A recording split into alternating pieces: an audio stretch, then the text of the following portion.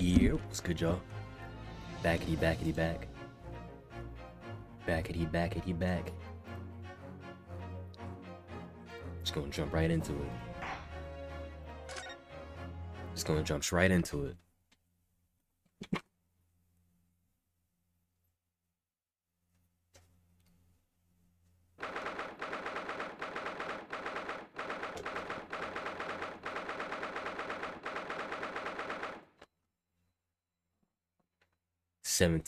April 12:41 p.m. Oh. We about to bring our Jojo's character into this now. Finally. Tina, how you holding up? I'm starting to feel quite warmly towards her frequent cold shoulders now. Jenny! Are you alright? Why aren't you saying anything?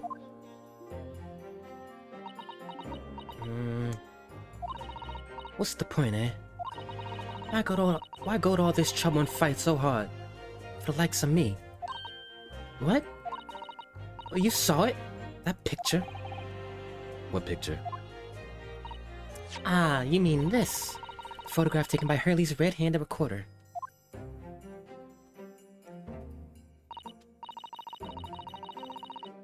Well, I didn't think you would have captured a scene like this, that's for sure. Like I said, the conclusion I came to last time was that she shot back in self-defense.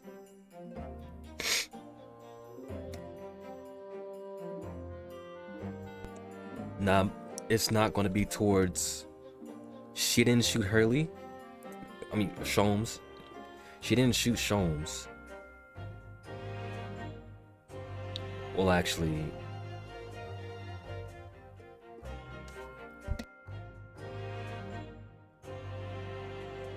if we want this to make sense,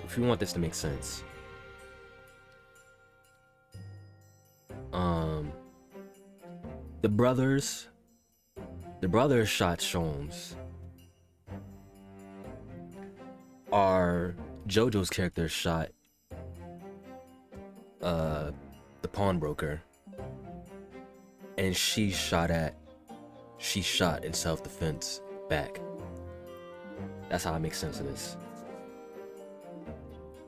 It's hopeless. Anyone who sees that's gonna think I did it, ain't they?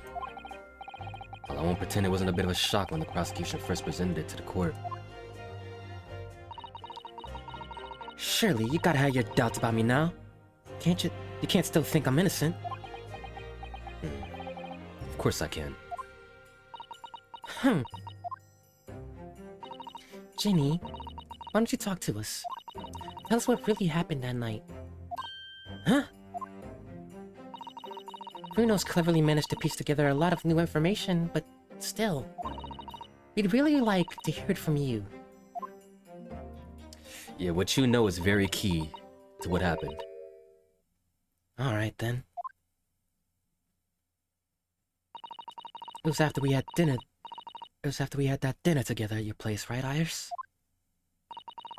And we all had a chat in your office, didn't we? Yeah, I remember.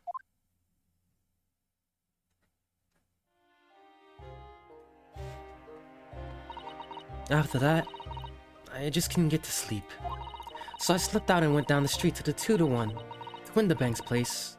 I had to know if Iris' story was there or not. The Hounded of Baskervilles.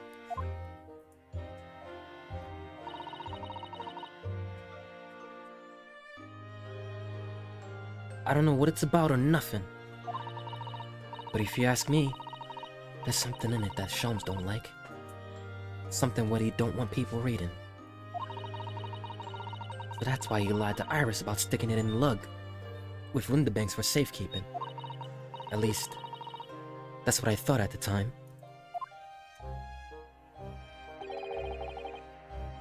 So you broke into Winterbanks. I just had to know if it was there or not. I mean, I had no idea all of that was gonna kick off, did I?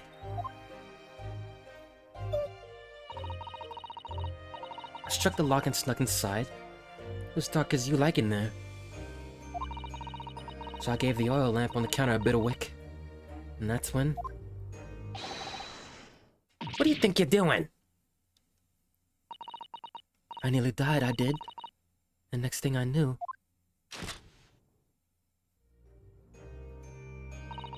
I'd grabbed the gun off the counter and was waving it in the air like...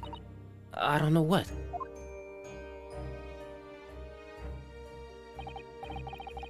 Ah, you're the girl who was in here this afternoon.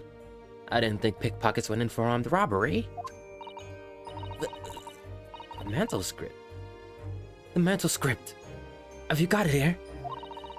Did Sholmes leave a load of papers with you? A story? Beg your pardon? The hound of the... something or other? If it's here, I want to see it. I'm sorry, young lady. But I'd sooner die than relinquish an article belonging to one of my customers. I don't want it. What would I do with it anyway? I just want to see its ear, that's all. Oh, you want to see it, do you? I don't know if Sholmes has really pawned it here or not. Please, just let me see it and I'll go.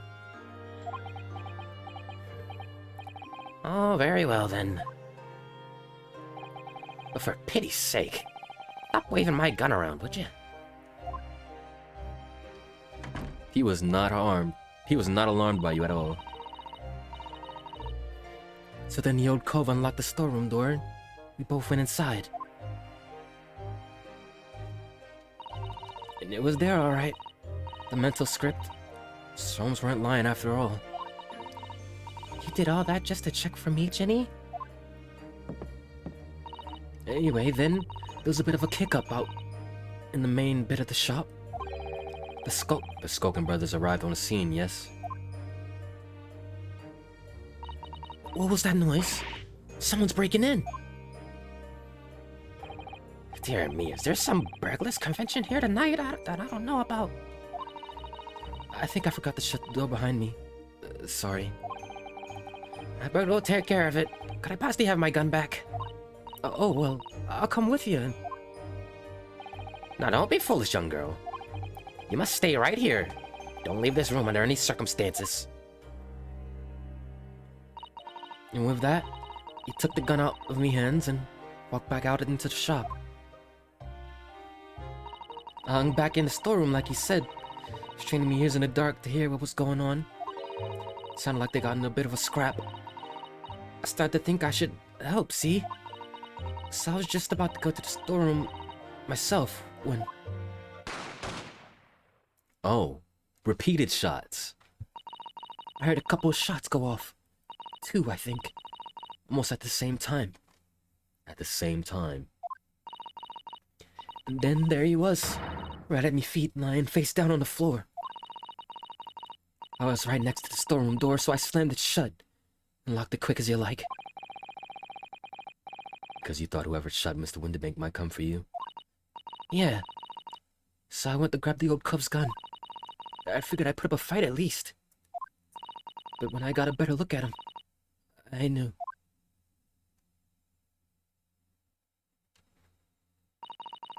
Winterbank was a goner.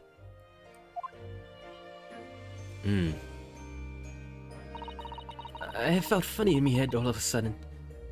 Kinda dizzy. And after that, I don't remember nothing.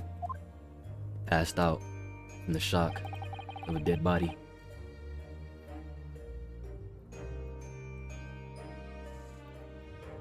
That must be when you passed out, Gina.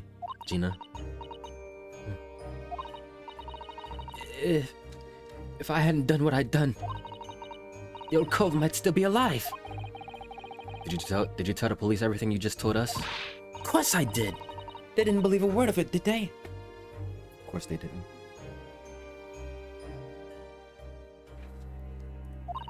All they said was if I kept telling lies, it'd make things even worse for me.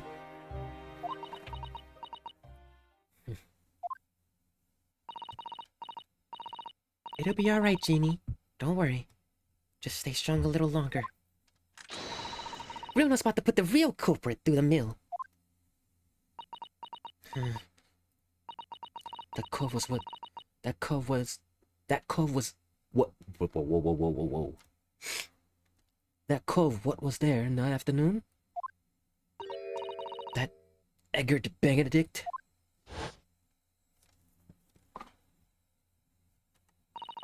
I still remember how he looked at me. Like I was nothing.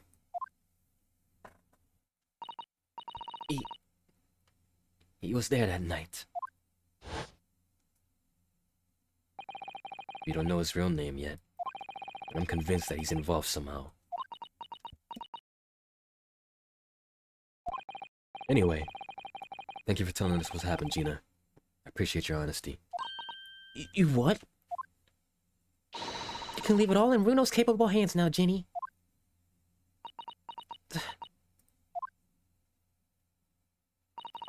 Mr. Naraodo? Yeah, what's up? How come you trust me? I don't get it. Well... I mean, have you forgotten what happened before here? Come on, it was only 2 months ago. Me and McGill did. We told you a whole pack of lies. And you got the bug charter off with him, even though he was the killer. No, can never forget that. Oh. I did what I thought was best at the time. But the pain of that era of judgment doesn't get any easier to bear. And that's an L on our part. Still, don't forget that I also made a promise. A promise. I told you that I'd be on your side to the bitter end, no matter what. What if I'm lying? You could be working to get another killer off the hook for all you know. That's not possible. You're not a killer. I was once in your position, Gina. I was the accused in a trial. You were? Before I left Japan, I was accused of murder. As strange as it might sound, the circumstances of the crime were pretty damning. I was sure that no one would believe it wasn't me who done it. Oh, Runo. There was one person who stood up for me. Big homie Kaz, who believed in me and was prepared to defend me.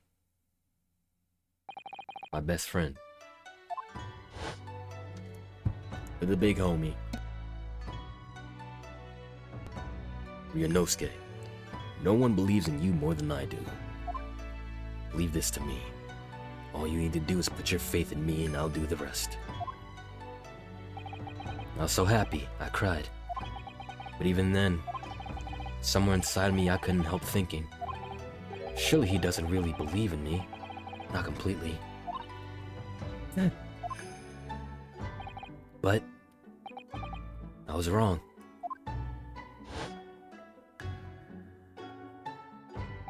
As soon as my trial began, it was obvious that he had an absolute unwavering belief in me. A lawyer's creed, and in turn, I developed an absolute unwavering belief in him.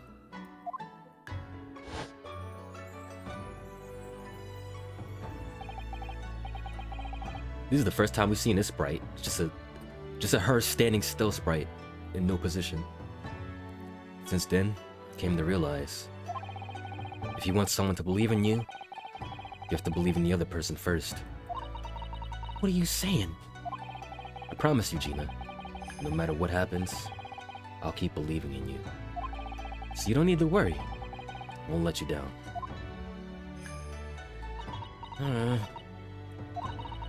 Even though... Oh.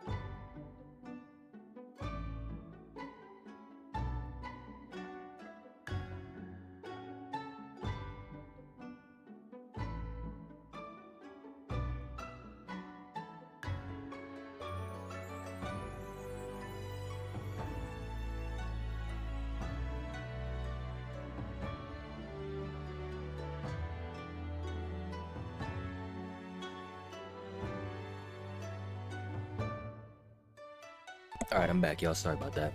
Got busy. Even though I'm a diver and a no good liar. You're not like McGilded. Far from it, I know that. Huh? That's right. You're our friend, Ginny. Iris? We know you better than you think. And we've come to the conclusion that you're someone we can trust. Yes. That's really all we need to know. Exactly.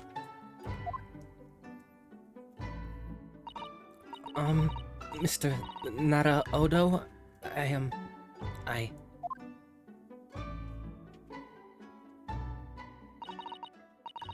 Aw. Defendant Gina Lestrade and alleged legal representative. Court proceedings are about to resume. Please head into the courtroom immediately. Of course. Thank you. She puts on a tough act.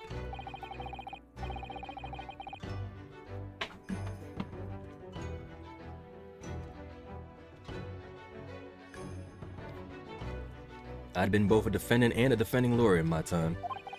My short 3 months adventure.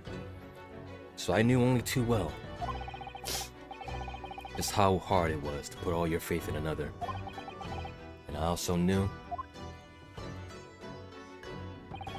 just how hard it was to bear the burden of another, putting all their faith into you.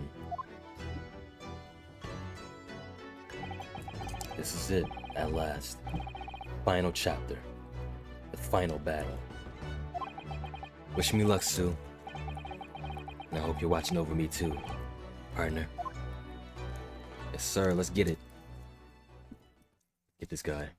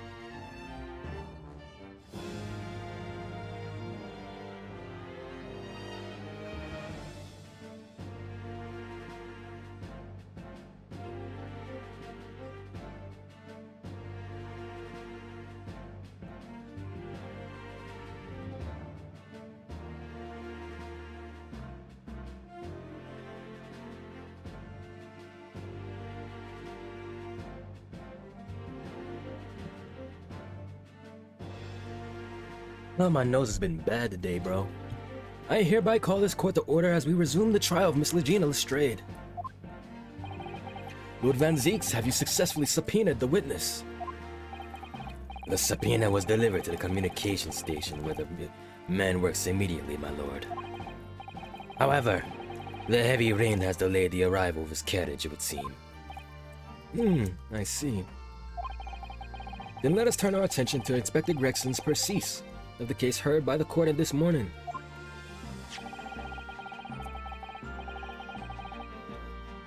The glaring omission of the third bullet, and your report is a serious blunder, Inspector. Yes, I can only apologize, my lord. And although the defense's chemical analysis of the blood at the scene makes for a compelling argument, I cannot permit such untried methods to be used as evidence in my courtroom. It's a big mistake. It's a big mistake to cross Hurley and me. A very big mistake. My lord, the subpoenaed witness has just arrived in the building. I thought he was going to have to wait. Thank you, officer. Show him to the stand without delay. Mr. Eggert Benedict. I didn't expect to be crossing paths with him again so soon. Certainly not like this.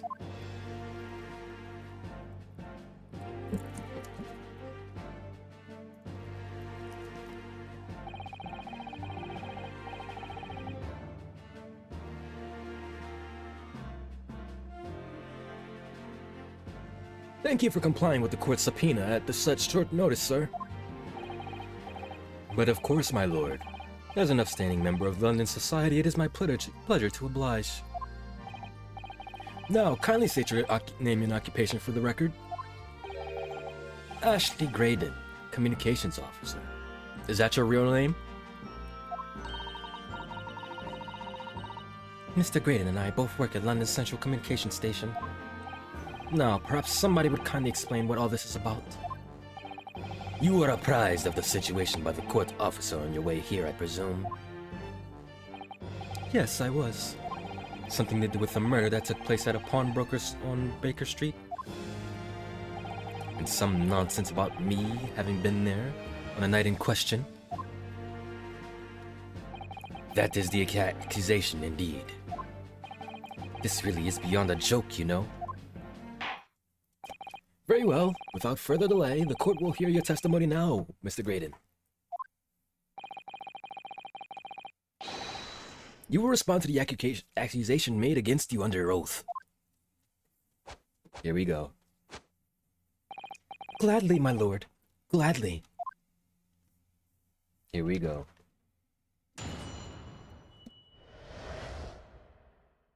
Your style won't get you through this one.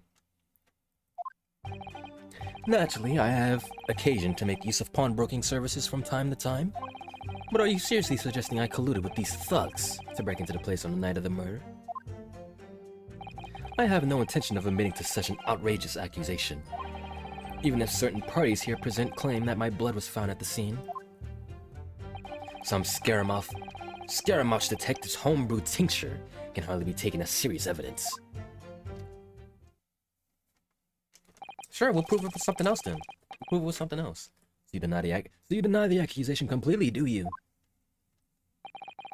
I must say I am dismayed. For the highest court in the land to be swayed by this self-professed detective's toy. It was the will of the jury, and our great British justice system demands that the jury's will is upheld. Then it would seem we have the misfortune of a most inept assembly of jurors today. By golly! How long am I expected to be detained here? If, following the defense's cross-examination, your involvement in this matter has not been established, you will be free to leave immediately. Good. Then I shall be away in time for our afternoon tea. Some small consolation at least. Let us not hold up Mr. Graydon any longer than necessary, counsel. Proceed with the cross-examination. So, we meet again, Mr. Eggert Benedict. Or is it Mr. Graydon? My apologies, you are? Playing an I don't know you card, huh? Ryunosuke Naruhodo, defense lawyer. We have met. If you say so. Ashley Graydon, enchanté. So... Oh! You just gonna give me your hat? I trust we can conclude this quickly. But I'm not holding your flashy hat while we do. I'm not your bellboy.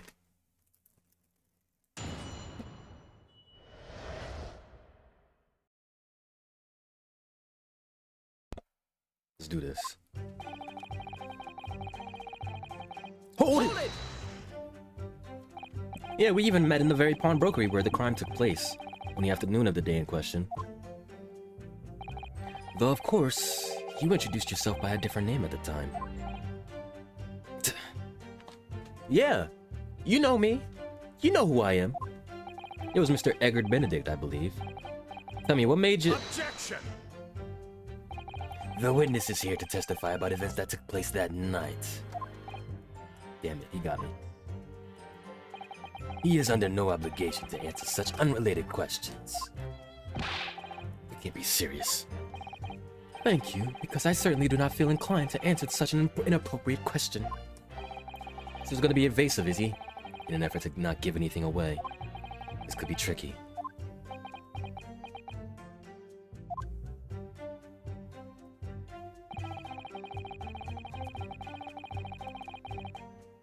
Look at them looking at him.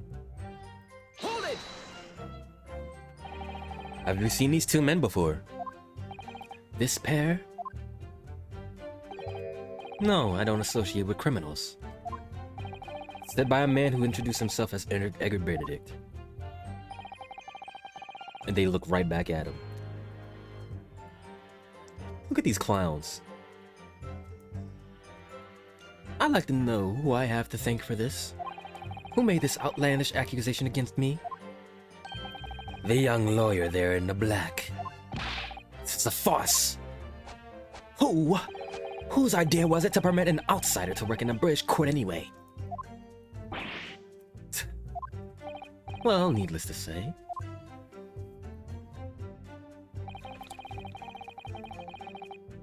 Hold it! Where were you at around 1 in the morning on the night in question, sir? That is past the hour at which I would normally retire. Sure, buddy. Certainly.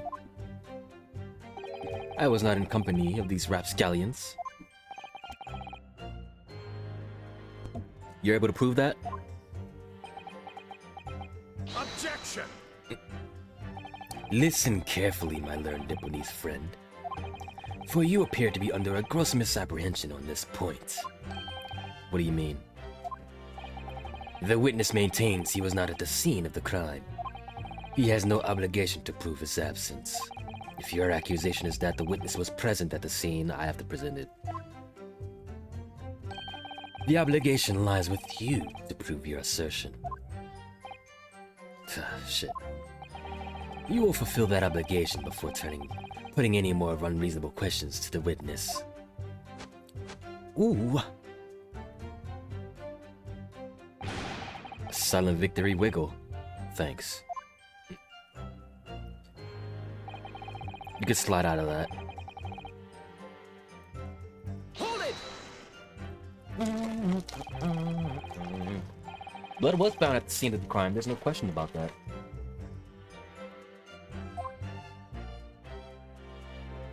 Mr. Shom's chemical analysis has positively identified the substances as such. But I am not the only human to have blood running through my veins, am I? How can you be sure that the blood is mine? It could be equally be the blood of one of these two miscreants. Every individual's blood has a slightly different composition, it seems. Mr. Shom's chemical is able to differentiate the different bloods. Spare me the science lesson! Who is this Sholmes character anyway? Oh, I assumed all Londoners would know the name. He's a renowned detective. So even you are unable to bring yourself to say, great detective. You know how fraudulent he is. A great detective, you say? Now we're in the realm of fairy tales, are we? Oh. Excuse me! You got something to say about that? I said exactly that. I said exactly that. Mr. Skulkin? What? Me? No, the Mr. Skulkin next to you. Right, I've had it up to here about this. How many times I gotta tell you, I'm not with them. I know, you're not Big Gruff Skulky. Mr. Nash Skulkin. Hey, blimey, Governor. You what? Is it not the case that when Mr. Graydon spoke, a thought went through your mind? Would you care to share that thought with the court? Me thoughts? I don't have none of them. It must have been him. You what? Mr. Nash Skulkin, answer the question, please. What went through your mind when Mr. Graydon just spoke? Nothing, honest, Gov, nothing. I was just thinking, if he waves his arms around like that much more, it'll open up the wound again. The wound? What wound? Well, he took the blood, of course. It was only 2 days ago. It ain't gonna be healed up yet. Well, thank you, buddy. So I was, well, you know, I was worrying for him and... Oh, all hell's bells. Mr. Graydon, did you hear that? What? Your comrade is worried about you, it seems. On account of your injured arm.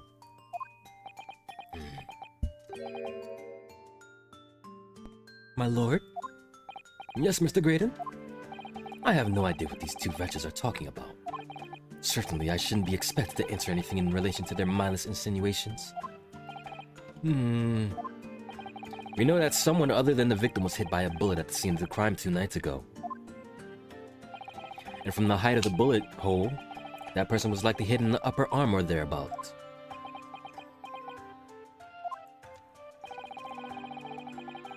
Perhaps you'd allow a court official to examine your arm, sir.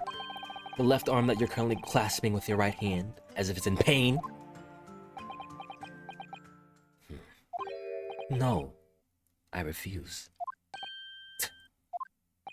You have shown no evidence whatsoever that links me to these common thieves. Accordingly, I am not obliged to permit any such invasions of my privacy. As I've already said, I'm completely uninvolved with this. I've never had anything to do with the pawnbrokery where this fellow was killed whatsoever. I take offense at the insinuation that I was in any way involved.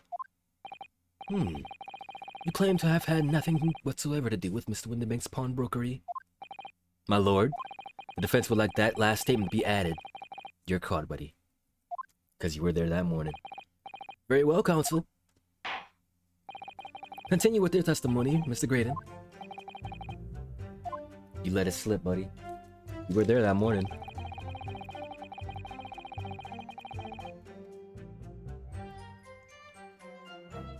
Hold it! Never had anything to do with it. You forget that I was there, Mr. Graydon, on the very afternoon of the incident. Obviously, I'm not a complete stranger to the pawnbrokers. I'm currently on the lookout for an armchair to furnish my study. Objection! No, you were there to redeem an article. I have no idea what you're talking about. Yeah. Grayson, say something. Excuse me! Say something, Grayson. Got something to add? Help me out here. Huh? Okay, sunshine. You were there too, in fact. Weren't you, Inspector? That afternoon? Oh, yes, I do remember meeting yourself and the pawnbrokers that afternoon. You, your young Japanese assistant, and the accused were all present, as I recall. And at the time, this witness, Mr. Graydon, was trying to acquire a particular article. Well, now. What are you doing, Grayson? I'm afraid I don't remember too clearly. But you must. I'm not going to lie and pretend I remember something I don't. What's going on here? Gracie showed us a picture before, didn't he? You know, from the cameras that Hurley's installed at Windibank's. Yeah, of course. Indeed, and the gentleman pictured bears a striking resemblance to the witness, I must say. Exactly, which proves that Mr. Graydon was in the shop on the afternoon in question. At no point have I denied that fact. I merely entered the shop to peruse the articles on sale and have a word with the broker. Lies, lies, and more lies. Nothing more. This makes no sense. I understand why Mr. Graydon might be trying to cover his tracks. But why would Gregson be trying to avoid giving testimony about what happened? What's going on there? That's all he's going to say on the matter, is it? What do you think, Reno? I think he has no intention of telling us anything. He's well aware that the less he says, the less chance he has of giving himself away. The complete opposite of Hurley, then. He seems to think the more he says, the better. Well, at least I managed to prise a little more information from these witnesses' lips. All thanks to the Skokin brothers. Yep, they were the key to it after all. So he says he had nothing to do with Windibanks. Well, we know that's not true. Perhaps now would be a good time to have a proper look through the court record. Good idea. You never know when a tiny scrap of information could become a valuable weapon.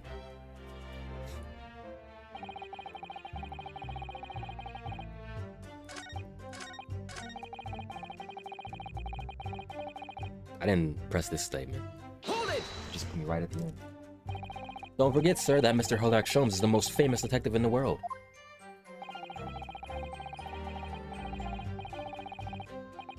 And the most famous detective in the world tells the truth, the whole truth, and nothing but the truth, well, I don't know, I can't think of how to answer that. I once saw the world's most famous swindler thrown into jail. He allegedly told the truth, the whole truth and nothing but. What turned out to be a pack of lies. Well, that's a swindler, though. Quite. Now, as you are no doubt aware, the Central Communication Station is the heart of this country's information network. My work there is of paramount importance, and you have kept me from it for far long enough.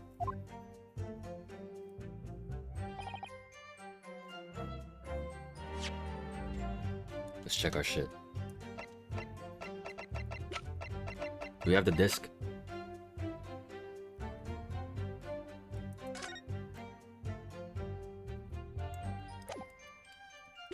Do we have the coat? Hold on.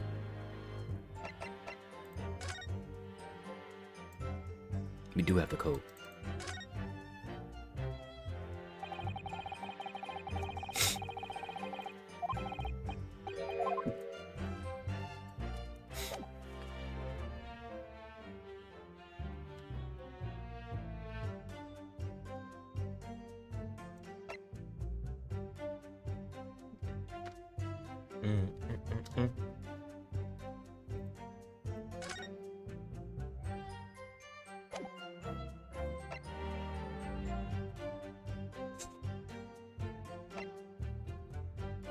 It was for the coat.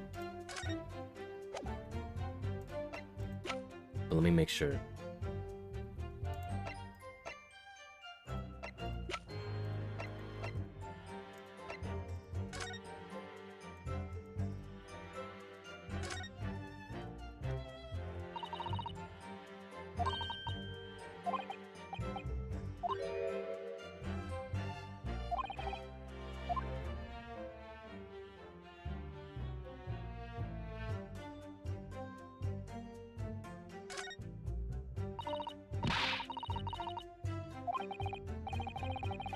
Not just somebody's fingertips.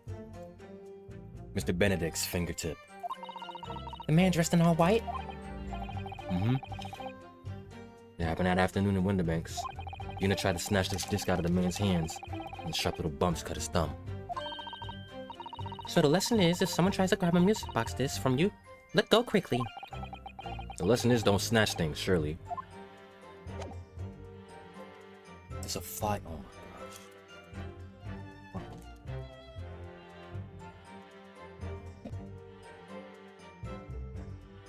I'm trying to eat my cheese curls, but this fly is like.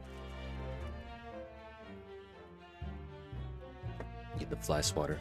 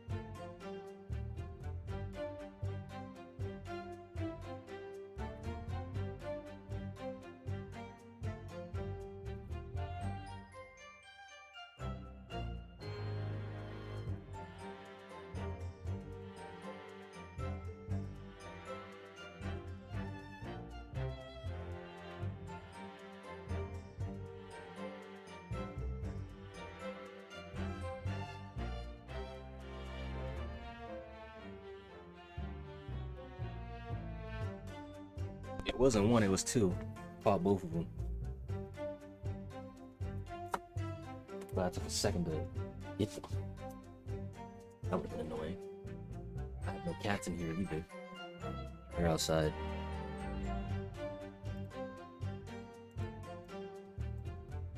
Alright. Let's get back to it.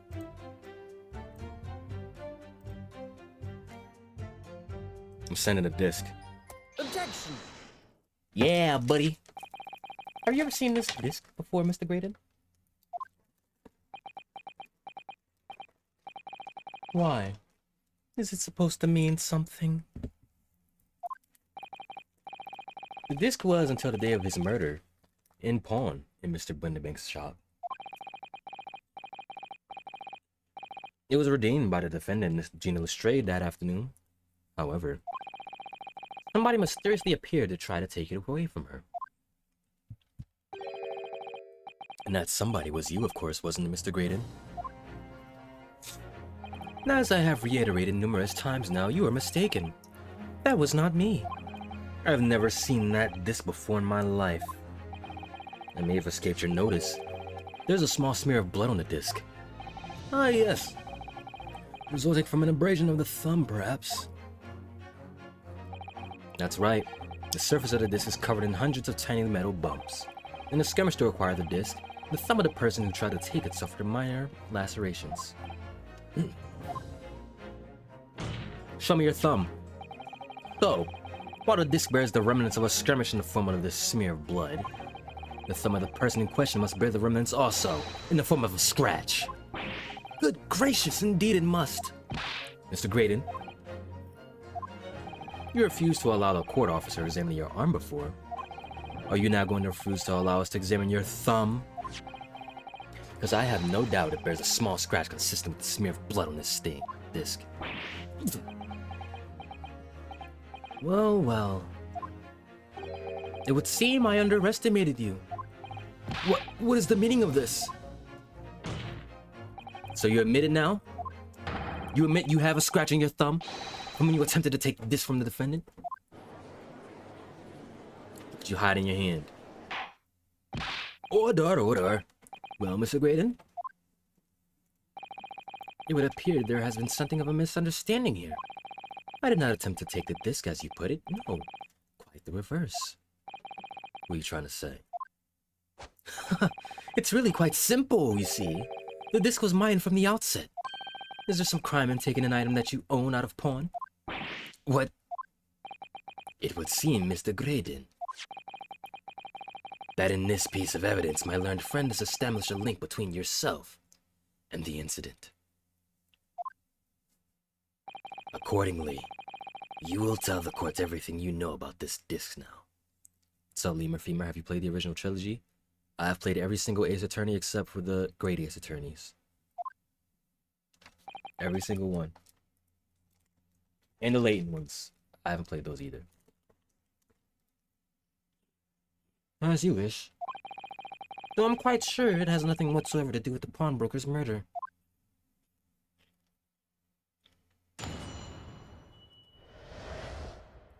The disc. There's a note on the disc saying, for Mr. McGilded. The item belongs to me. The redemption ticket was stolen from me by the accused, the gutterling, on the day in question. I proceeded at once to the shop in order to explain my situation and redeem my article. In the end, of course, the disc was taken by the police. In other words, I had absolutely no reason to break into the shop later that night. Really now? Really now? Did I hear you correctly, sir? McGill, did you say? The famous London philanthropist? Who perished in this very courtroom 2 months ago? After being acquitted of a distinctly messy murder?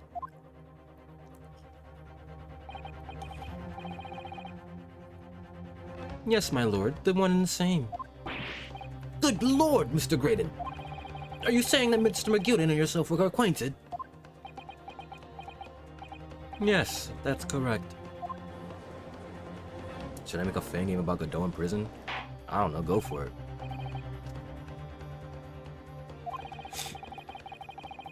I certainly didn't expect to hear that name uttered here in my courtroom again.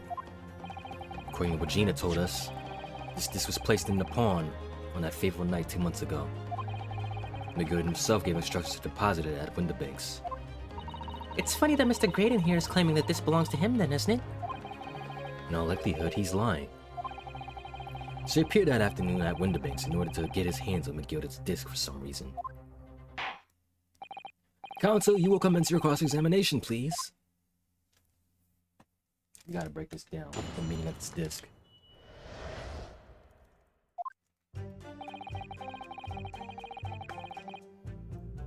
Hold it!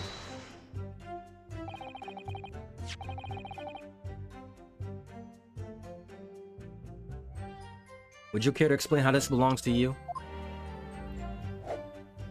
As you will observe, a communications officer such as myself commands a refined salary. You are certainly exquisitely dressed, sir. So you see, I have little need to make use of the services provided by the pawnbrokery trade. However, I did once find myself in difficulties having misplaced my purse, was on an errand, which is why I pawned my fine black overcoat to the broker in question. You claim that was your overcoat? The one that was too tight for you? Obviously. And in my haste, I clean forgot that the music box disc was in my pocket. And yet, there is a note on it that reads, "For McGilded." I am a collector of rare and unusual music box musics. I first met Mr. McGilded at a gentleman's club in the city, And was interested to discover that he shared my pension in that area. So, the disc in question. It's a pre-production sample. I promised to let Mr. McGilded hear it. But then you forgot that it was in the pocket of the overcoat you were forced to pawn. Yes, exactly. Okay, they're just chilling now. Gina didn't mention any of that in her testimony 2 months ago, did she?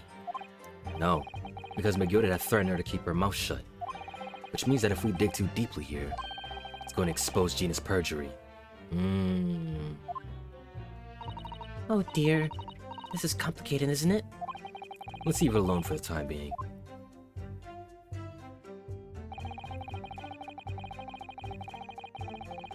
Hold it! Ticket was stolen. So you're saying that Miss Lestrade lifted the ticket from your pocket or bag?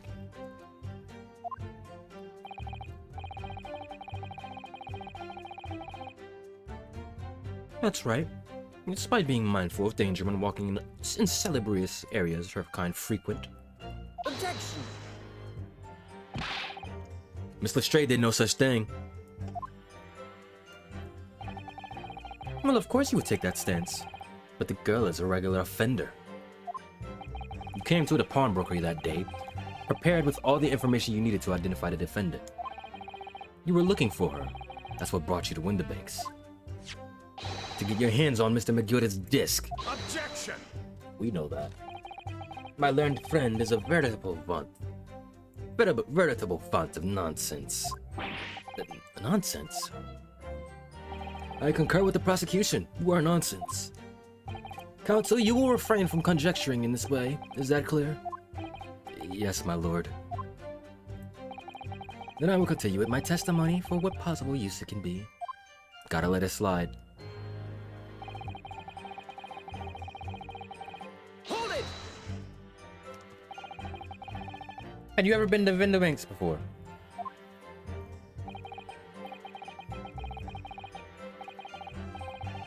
Only once, for the purpose of pawning something.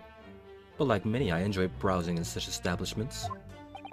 So when you noticed that the pickpocket had taken your ticket, you chased after her. Is that correct? Yes, that's right. I didn't notice at first, of course, such as the art of the pick purse. But when I did, I headed to the pawnbrokery at once, in order to reclaim my cloak before the thief could. I was merely trying to recover what was rightfully mine in the first place. He can say what he likes because he knows we have no evidence to contradict him on this.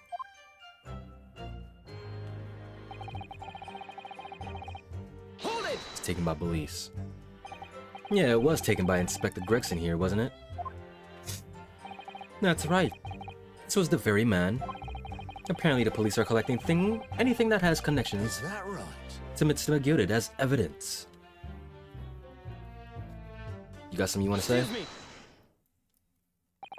Something wrong, Inspector? Well, what do you mean? That last remark Mr. Graydon made in his testimony seemed to trouble you in some way. No, it didn't. It's nothing. Leave it alone.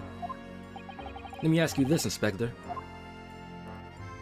Why is Scotland Yard gathering Mr. McGilded's possessions? I can't tell you something like that, Sunshine. What is it, Inspector? Investigative secrets? Yes, exactly. You should know all about that. Magnus McGilded, who died so unexpectedly after his trial 2 months ago.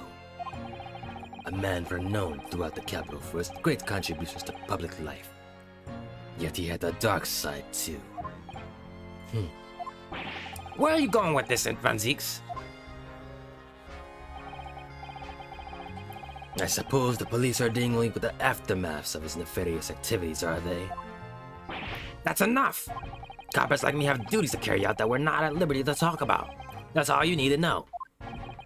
Duties conferred by a large strongheart, I presume. The Lord Chief Justice appears to have great faith in you, Inspector.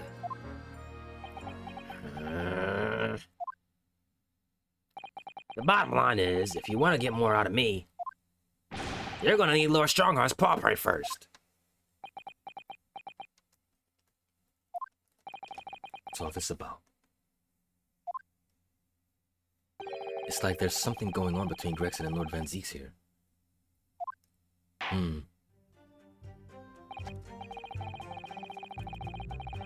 Well, it would appear the Inspector has revealed all he is at liberty to reveal. Mr. Graydon, let us continue. Let us return to your testimony. Gladly, my lord. We'll hold that off, but get back to you. Hold it! But perhaps you've seen something of value among the forfeited items. No, not at all. Oh. A valuer was brought in by the police to assess everything in the shop. Without exception, every article on the shelves was common or garden bric-a-brac. Bric-a-brac? What is that? Never heard that. The night case is clear. Now you broke into the shop later that day in order to recover Mr. McGilded's disc. Have you not been a listening man? Even if I wanted to recover the disc, you may recall that it had been seized by the police that afternoon. It was no more in the shop that night than as I keep saying, I simply had no reason to break in. So there was nothing of there's nothing of McGilded's left in the shop that night. Nothing this man might have been after. I wonder if that's really true. You know, if you have some evidence, let him have it. I'm dying to see that irritatingly assured expression of his crumble.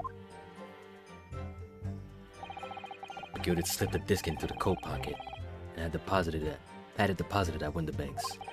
Then, when he realized he was going to be arrested on suspicion of the omnibus murder, he threatened Gina and forced her to take the redemption ticket. Huh. There's no doubt about it. That witness is lying through his pearly white teeth. The police were obviously after anything left behind by McGilded as well. That's why Inspector Gregson ended up taking the disc into custody that day. But Grexy's being very strange about all this. There must be a reason for that, I'm sure. There must be a reason for that, I'm sure. I just don't know what that is. For now, I need to focus on exposing the fact that Mr. Graydon is lying in his testimony. Something else that he could have been interested in.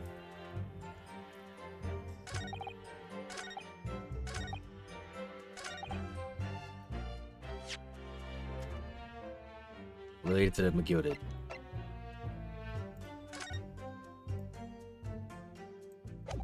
That's for the box.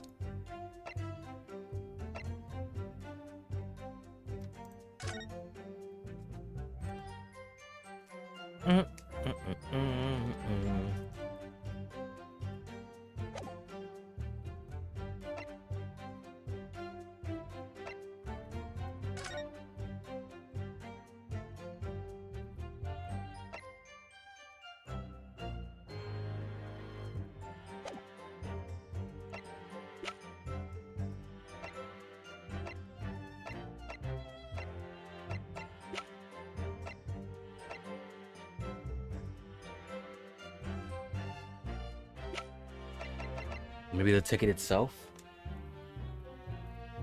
Because of the blood?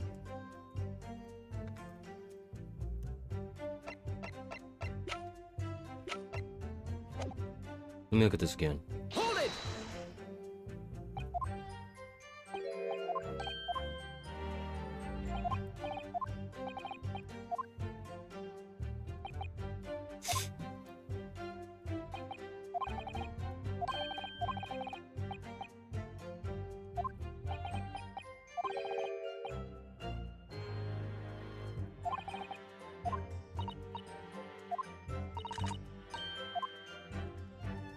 Well, there's the coat.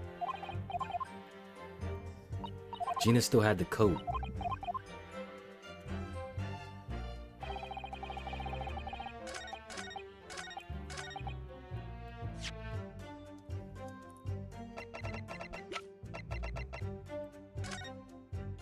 Yeah, Gina still had the coat.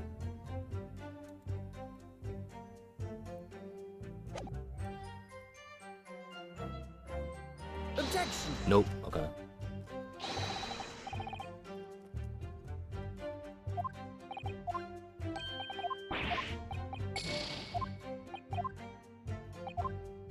That wasn't it.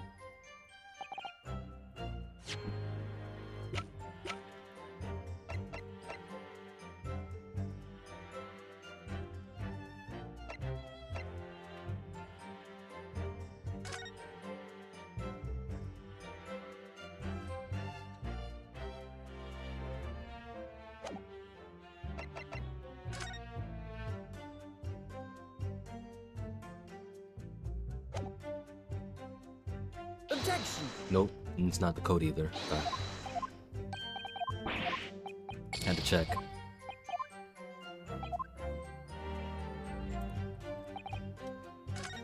Shoot. I skipped that by accident.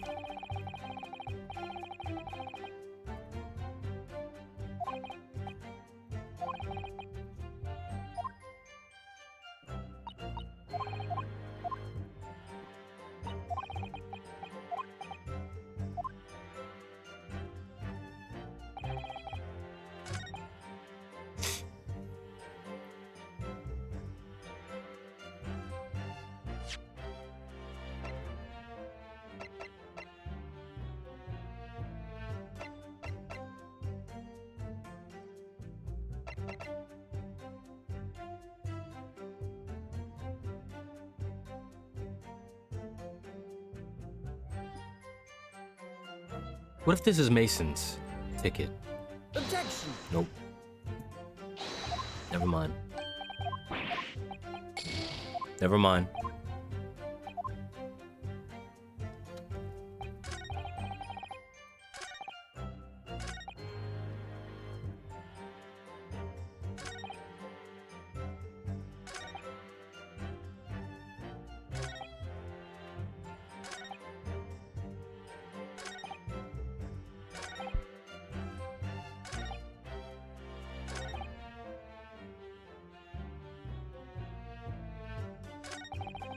Hold it!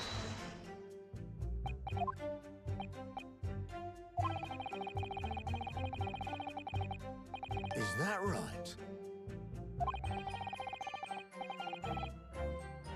That's what the inspector said, at least, as he sees my disc.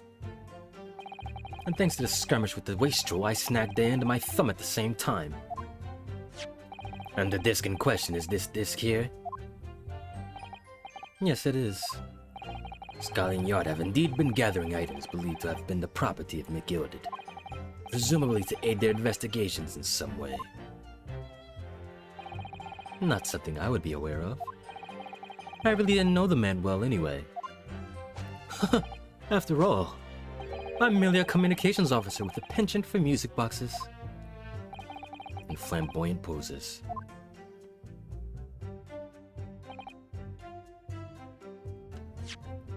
I wanted to see the rest of that.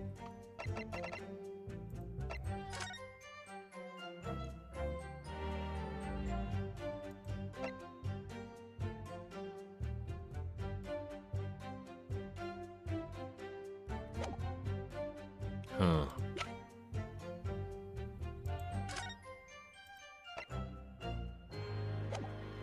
So what else is here that's gilded?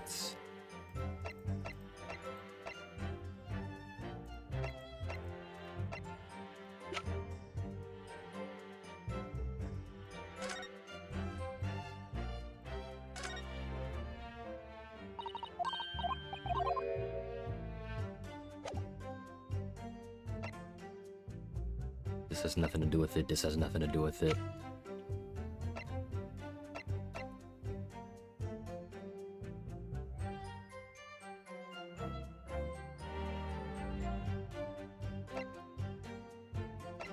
Objection! The other ticket. Wait a minute. What about this ticket? What about this one?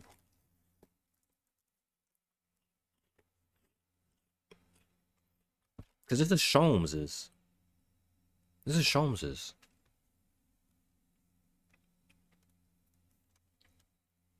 This disc was deposited at Winterbank's. Wait, was the box ticket with this one or the coat ticket with this one? With the disc? I forgot. This disc was deposited at Winterbank's on Magnus McGilda's instructions. You knew that, and you went there with the intention of obtaining it for yourself. Objection! Conjecture again. In any case, the disc was taken into custody by the police that afternoon. The witness had no reason to visit the pawnbrokery again that night. Objection! Sorry, my learned friend. That's not true. I'm using your words. What? Mr. McGilda had another article pawned in pawn at Winterbank's. As this second pawnbroker's ticket proves. There were two articles belonging to Mr. McGilda in the Winterbank. I'm thinking of the Sholmes' box, different item.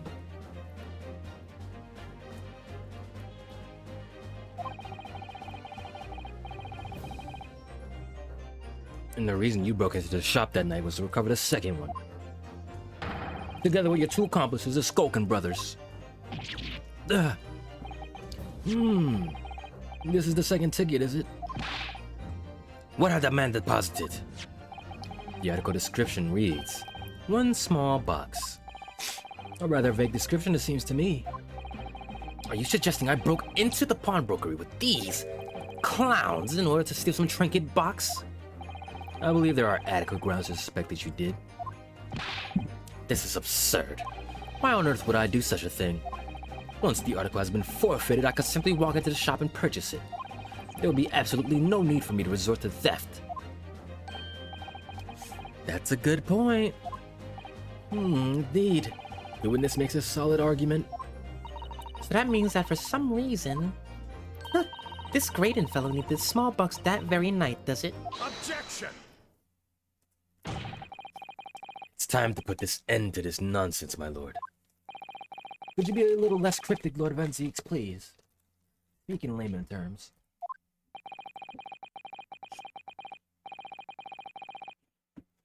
I do hate to ruin my learned friend's argument. The truth is quite incontrovertible.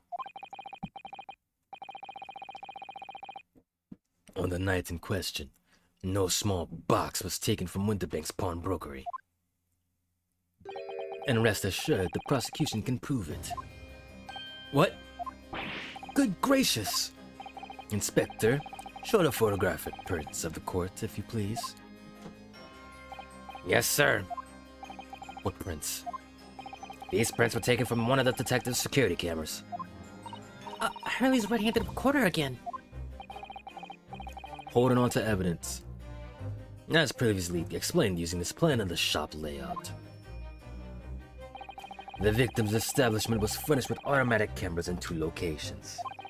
One was set to capture the counter where Mr. Winterbank received his customers, and the other was set to capture the shelves in which the articles were placed on for sale, once forfeited.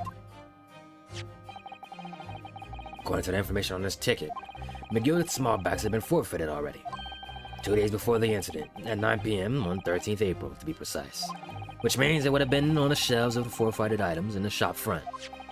Now, what I have here is a print taken by one of the cameras about 2 hours before the incident.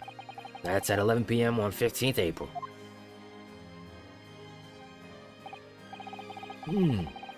The victim certainly had a full shop, it would appear. And then here we have another print. This one was taken about 2 hours after the incident. Hey, but we can look at the thingy now. We can look at our stereoscope. We have 2 pictures. I see, so we have 2 pictures to compare.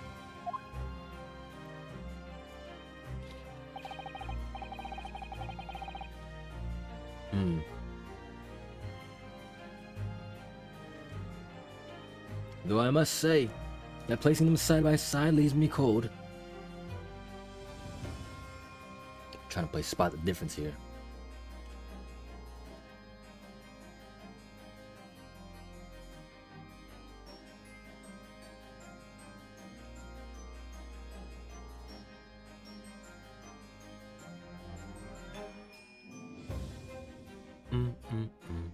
Hold on.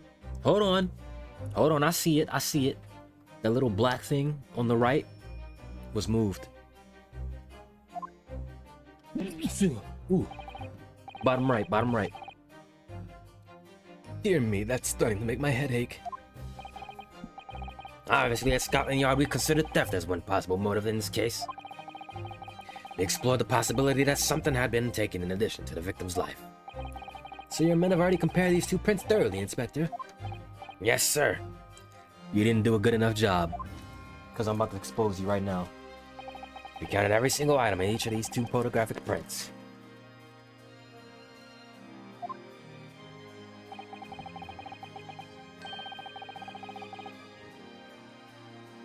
And Yard's conclusion is that exactly the same number are present in both.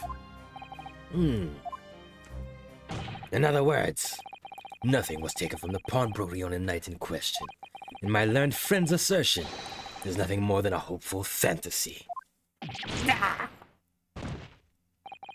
don't believe it. If I could have just shown that he stolen Miss Gilda's pawn box. Huh. I might have been able to break him down at last. You know what, Bruno? I've been thinking. I wonder if these 2 photographs really aren't exactly the same. Iris, you're on top of it. You're on top of it, Iris. What? So, counsel, in the light of evidence put forward by the prosecution, what is your position? It seems that in fact on the night in question, nothing was stolen from the victim's establishment. Do you accept the prosecution's assertion? I don't know. Could there be some hidden discrepancy in these 2 photographic prints somewhere? There's a discrepancy.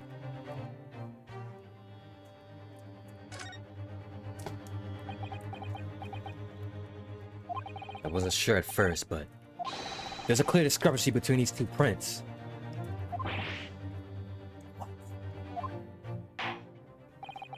You must identify the location in question to the court, counsel.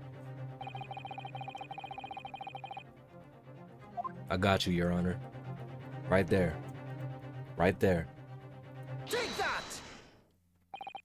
Granted, these 2 prints are almost identical. Almost. But not the same. However, there is one minor discrepancy between them. What? You didn't look hard enough, buddy. When you view the 2 pictures stereoscopically,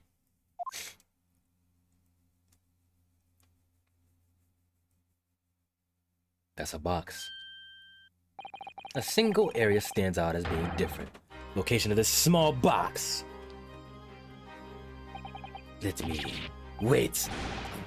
Unbelievable. By Jove, you're right. How extraordinary. What this tells us is very simple. Mr. McGill's small box was indeed not stolen from Windibanks on the night in question. However, there can be no doubt that somebody picked up this particular box and then returned it to its place on the shelves. Are you suggesting that the small box originally deposited by Mr. McGill is in fact... Yeah, the very same small box I just identified in those photographic prints. Objection! Mindless grasswork. What if it was? Huh? So a box was moved on a shelf. Nothing was stolen. Which means, quite simply, that nothing has changed. No. That may be true, but... Alright, Matilda's box wasn't stolen. But it was moved. Somebody moved it. But doesn't the fact that it was moved change? Yup. Oh. Changes everything. I believe this changes everything about the case. How can that possibly be?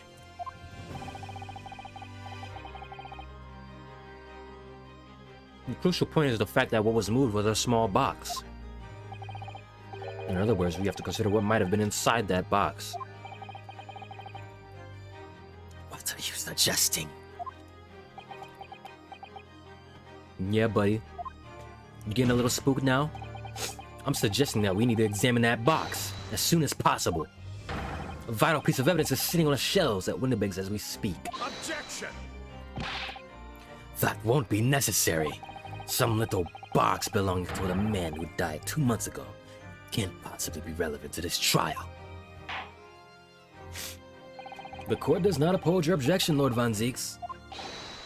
Bailiff, arrange for an officer to go to Baker Street at once. Obtain the small box in question and bring it back here for further examination. I'm glad you're so thorough, Judge. I'm glad you're so thorough.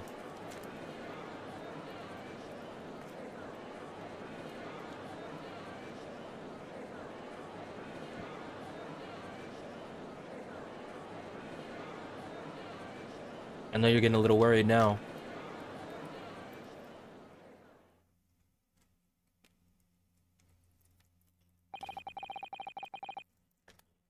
We should have a report within half an hour. I think perhaps we should recess for a short while until the evidence is brought forth.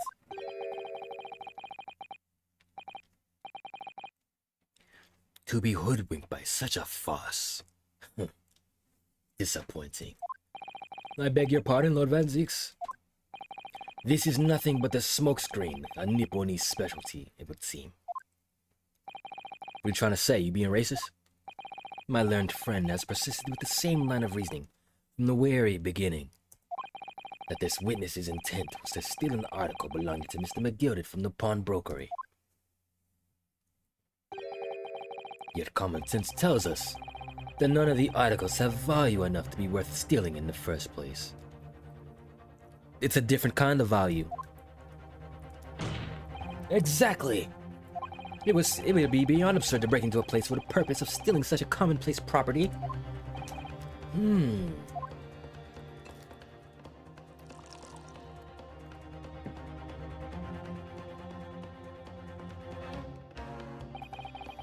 If your lordship recalls, Mr. McGilded perished 2 months ago, immediately after the conclusion of his trial. A trial in which he was found not guilty. A trial in which we established he was an upstanding member of society, his reputation implied, in fact. So I propose a toast to my learned friend in his most insightful defense. He's hanging it over us.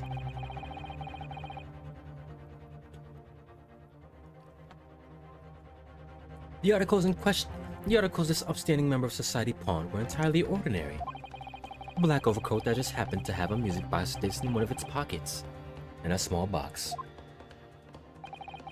I assure you I wouldn't accept even if the man tried to make a gift of such things to me.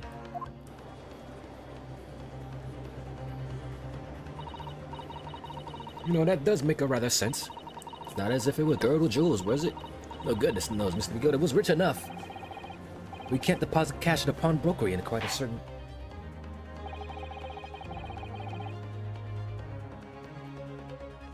The prosecution's argument is undeniably compelling. It is incumbent on the defense now to bolster its argument.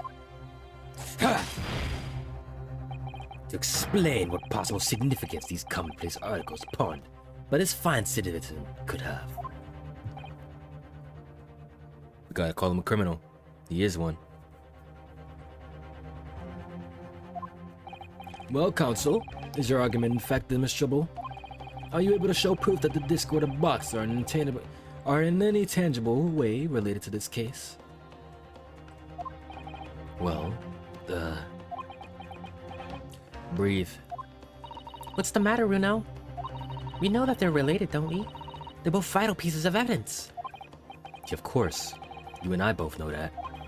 We know Magoda's true character. We know the disc is significant, even if we don't know why. But if we explain all that to the court at this point, we'll have to acknowledge that Magoda's acquittal 2 months ago was a mistake. That the defense's argument was flawed, based on false evidence. Oh no! And that would mean admitting that Gina committed perjury. And that would mean that we were going to be screwed. But Genie... Could it be that Van Zieks knows? Is that why he's doing this now? Because he anticipated everything? But maybe... this could be a great opportunity for us. Sorry? What do you mean, Iris? Well, what is it that you always say, Runo? Sooner or later, the truth comes out.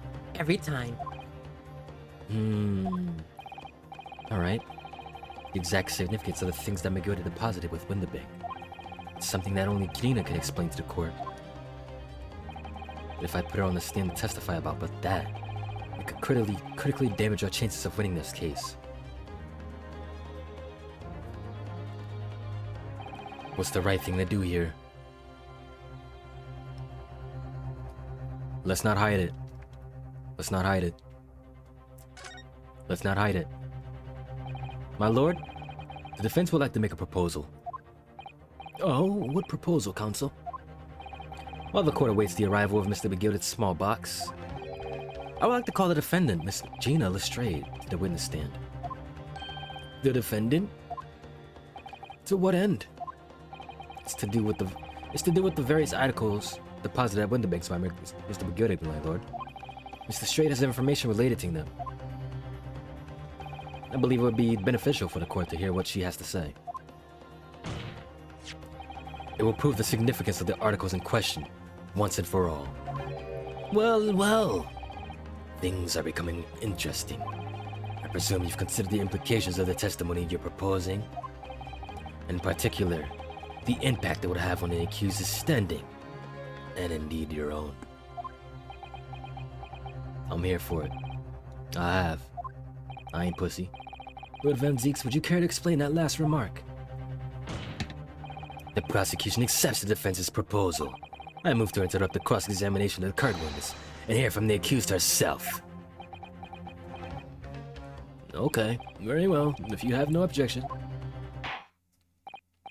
So the court will now hear testimony of the defendant, Miss Gina Lestrade. You witnesses currently in the stand may step down until further notice. And I shall bid you good. You're not going anywhere. Wait. You, sir, shall remain in the stand while Miss Lestrade testifies.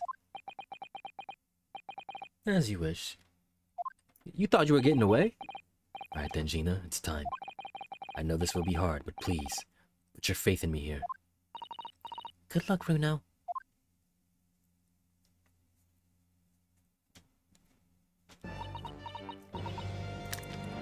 Oh, and you're side by side too. Great.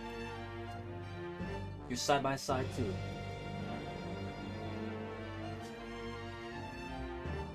Hold on. Let me go this way.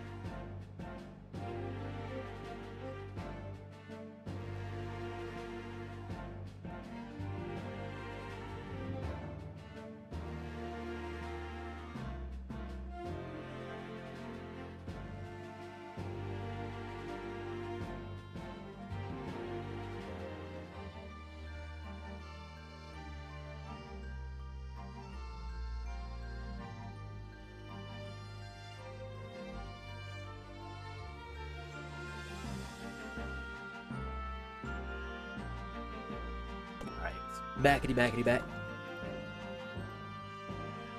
Gina, lock in for me, alright? Lock in for me. The articles that Mr. Magilda had deposited in Winterbank's pawnbrokery are intimately related with the omnibus case, the trial of which was heard in the courtroom 2 months ago. Yes, and I remember this young lady being brought before me in that trial as well. That's right, my lord. Her testimony helped to establish the innocence of the man, the defendant, Mr. McGilden.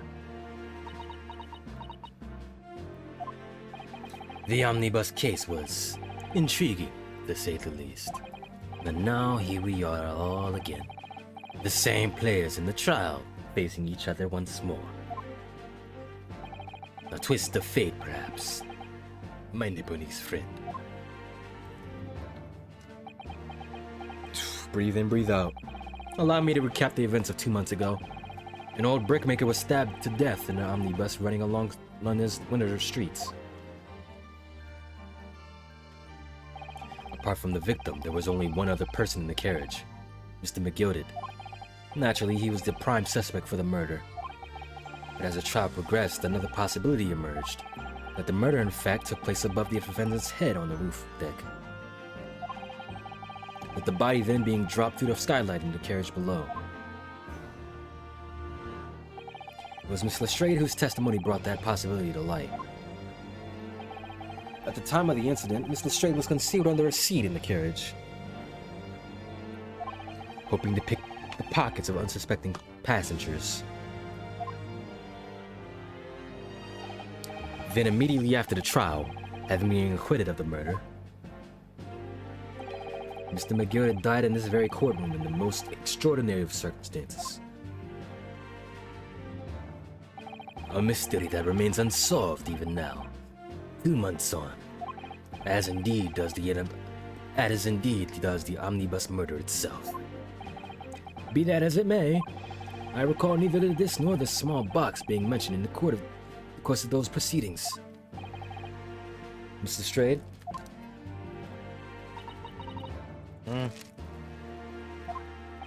Would you tell the court now, please, what really happened in the omnibus 2 months ago? Trust me, Gina. I don't know what you mean. I already said all of what I know. And what about everything you told us yesterday from inside your prison cell?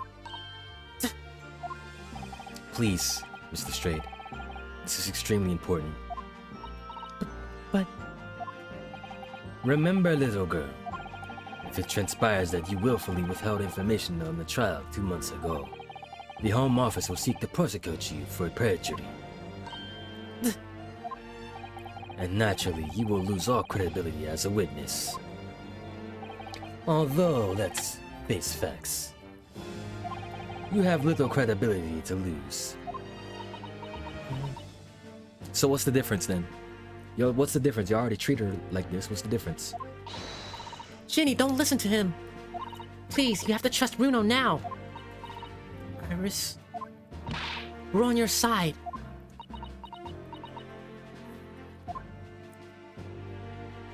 Alright then. I'll talk. It's the right choice, Gina. Well, it would seem that my learned friend is hell-bent on bringing the entire courtroom down about his ears. So be it.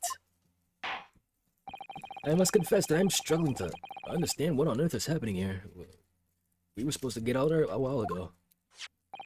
However, it would appear that Mr. McGill has pawned articles in that extraordinary case of the omnibus, harbors secrets of which we've been hitherto unaware.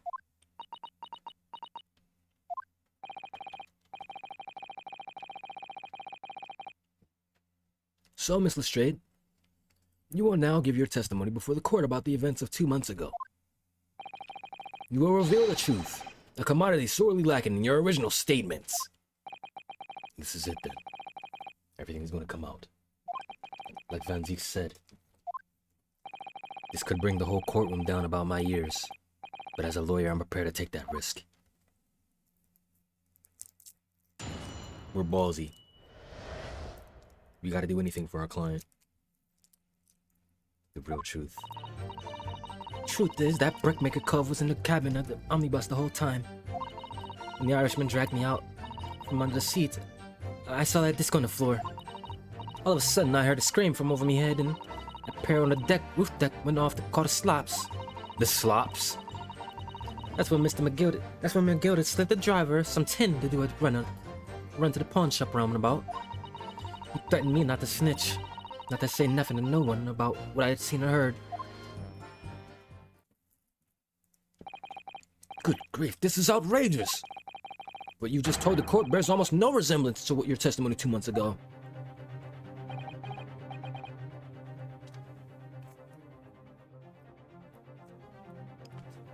As you say, my lord. Then, there's every chance. I may have adjudicated.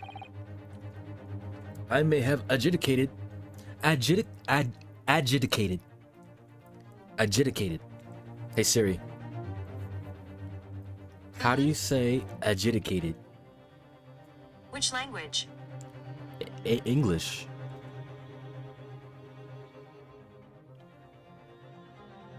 I don't need you to translate.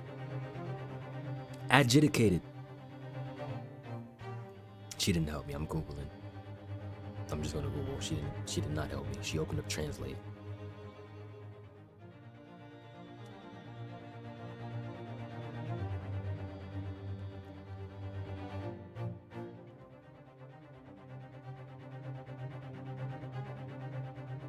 Pronunciation.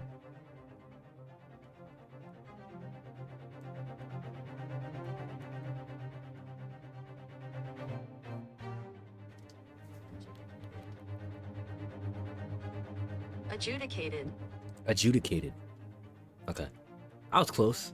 Adjudicated. I may have adjudicated an error in McGilded's trial. It sounds very much to me as if the man deliberately deceived this court in an effort to cover up the most wicked of schemes. Without doubt, your lordship is correct. A great injustice was done in this courtroom 2 months ago.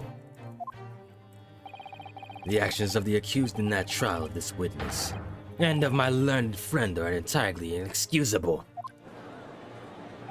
I don't believe it. The whole trial was a farce. It was all lies. The McGill fellow was rotten to the core, just like that pickpocket. Don't forget that lawyer from the East. They were all in on it together. You're wrong. The lawyer, Mr. Nadaodo, the lawyer there he didn't know nothing about it. Humbug. I don't think so.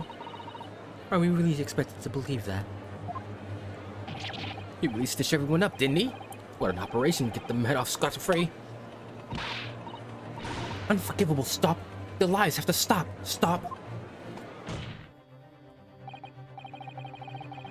I admit it. Yeah. I got him off. The defense made a terrible error of judgment. I intend to take full responsibility, except for whatever consequences are deemed appropriate. However, it's imperative that the court allows the witness to elaborate on her testimony, because the true significance of Mr. Gilded's pawned articles must be brought to light. Very well, my learned student friend. You have no objection to this?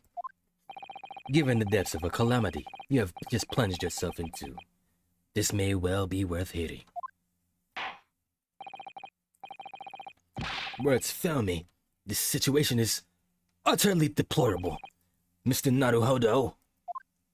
Yes, my lord. I will decide upon your fate following the conclusion of this trial.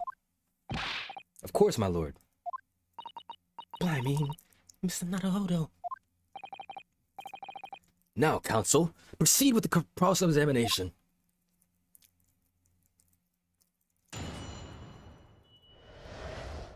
Why is his back turned? Why is his back turned? The real truth of the omnibus case.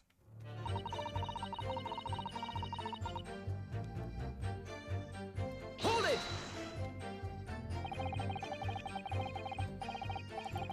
And you were hiding in the cabin at that time, as well, weren't you, Miss Lestrade? If I remember rightly, in a storage compartment underneath one of the seats. Yeah, that's right. It's pitch black under there, so you can't see nothing at all.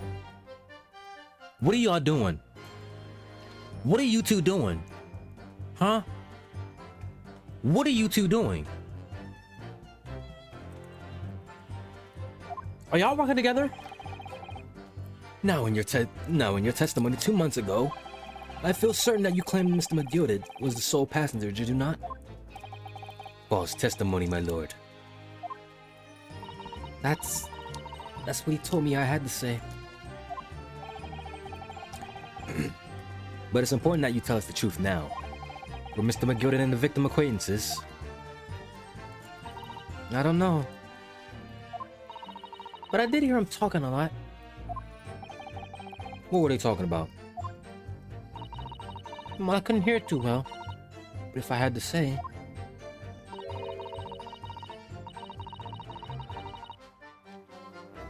I think it was about money or something. They kept talking about buying and not buying. Perhaps business dealings of some kind. Well, anyway, they got louder and louder. It started to sound like a proper fight. I was pretty scared by then.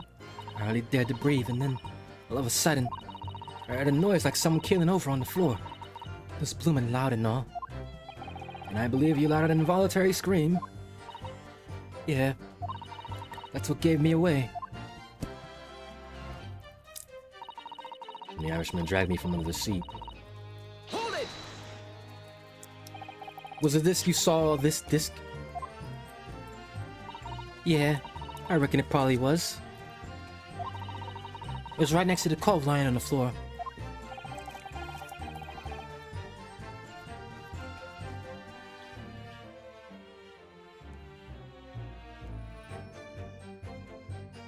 Could this disc have belonged to the victim, perhaps?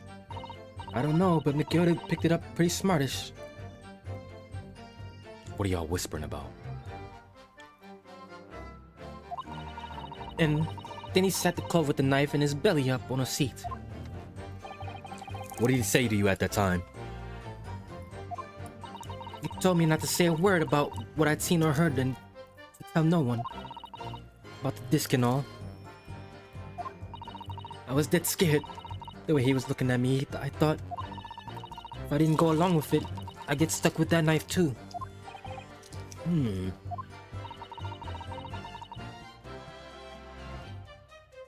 he started asking me loads of questions.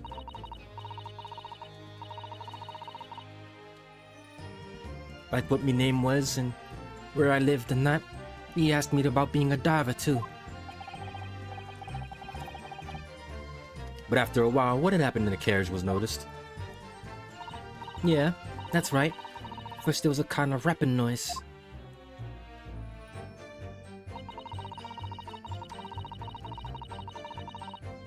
Hold it!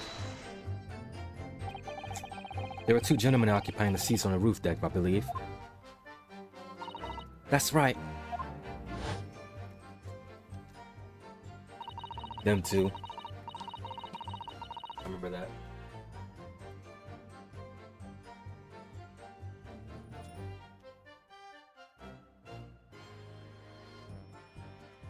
They must have looked down through the skylight and noticed the cove with the knife in his guts. When they screamed, the driver pulled up the horses and the girl got me out of sight. Out of sight? Where? Back under the seat where I started off. Once the carriage came through and all, the two coves from the roof ran off to fetch the slops. If they immediately left to fetch the police, it would appear they were entirely unrelated to the incident. So that left McGilded, the driver, and you still at the scene. Yeah, well, the driver didn't notice I was there because I was under the seat. I heard the cabin door open and a voice from outside. The driver, yes, he also testified in the trial, I believe. He got paid off.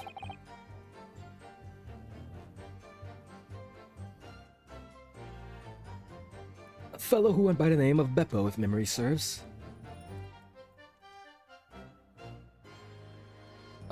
Hello?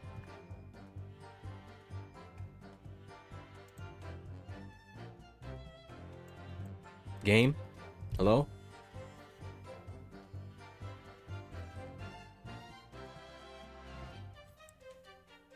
It's attorney? Hello?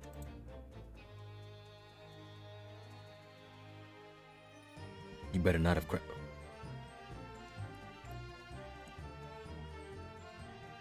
You better not have crashed. No way. You were doing this last time too with these pauses.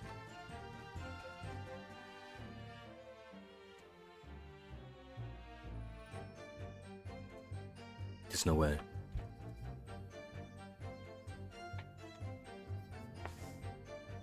No way. Oh my gosh, okay.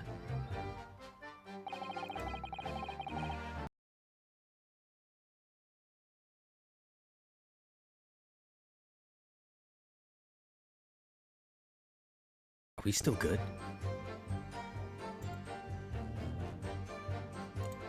We are bugging right now, okay. Let me save, let me save, let me save.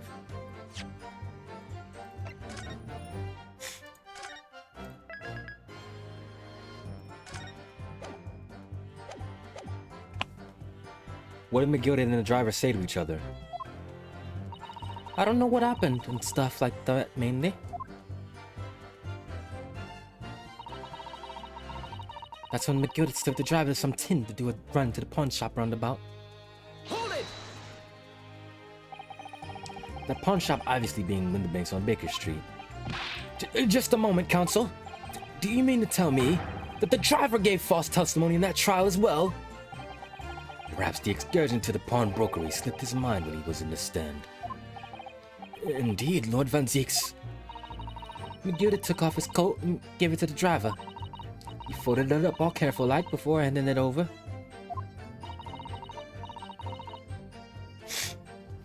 When I saw him do that, I remember thinking, that coat and what's in it, that's got to be worth a few bob. Yeah, Gina was sure that this must be worth more than Winterbanks was suggesting, wasn't she? I remember quibbling with him over the price that afternoon at the pawnbrokery. The driver looked pretty happy when McGilda flashed some brass in his face. He went running off at a lick. Then the bog trugger called to me and told me to come out from the drag's cabin. He threatened me not to snitch, not to say nothing to no one about what he'd seen or heard. Hold it! Threatened you how exactly?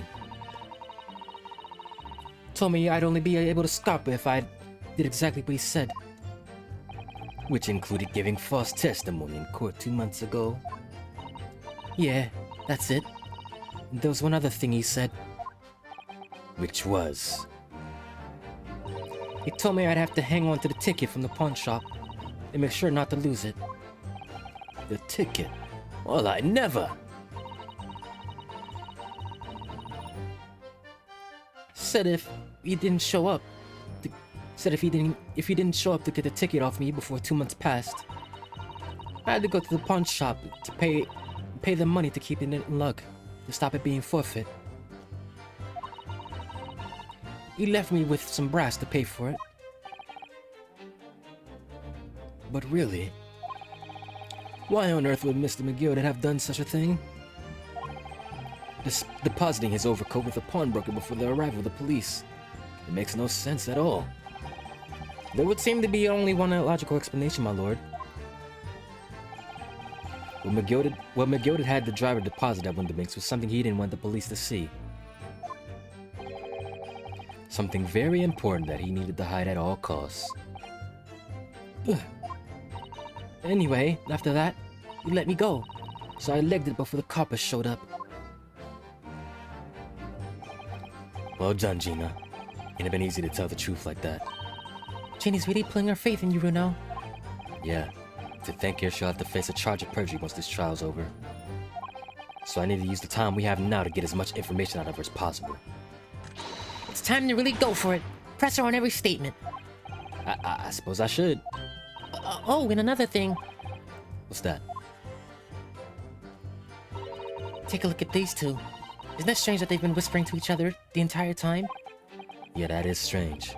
Looks like they're having a secret discussion about something. I'm not sure I'm completely comfortable with that. Yeah, let's get to them. Wonder if there's anything I can do about it. We were taught when to only do it when there's an explanation point.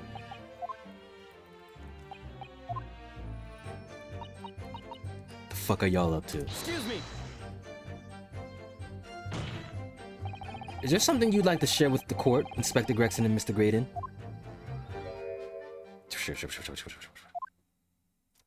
Inspector! Mr. Graydon! What? Blimey, you trying to give me a heart attack? You have been whispering to each other for quite some time now. Tell us, what is the discussion about? Discussion? This fella? Pull the other one, Sunshine. You think I got anything to talk about with a shady gent like this? And I have nothing to say to this uncouth detective after he deprived me of that disc that was rightfully mine. But they've clearly been talking the entire time I've been cross-examining Gina. As if they've been negotiating.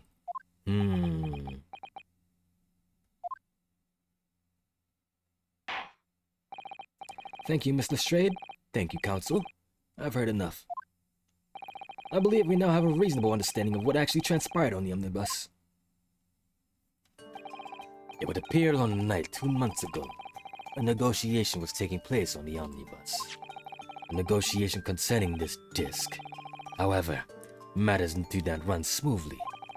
When the parties involved began to quarrel over price, Nagata took what he wanted by force, at the expense of the other man's life. Which proves my point, that this is clearly extremely valuable in some way, though I don't understand why as yet. And 2 days ago, precisely 2 months after the omnibus incident, the gilded coat and its contents were due to be forfeited. I didn't know what I should do with the ticket. I mean, Cove died right after his trial, I knew that. So you decided you would try to claim the articles as your own. Well, why not, eh? They're only gonna be forfeited. Why shouldn't I have got them? Anyway, can't blame me for thinking about them. Thinking ain't no crime.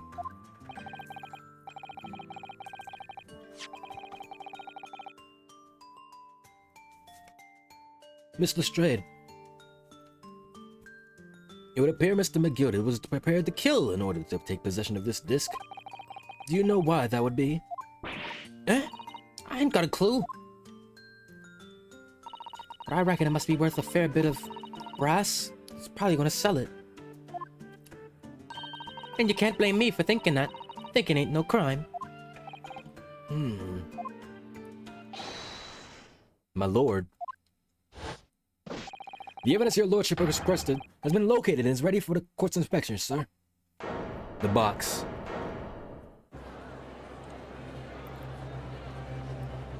The box.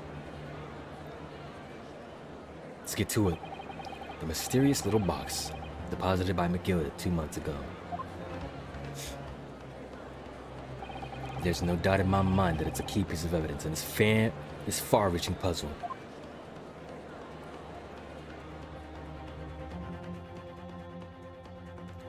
Another to be continued? Oh, we're ending this.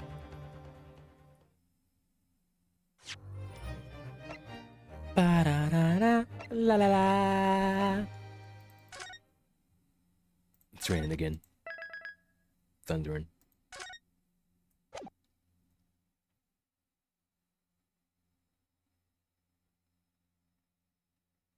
What is this?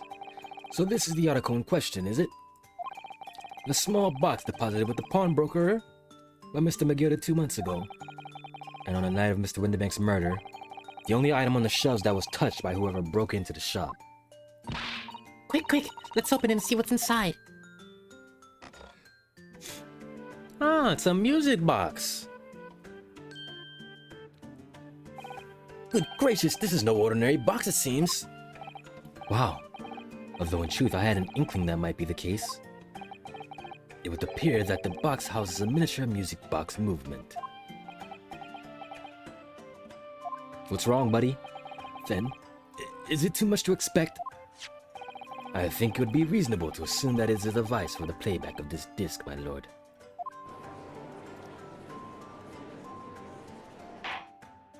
So, here we have the means to play back Mr. McGilda's disc, deposited at Windibanks at much the same time. Not strictly correct, my lord. It was not McGilda's disc. It was the disc of his victim in the omnibus. But why, for heaven's sake? Are we to understand that the brickmaker was trying to sell this music box disc to Miss Gilded?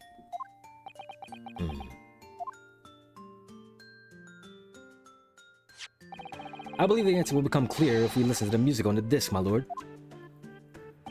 Yes, very well. Let the court now listen to this curious disc at last. Hold it! Wait, my lord! Why? Why? Good grief, what is the meaning of this, Inspector? The music box and the disc are, well, they're unrelated to the case. No need to spoil the somber atmosphere in the courtroom with some silly bit of music. Objection! This disc may very well motivate the culprit in this case to commit murder. Clearly there's every chance that it's fundamentally important to understand what happened. The prosecution has no objection. But no! That piece of evidence is police property now. You can't... Clearly, Scotland Yard has some vested interest here. But it is policy of this prosecutor to leave no avenues unexplored.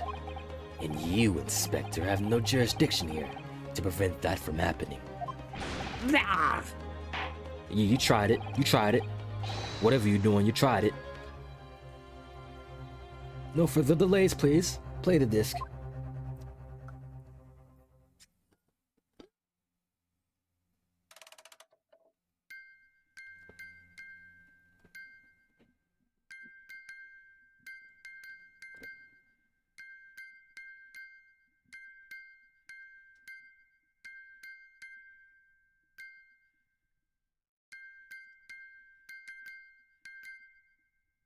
This is Morse code.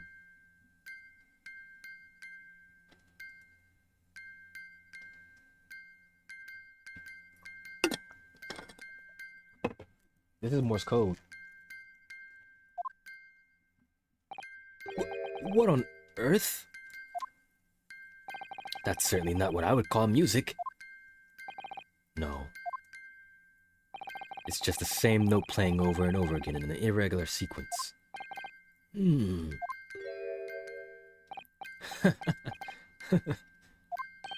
Mr. Graydon? This really is priceless. After all that, The music box is broken. broken. It can't be, can it? No, that's code. That's code. Well, obviously, in fact, I wouldn't be surprised if the officer sent to fetch it didn't drop it in the way back to the courtroom. Well, with much regret, I feel the court must accept this music box offers little in the way of clues. Are you ready to move on, counsel? Come on. Yes, alright, it does sound as though it's completely broken, but... is it?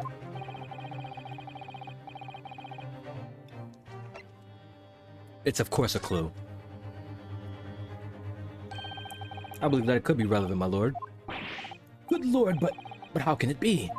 It's an abomination, counsel. Mere noise. I fail to see how it can have any meaning whatsoever. It does sound strange, I agree. There's one thing bothering me. While Graydon stands there chortling victoriously, the inspector beside him has a rather telling expression on his face. As if Gregson recognizes the sound, as if he's familiar with it somehow. And that's making him appear extremely on edge.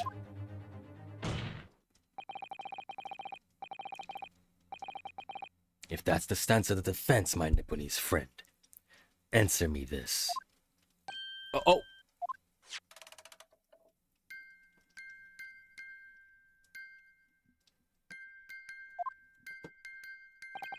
Just what relevance do you propose this willful chiming has on this case?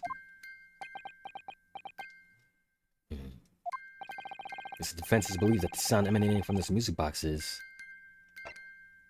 it's not supposed to be music. Just because this is a music box, it doesn't necessarily mean the sounds we're hearing are music. Look at that. The smile vanished from Graydon's as soon as I said it. I'm on the right lines here. I must be. Making deductions based on how people react to what you say. You're acting just like Hurley, Runo. Objection! The sounds we're hearing aren't necessarily music. Well, now that you told us what they are not. I'm sure the court would like to hear what they are. Do enlighten us, my Nipponese friend. Clearly you have an idea in mind, because if not, it will appear the death of your ill-informed argument. Exactly. The music box is clearly broken. Refusing to accept that fact is pure foolishness. They got me. I don't know what the answer is yet. Runo? You haven't made that face in a while. I've just examined the music box very thoroughly. And I'm fairly certain that it's not broken at all. Really? Good shit, Iris. Really? The way it's been made, it can only produce a single note anyway. Thank you, Iris.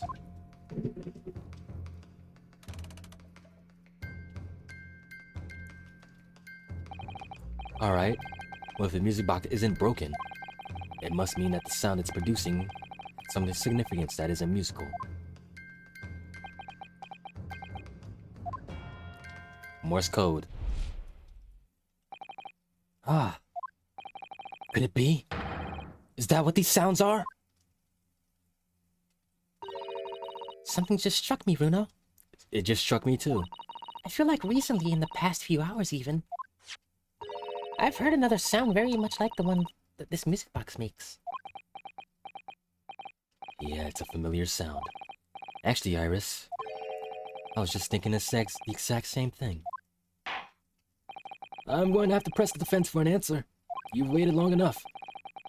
If your assertion is that the sound produced by this music box is in fact not music, then what the devil is it, Counsel? All the evidence we've seen so far, all the testimony we've heard, it's all pointing to one single answer now. The prosecution demands that my learned Nipponese friend presents a proof now. Tangible proof of this latest wild speculation. Alright then. This could be the best chance I'm going to get to fight back in this trial. And if I'm right, it's going to join all the dots together. I need to charge my phone.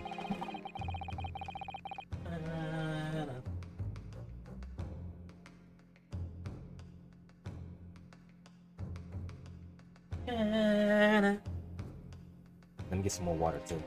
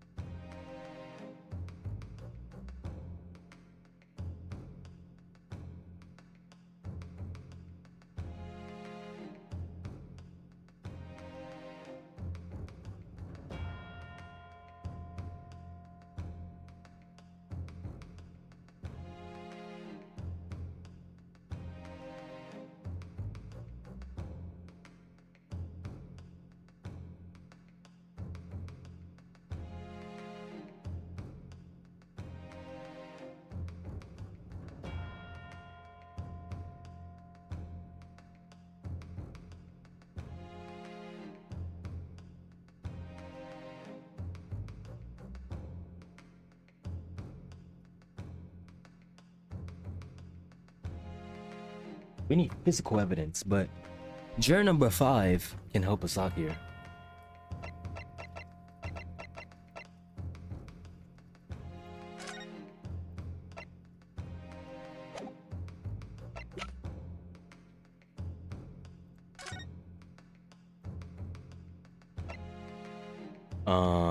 What evidence do I have for this though?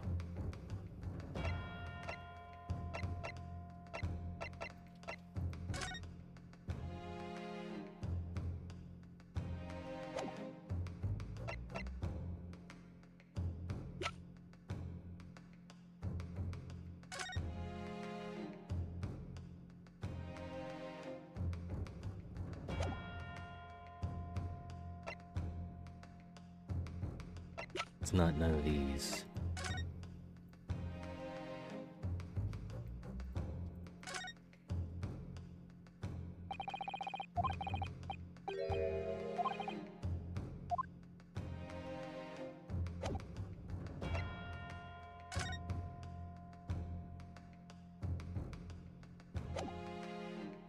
We know not to use that.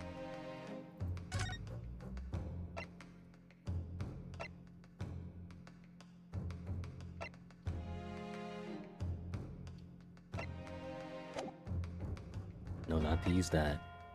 No, not to use that.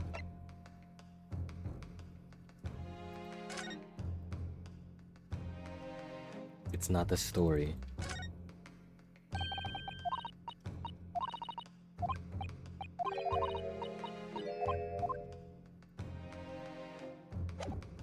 Not the story.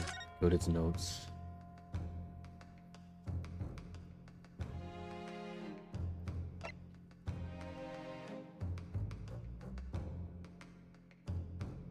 It's not this.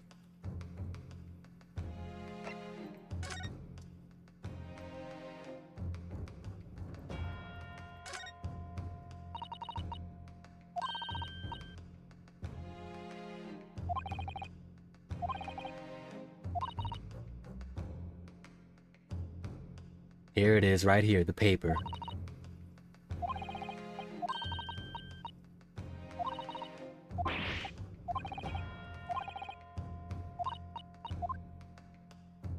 Communications.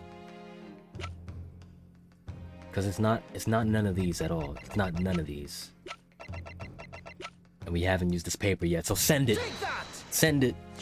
Communications are being sent out. Hostile. Today's paper, Council. The headline is Pawnbroker Perishes in Pick Purse Plunder. Hardly supportive of your cause? No, my lord. I was hoping you'd look a little further down the page. Further down? Ministry Mole. Classified secrets may have been leaked overseas from Ministry of Justice. Yes, this is a very serious matter, being investigated at the highest level, I understand. I have heard that international transmission along supposedly secure lines are somehow being intercepted and leaked to various other countries. And presumably, those transmissions are in the form of wire telegrams? Of course. Juror number 5, here we go. Here we go. This is what I wanted. Stop. Oh, me, sir? Whatever is the matter? You told the court before that you worked at the same communication station as Mr. Graydon, did you not? Yes, that's correct. And the particular station where you work deals with government communications and newspaper reports. Oh, yes, we're not your run-of-the-mill communication station at all. Our work is extremely important. Then tell me, is this not a very familiar sound? Mm-hmm.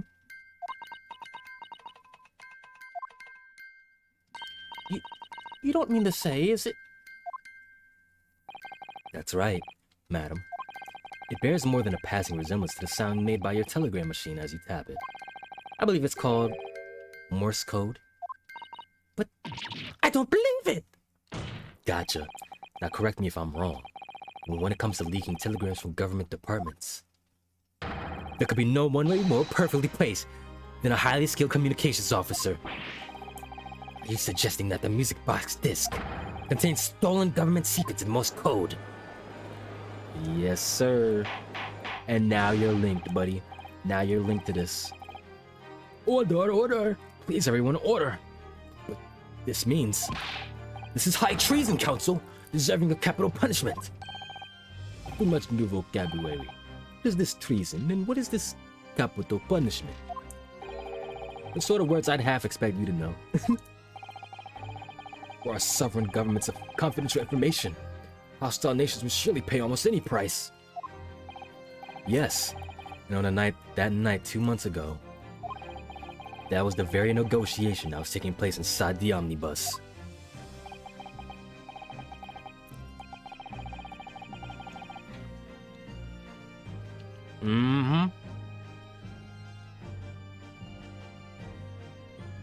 But in the end, McGill had perished, and the all-important disc lay unclaimed in the pawnbrokery. My word! Secrets were just laying there, in which case, whoever stole that information in the first place must have surely been beside himself with worry. Because if the disc were to be discovered before it found its way out of the country, it would reveal an act of high treason punishable by death. The culprit had no choice but to retrieve it, and in order to do that, we have to gain entry to the pawnbrokery illegally in the middle of the night. Because the article left behind by Mr. McGilda would have incriminated him too much if it got into the wrong hands. Isn't that right, Mr. Graydon? Yeah, buddy. Yeah. You think I've been stealing government secrets? Preposterous. Absolutely preposterous. So in response to the defense's accusation, you claim complete innocence, do you? Well, of course I do. I've had to stand here in silence while that pretentious foreign lawyer has been prattling away. Objection! Then by all means, counter the charges, sir. He's not on your side.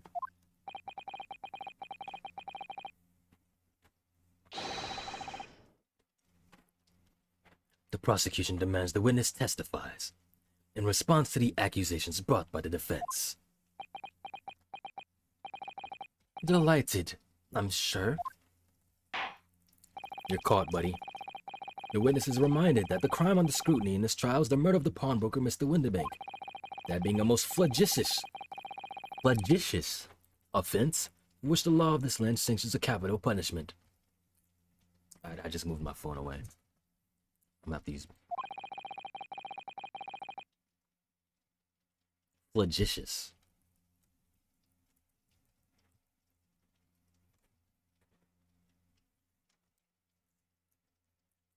Of a person or their actions criminal. Villainous. I like that word. Flagitious.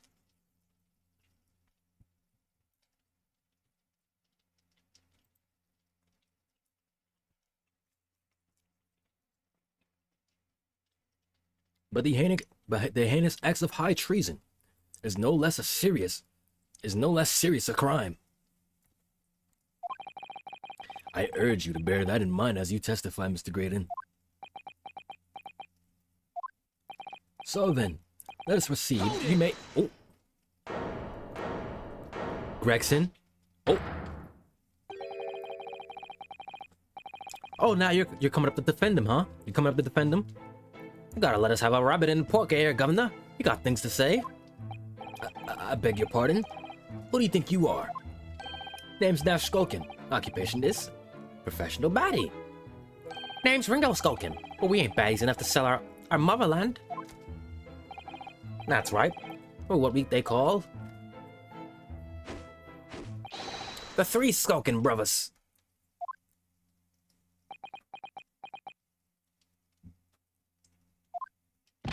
Bad timing, fellas. Very bad timing.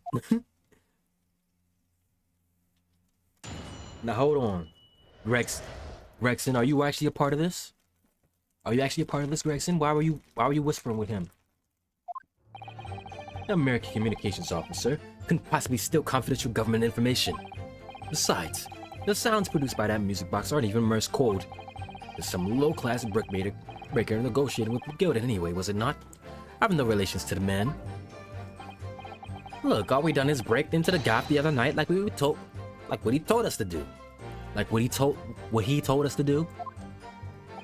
If we'd known there was dodgy government secrets involved, we wouldn't have touched it. Oh, y'all snitching. Y'all snitching. Y'all snitching. Oh, wow. This works out. Oh. Mr. Skulkin. One Mr. Ledoux, Governor. What's up? Do I take it that you now admit to the crime? That on the night in question, you did indeed gain entry to the premises illegally? And moreover, you did so as a party of 3, in collaboration with Mr. Graydon here. You did just let that slip. We did, Gov, we did. Wow. Y'all admit it because y'all don't want to be part of treason. Quieten down, please. What do you say to that, Mr. Graydon? I have no idea what these two ruffians are referring to. You little rotter. Getting us mixed up in this monkey business. The Wario Bros are working together now to help us out. You never said nothing. You never said nothing about government secrets. It was supposed to be a straight up job. And what about the geezer whose shop it was, eh? Poor old bloke didn't have to die, did he? Nice to know who your friends are. Whatever these men say, I deny these accusations. Indeed. Well, I certainly wasn't expecting this little music box to become so significant in the proceedings. However, as it has, I will admit it into the court record as evidence. Thank you. Thank you for bringing in evidence. I need that.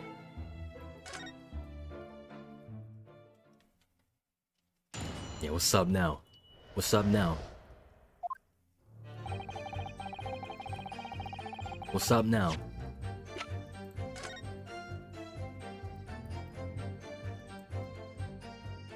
What's that? Oh, what is it, Reno? I've just noticed something about this music box. Looks like the bottom of it opens up as well. Ah, you're right. Well, come on then. What are you waiting for? Let's open it. Alright then, here goes. What's this? Look at that. There's another movement on the other side. It's a double. So does that mean you can set another disc to play back on this side? Yes, I think so. And it looks like the two movements are linked together. They're linked? So if you had 2 discs, they would both play back at the same time. Huh. Huh. Well, it looks like it's Sholmes' time to come in clutch with this cookie version. This cookie version of it. Time to come in clutch. Would have thought there would be a second movement on the other side of the box. And this movement is like the other one. Home teeth are all the same length. So this movement also produces one tone, like the other one. Yes, it must do. Except that the length of the teeth on the 2 combs isn't the same. So the single tone produced by this movement will be different to the single tone we've already heard. It'll send out a different message. What? Basically, each movement can only produce a single note. But the notes they produce are different.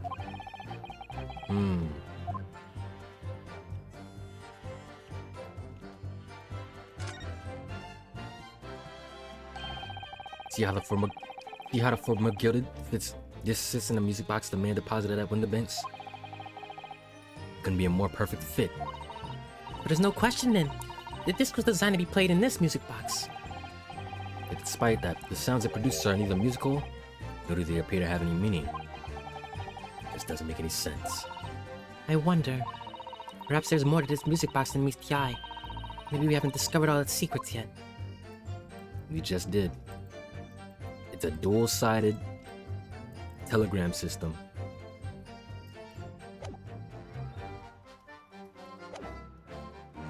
Hold it! We're on to you.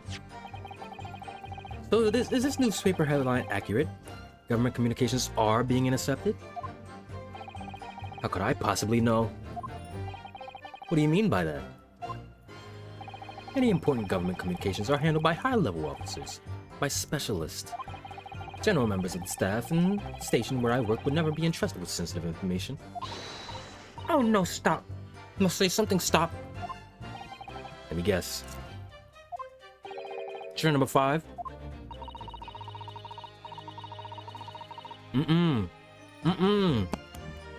He's on our side.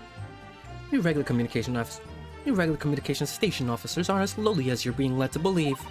A team of us are responsible for setting up and testing telegraphs used by the ministry.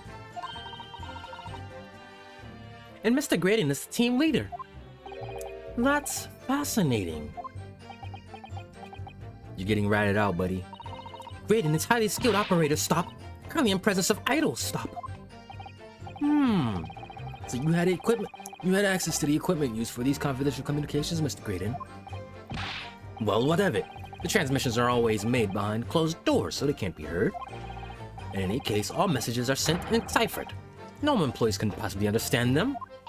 Oh no, stop. Must say something, stop. Mr. Graydon regularly attends meetings with ministry technicians and the ministry communications team. He assists them ensuring that there are no errors in important international communications. And he's received the top prize at the Cipher Cracking Convention 5 years in a row now. That's fascinating. Say more, please. You just shut up. Graydon is highly skilled officer. Operator, stop. Currently in presence of idol, stop. Well, your idol would appreciate it if you'd keep your mouth shut. She should really pick her idols more carefully. I tell you, this lawyer's accusations are completely unfounded.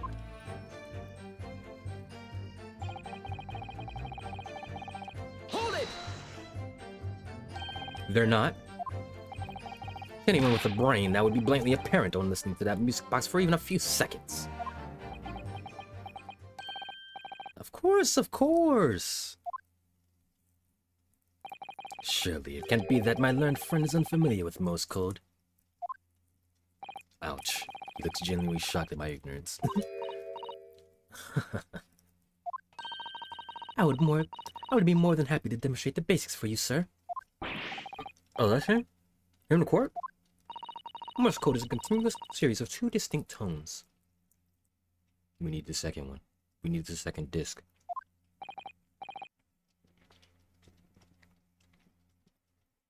Tones, you say? Yes, a short dot and a long dash.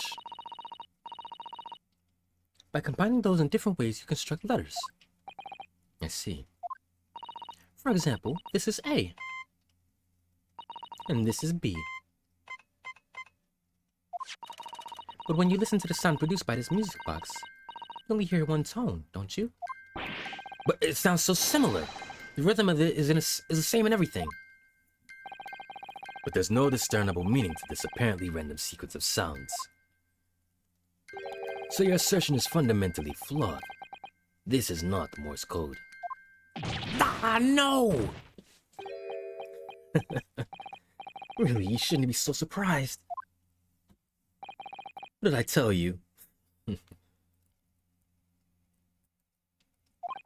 That music box is nothing but a worthless piece of scrap. Perhaps you might consider studying your subject matter before casting aspersions in future. Stop. Nothing to say but stop. Oh, it's so frustrating, isn't it? Iris? I mean, if the government secrets are somehow being leaked using the music box, so many other things would slide into place so nicely. Could there still be something I haven't considered? Would it really be impossible to use this music box somehow to play back Morse code?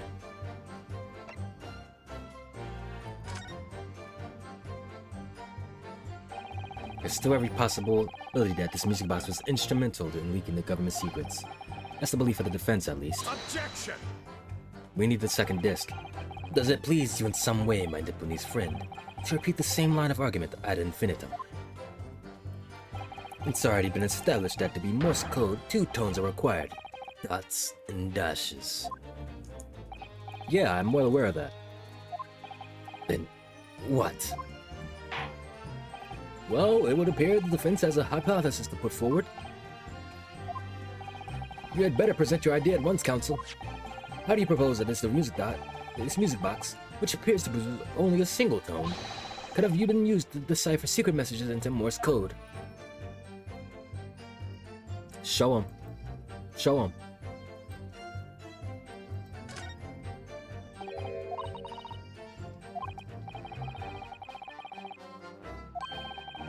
I already read this.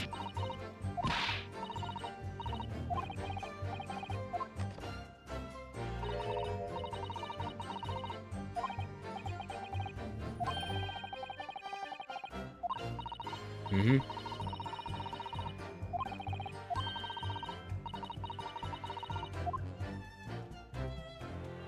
Got it! Got it! Good gracious, what am I looking at here? Another movement on the other side of the music box. You're caught, buddy. It appears, my lord, that the two movements are linked together. In other words, you can put two discs in this music box, and the sounds of both will play at the same time. Good heavens!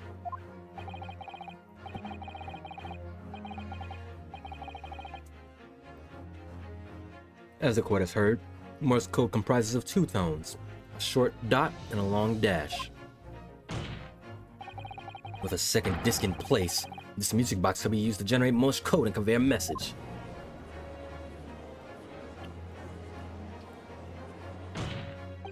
This is beyond a joke. I'm sorry. This poor excuse for a lawyer has absolutely no evidence to support his claims. Though, of course, if my learned friend were able to present the court with the second disc, that would be another matter. Well, I can't at the moment. And may I remind the court that, as the witness has pointed out, he was not the one in the omnibus with McGildy 2 months ago, striking the deal over discs. Over the disc or discs. Indeed, that was Mr. Mason, the brickmaker.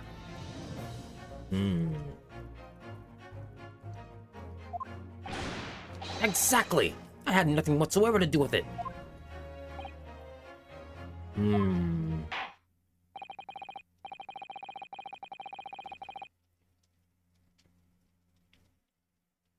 We need that second disc and it'll shut everything down. Though it has holes, I must admit the argument presented by the defense has much promise. I believe the cross-examination should continue. The link between Graydon and the victim of the omnibus case must be there somewhere. I haven't found it yet. Oh dear. Looks like you need to give your argument more strength, you know. You reiterate your testimony if you please, Mr. Graydon. If I must, no, I maintain exactly what I did at the start of this pointless cross-examination.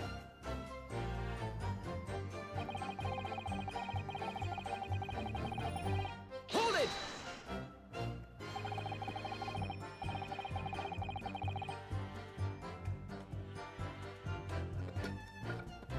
So 2 months ago in that omnibus, McGildy killed the brickmaker and stole the disc.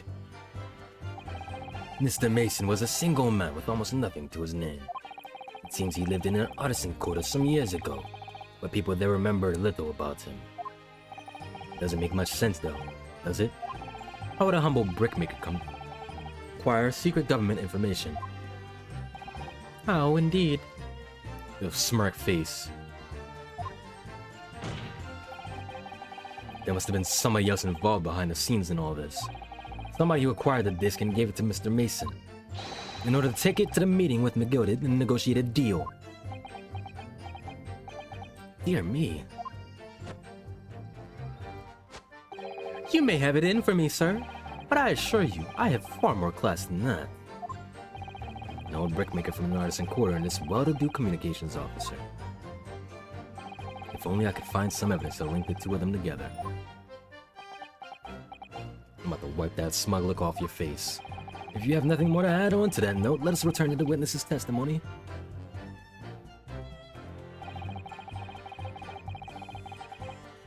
Hold it! We gotta get more information from these guys. Like Mr. Graydon told you to do, you mean? That's it, yeah. Who else, eh? Billy me thought he was just popping over for nada after all them years, but the water had a dodgy job for us. Hey, Ash. No affiliation. Let me stop you there, Mr. Skulkin. After all them years, you say?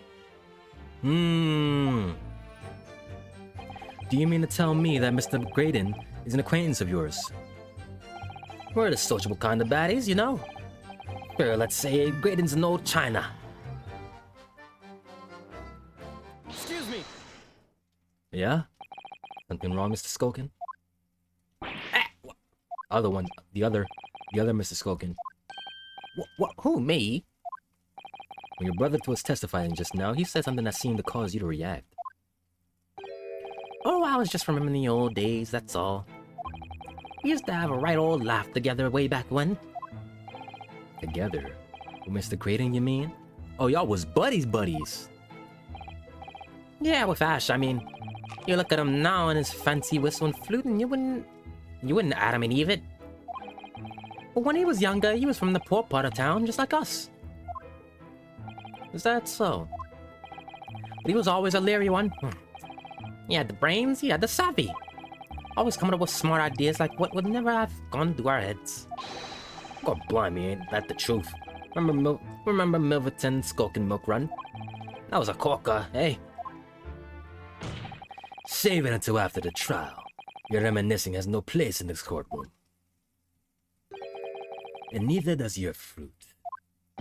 Oi, the geezer asked us a question, didn't he? And we was answering. Yeah, we ain't done nothing wrong. Nevertheless, the court is not prepared to accompany you on your trip down memory lane. Counsel, can we return our attention back to the testimony, please? I don't know. Could that sentimental story be relevant? Add it. Add it. My lord? Yes, counsel. The brother's last sentimental statement could have old vital information relating to this case. Very well, counsel. I'll permit the brothers to supplement their testimony with that detail. Briefly, I hasten to add. Say no more. The skulkin's never skulking.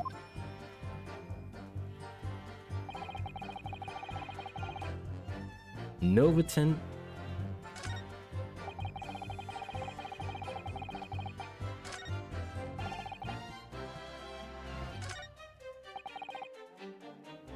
Hold it!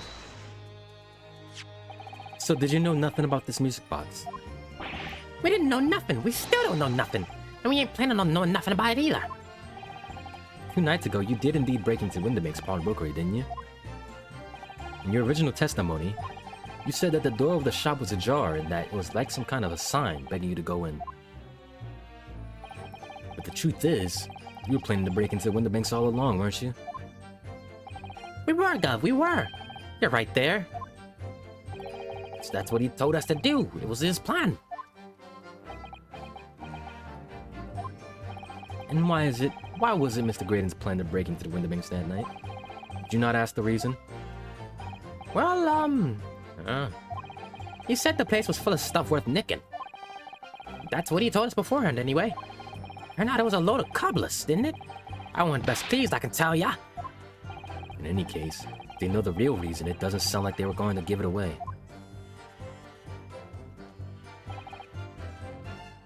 Them were the days.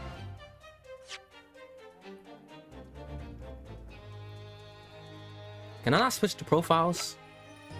I want to switch to profiles. I can't. The fact that you've been up here this whole time, Gregson. I mean, he's keeping watch, of course, but like... I'm starting to get sus of you, buddy. Hold it! I'm sure I'm gonna regret asking, but... What exactly was that? Some kind of business? Just a little scheme we had going back when we was youngsters. Bit of fun, really. Delivering fresh milk to the locals. That's what it was all about. That sounds alarmingly legitimate. Must be a catch. Suppose since we're here, I should ask them to elaborate. On what? The business name. Go with that. So this business was just a bit of fun, you say? It was just yourselves and Mr. Graydon involved? Yeah, that's it. Milverton and Skulkin's milk run, was it? Yeah, that's it. And where did the Milverton part come from? All right. I thought a clever clogs like you would work that one out. That is. Enough of this. That's your real name. How much longer are we expecting to listen to this shovel? Shut your ass up. Let me guess, you don't accept anything these two witnesses are saying? Tell me, why is it that it was only after the mention of the Milverton that you decided to interject? Because Well, you want the abusive homes that came from? Yeah, his old man was struggling for money so much, his wife walked out on him. She took the name Graydon and see. But Ash will always be Milverton for us. Milverton. That used to be your surname, did it? Of course not. This is all bumpkin. Buncombe. I've been a Graydon since I was born. Do you really think you can rely on the testimony of these two thieves? You're a communications officer attached to the civil service. As such, your personal details will have been thoroughly checked at the time of your appointment. It would be a very simple matter indeed to subpoena those records, Mr. Graydon. You're caught. You're caught. Ah! Well, it would appear that Mr. and Mr. Skulkin's testimony has been reliable. For once. You were born Ashley Milverton, then? Is that correct? Very well, yes. So Ashley Graydon was once Ashley Milverton. That information could change things. Could turn out to be extremely important.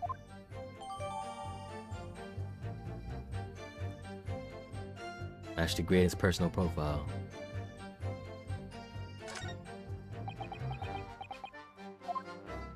There is still a third brother. All of a sudden we seem to be up to our necks in a serious matter of national security. Although, all this about interceptions of secret government messages is still just conjecture at this stage. It would explain a number of things, though, wouldn't it? Negotiations Jeannie overheard on the omnibus 2 months ago and the break-in at Winda Banks. But the trouble is, it wasn't Mr. Graydon in the omnibus with McGilded. No, that was Mr. Mason, the brickmaker who was so horribly murdered. Only there was some link between the two men. I know. Mr. Graydon's testimony seems to be watertight as ever. One of the key to us making headway with the cross-examination here could be those two brothers.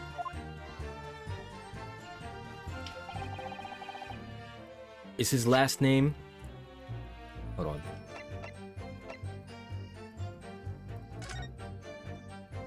Bryce fired Mason. What's his real name?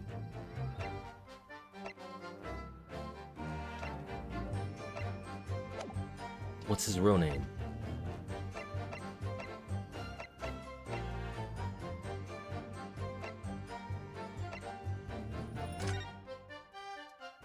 There it is. There it is, Mason Milverton.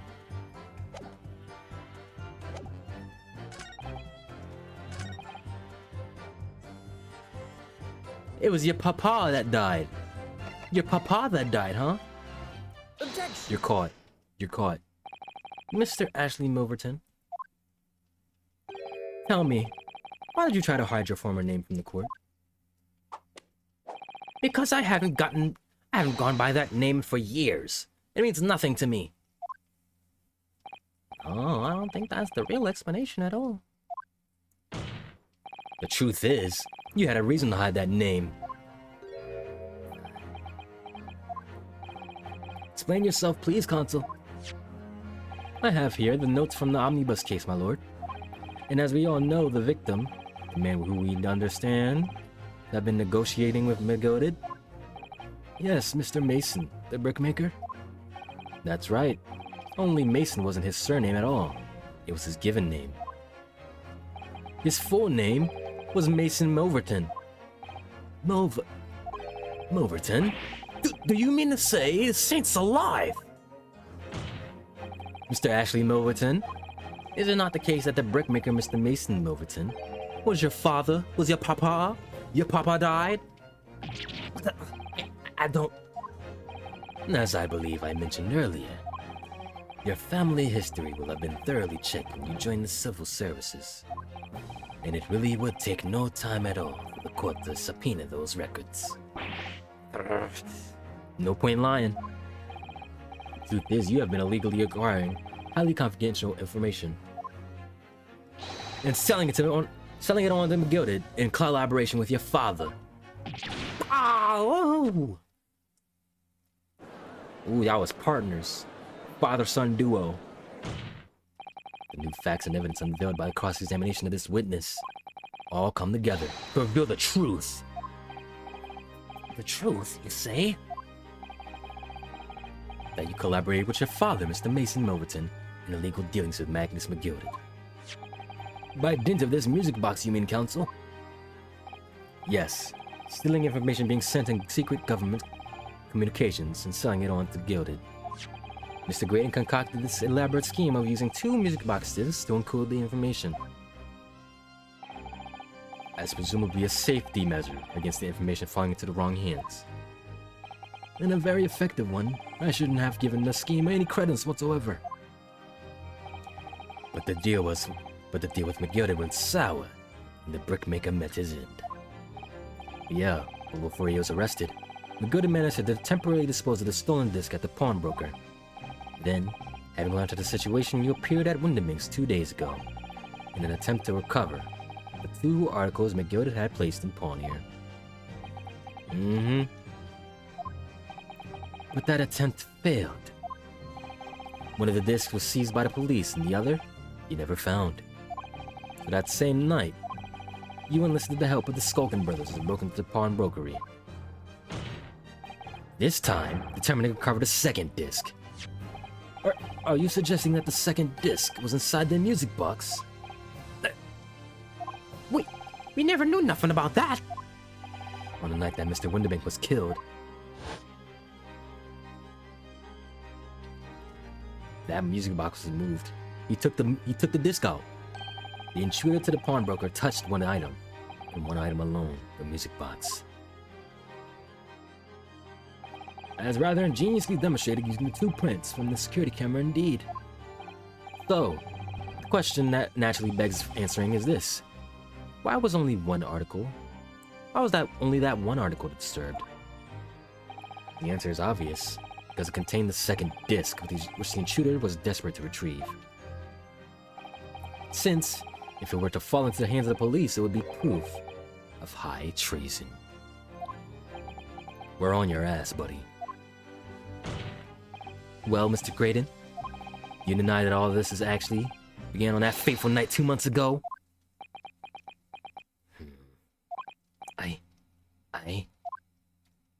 I refuse to accept any of this nonsense.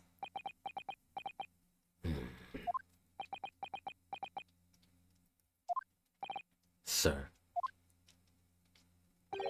there appears to be blood seeping through the sleeve of your jacket. Uh-oh, someone's getting angry. Someone's leaking. You didn't patch that up? You didn't patch that up? What? 2 nights ago, we know that 3 shots were fired at the scene of the crime in Winderming's pawnbrokery. One took the life of the pawnbroker himself. One struck the pouch around Mr. Sholma's waist. And the final bullet struck the calendar on the wall of the shop, having first pierced the arm of one of the intruders. Mr. Graydon, that wound in your arm seems to be trying to hide. It's a bullet wound, isn't it? He shot you. He's got you now, me old chinner. Time to call it quits and note and croak, I reckon.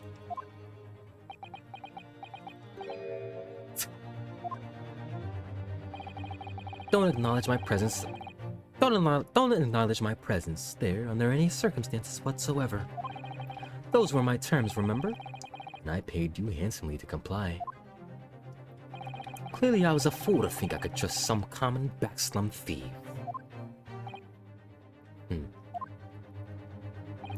Fine. I admit it. I was there in Windybanks that night.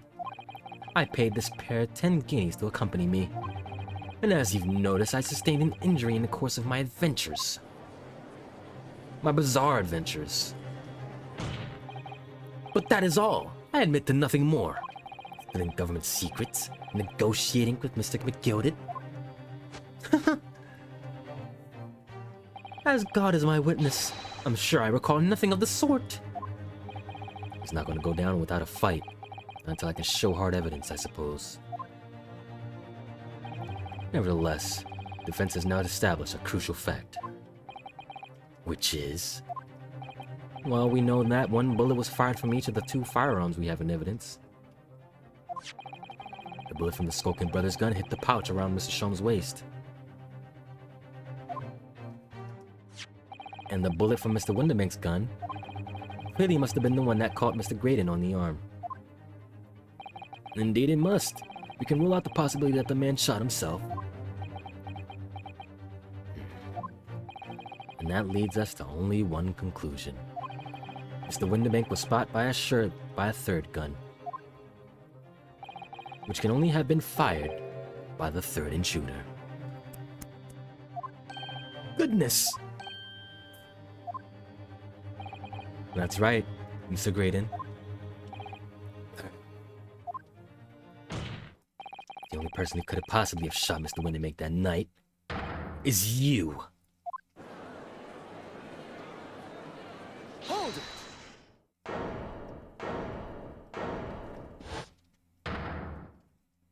What's wrong?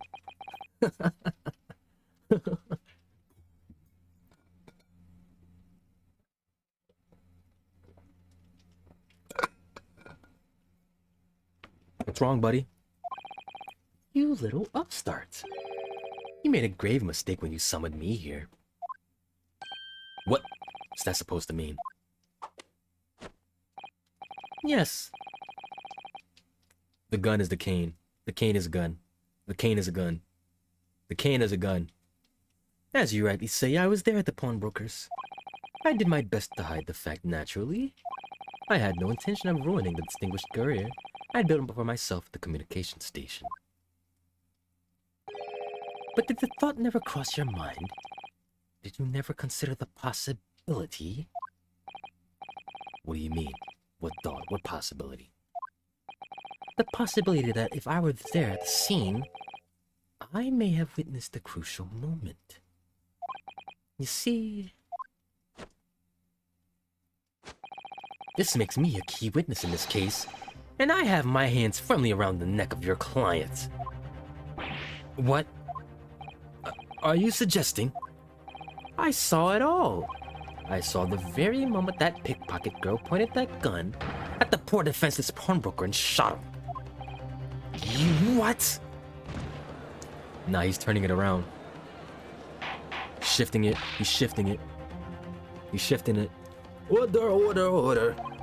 Well, it would seem we are finally entering the last act of this theatrical trial. Mr. Graydon, Yes, I trust you are fully aware of the implications here. If it is shown that your claim is false, you will have incriminated yourself as the killer. oh, I understand fully.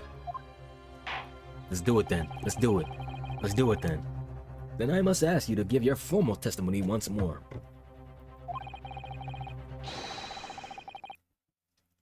You will explain to the court precisely what you saw at the moment the defendant allegedly shot the victim. Nothing would give me greater pleasure. You're caught, buddy. This is the final battle right here.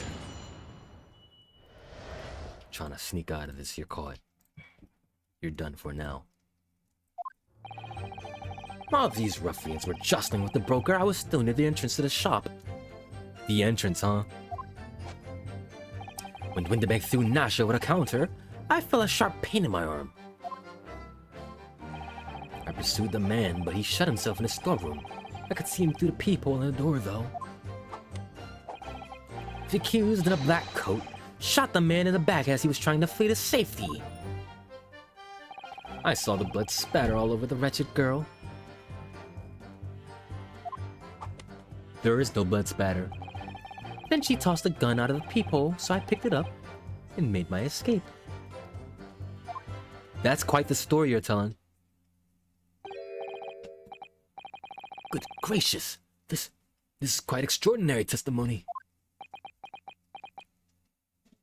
It's full of lies. You claim, sir, under oath, to have clearly seen the defendant pulling the trigger. That's clearly a lie. There's no blood spatter. Order, order, order. It wasn't my intention to testify in this way. But neither is it my intention to be found guilty of a murder I didn't commit. So you see, my hand has been forced. I tell the truth now as an act of self-preservation.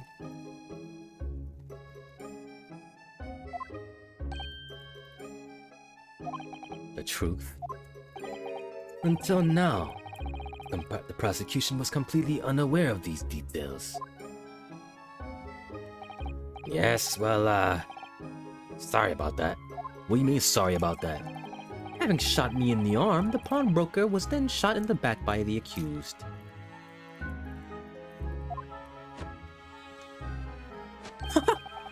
And as I said, she was showered in his blood. You say the blood spattered over the accused's coat. Are you sure on that point? Because even I see the lie here. Oh yes, quite sure.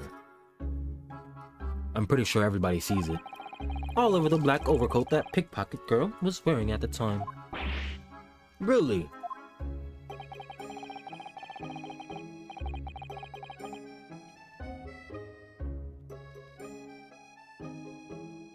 Wait, wasn't there blood before? No. Wasn't there blood before? There's blood beforehand.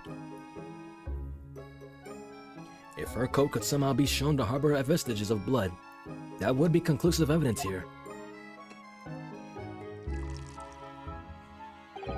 Such an investigation is entirely possible, my lord.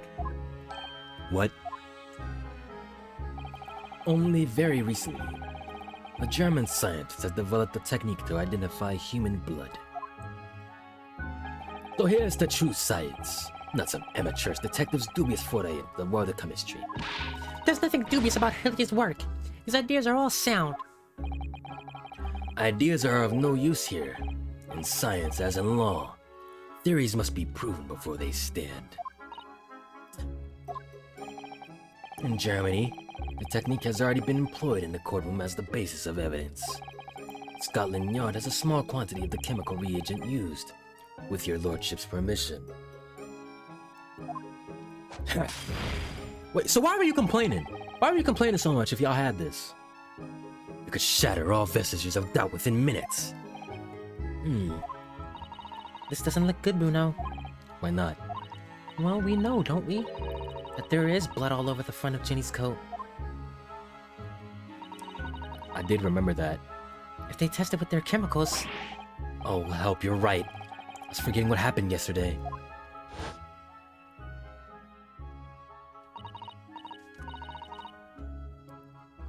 I forgot about this. I'm glad it came back, though.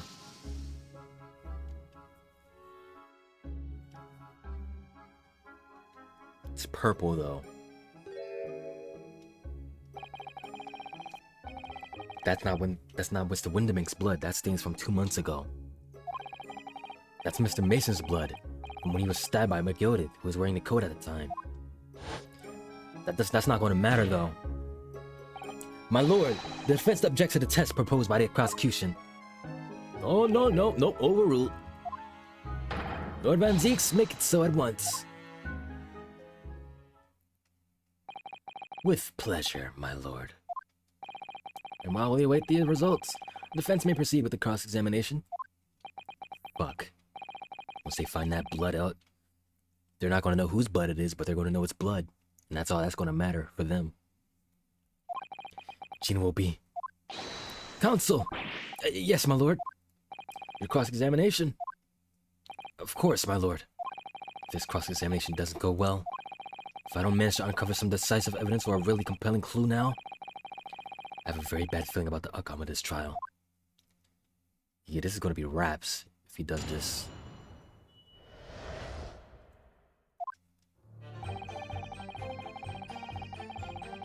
Hold it!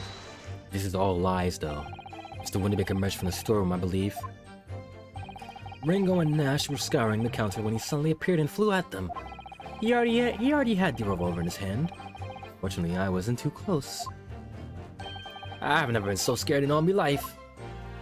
Yeah, we're just your regular mild mannered burglars, that's all. You don't like violence. Says the Perry who carried the gun. What do you mean when you say you were near the entrance to the shop? I was in the doorway, running my eyes over the shelves of forfeited items. Really now? Looking for the music box, of course. The broker went for Nash in the first place. Then Ringo joined in, making it 2 against 1, so I assumed they could handle the situation. But I was wrong. I was trying to help meet little bruv, but the old geezer chucked me over the bloomin' counter. So I put me gun in the old fella, and that soon made him scarper. The pair of you settling upon the poor defenseless pawnbroker together. Shame on you! Sorry, Guff.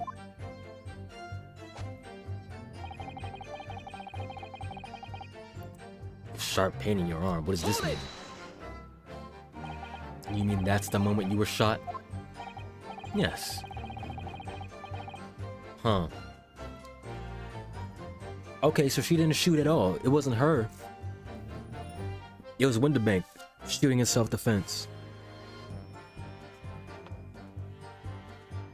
So she did just pass out. She didn't shoot back. She did just pass out.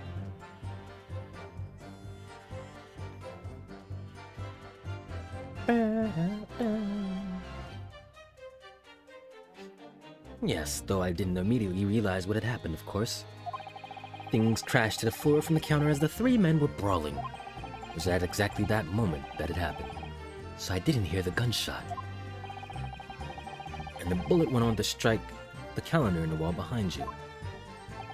So it would appear. When I looked at my arm, I saw it was bleeding badly, so I wrapped my handkerchief around it. Seeing as I couldn't explain what had happened to a doctor, I had no choice but to wait for it to heal. I didn't imagine it would still be bleeding 2 days later. You should have got it healed. Did Mr. Winterbank intend to shoot you, do you think? Well, now, I don't imagine he even noticed I was there, to be honest. Perhaps the gun went off accidentally. Anyway, it didn't strike home. When I pulled me gun on him, he tried to shove me out of the way. And then he scuppered through that door out back. At which point, what did you do?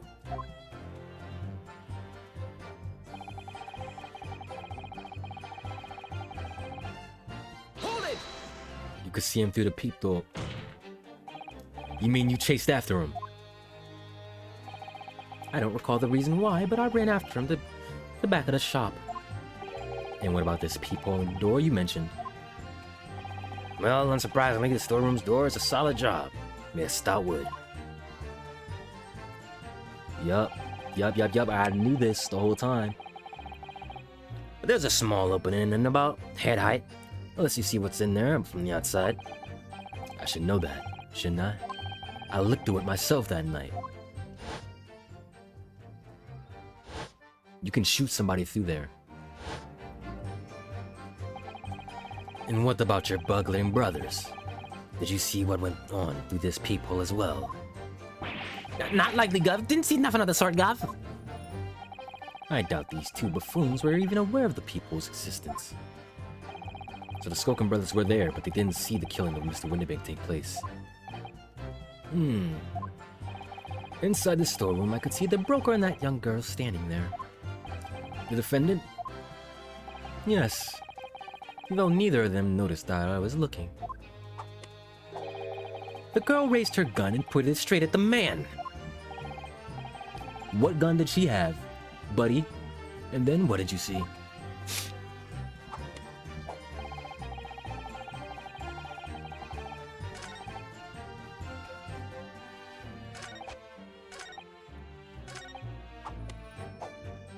What gun did she have? Hold it! Yeah, when the crime was discovered, the defendant was found with a gun in her hand. That was Mr. Windibank's gun, from which only a single bullet had been fired. And as we've already established, Mr. Graydon, that bullet was fired at you. But no. It wasn't the broker's gun that the pickpocket girl had when I saw her. Yes, the bullet from Windibank's gun grazed my arm, and yes, Skulkin's gun grounded the detective. But this was another gun entirely. A third gun.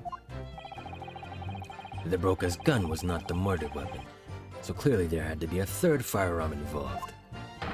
In other words, the accused must have had her own gun with her at the time. But she didn't. Objection! But she didn't. No other gun was found at the scene.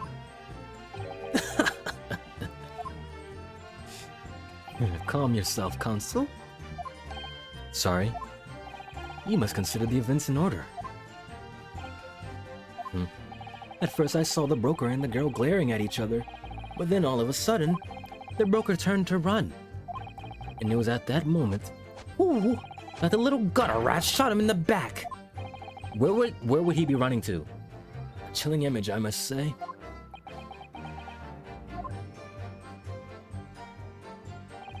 I saw the blood spatter all over that wretched girl.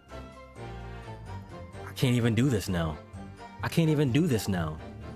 Hold it!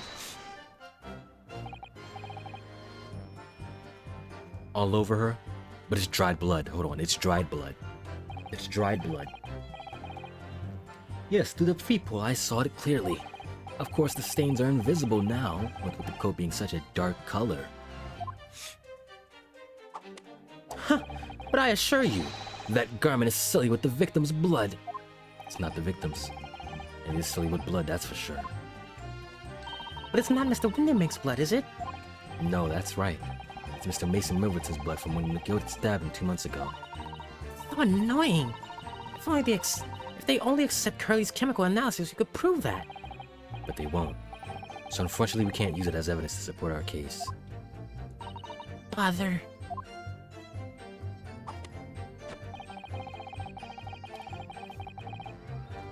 You picked up the gun. Hold it! Did I hear you correctly? She threw the gun out of the room. That's right. After the broker fell to the floor, she started walking over. Over where exactly? In the direction of the storeroom door, to where I was watching. Of course, I quickly retreated, and then the girl dropped the gun through the peephole onto the floor on my side of the door. Why on earth would she do such a thing? I couldn't tell you. Perhaps she was hoping to distance herself from the murder weapon. Without thinking, I went and picked it up. I suppose I was worried about just leaving it there in case any more tragedies took place. So where's the gun? So it was you, in fact, who took the third gun from the scene of the crime. Yes, it was yours truly. I left to clear up to my lackeys and left. Clear up. We made a bit of a mess around the counter, so Mr. Whistle and Flute here told us to tidy up. He thinks he's our blooming mum sometimes. Well, I was paying you enough, by God. Tell me more, Mr. Graydon. When you left the pawnbrokery that night, was it by any chance the second disc in your jacket pocket? You Like a little bullet. toe rag. What is going on here? Excuse me! Gentlemen? What is going on with y'all?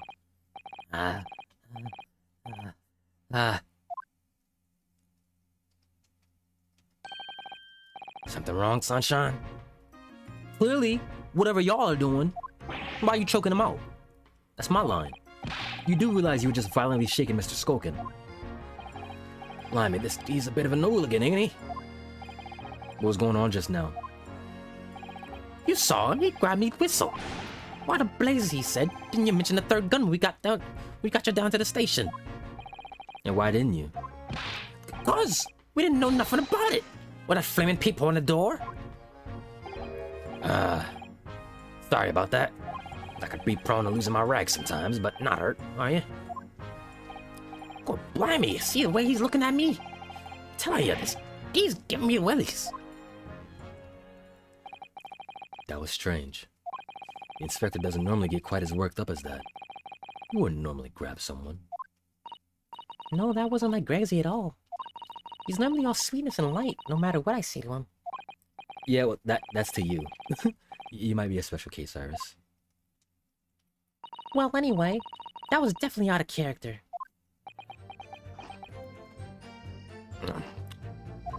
Gregson? My lord. Requesting your lordship's permission to interrupt the cross-examination. Explain yourself, officer. I have the results of the test that was ordered earlier, my lord. The blood on the accused overcoat. Thank you, officer. Very well. The cross-examination is hereby temporarily suspended.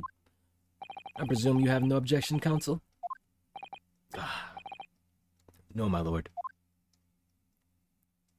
You gotta prove that it's old. You have to prove that it's old. Well, there you have it. The report, please, Inspector. Yes, sir. Traces of human blood were found on the overcoat of the defendant, Miss Gina Lestrade. From the extent of the stains, it would appear that they were the result of spattering following a gunshot wound. End the report. Goodness me! No. There's gotta be more. Don't be twirling around. What did I tell you? You're not off the hook. Objection! No, the blood on that card is not Mr. Windibank's. What on earth makes you say that, counsel? The coat originally belonged to Magnus McGilded. Just before his coat was deposited at Windibank's, McGilded had fatally stabbed Mr. Mason Milverton. So the blood on that overcoat is the blood of the brickmaker from the omnibus case. Objection! Well, the dead cannot speak. Isn't that right, my Nipponese friend? Sorry? 2 months ago in this very courtroom, did you not argue fervently for McGilded's innocence? And yet now that the man is dead, you brand him as a murderer. Your conduct shatters any shred of respect you may have earned it for yourself in this country. We already lost it, but that was... I call it bloody disgrace, treachery, that's what it is. How to determine whether the blood on that coat is 2 months old or not? Even a stereoscope couldn't help the answer. Can help the answer to that problem pop out. It can't be done. But we use Mrs. Sholmes' specially formulated chemicals. Mrs. Sholmes is a detective, not a chemist. Would you put such faith in the chemical formula devised by me, for example, when I'm a communications officer? I held out Prilski, the starving boy, and he ran away crying. What does that have to do with anything? Herlock Sholmes is barely more than a figment of the public's imagination. His name carries no weight in this courtroom. No weight at all. How could you say that? Watch him show up. Victory is sweet indeed. This proves that my testimony is the whole truth from start to finish. How do you arrive at such a conclusion, sir? As the witness said before, the accused coat was spattered in the blood of the victim. The only way Mr. Graydon could possibly have known that fact is if he saw it happen. In other words, his testimony is solid, and the conclusion is singular. It was the accused who shot the victim in this case. That is the whole truth.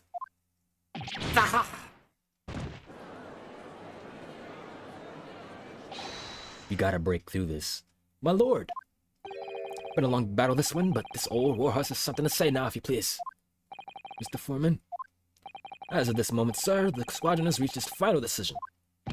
Ready, men? All for one now. Sir. Guilty. Shit. Guilty. Guilty. Guilty. Guilty. Guilty. We gotta turn this around again. We gotta turn this around again. We gotta turn this around again. Well, it would appear the ladies and gentlemen of the court jury have reached a unanimous verdict. Victory is sweet. The defense has consistently failed to unpick this witness's testimony. Here's to any attempt you may make at unpicking the jurors' decisions as being equally successful. I don't believe it. After I've come so far, how is it all unraveling on me so fast? Nah, come on, Ryu. We still got this. We can still turn this around. Is that Herlock? How very distressing. To be held in such low self-esteem. Is that our goat? Is that our boy? Oh, is that him?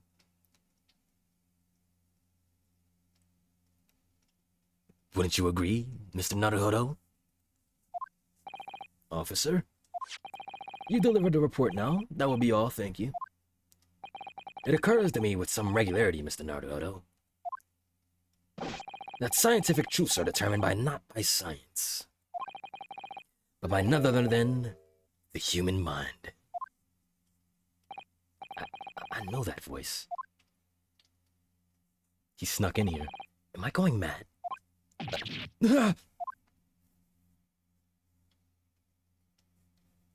Hey, Mr. Stromes! I almost called you the GOAT. You are not the GOAT still, but you're our homeboy. What is the meaning of this? Order! Business do you have here, detective? The last I heard, you were recuperating in the hospital. As well as I would be, had I not been set upon an errand. Yes, sir. What errand? Hurley, it's really you. You're awake at last. Yes. Good day, Iris. I appear to be rather late to arise, my apologies. Now, my lord, if you will humor me. It's his test. It's his test. It's his results. In what manner, sir? I have something of great importance I wish to give to the young lawyer over there. I need more than 5 minutes. Would you be so kind as to spare us the time? What say you to this, Lord Van Zieks? This trial has taken many hours of the court's time, having spent so long already. Exactly. Haven't spent so long already. We don't want to go wasting any more precious time.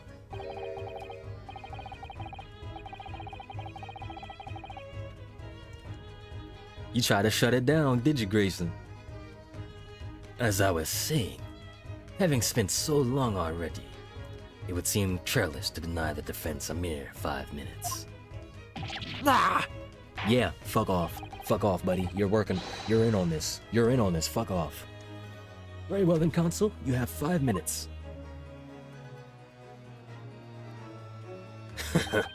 My dear fellow, I apologize for my tardy arrival.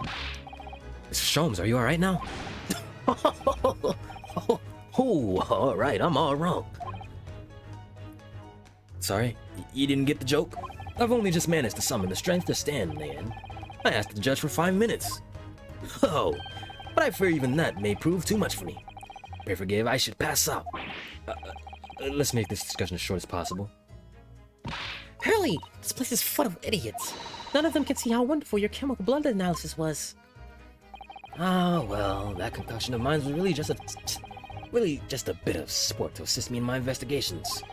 I never took the trouble to refine it for appraisal by the scientific community. An oversight on my part. Right. Right. Modesty? Surely not. But enough of that. I'm here to give you this, my dear fellow. What's that? Lavender furoshiki wrapping. A leaving present from Miss Susato. From Sue? If possible, matters were to be settled without me giving you this. Those were her instructions when she asked me to do this. Do her this favor. I don't understand. Miss Susato foresaw today's events, I believe.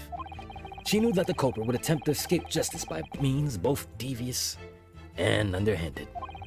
And that you, Mr. Naruto, fighting fairly as you are wont to do, would find yourself in considerable peril. At the very moment of crisis, you're to be given this small parcel. Those were the dear lady's instructions. A leaving present from Sue. Whatever could it be? Huh. What is this? Oh! It's the machine I made. Huh?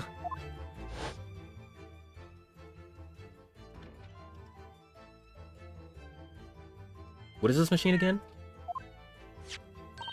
Look, I used this. It's my latest invention.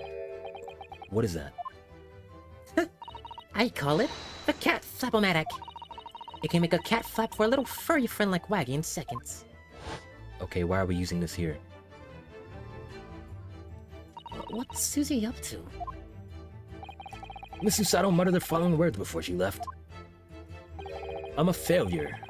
I don't deserve to be a judicial assistant. What? Didn't she say something like that?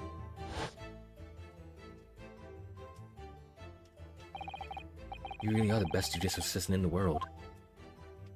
Sue... Well, that's extremely flattering. But I'm sorry to say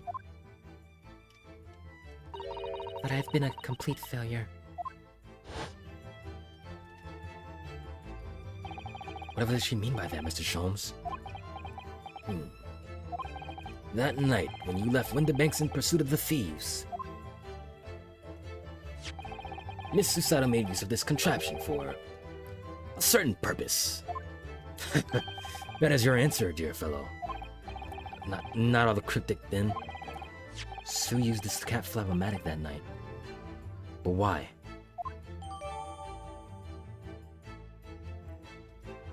Was Wagahai there?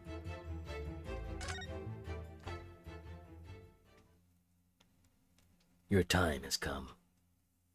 Ha!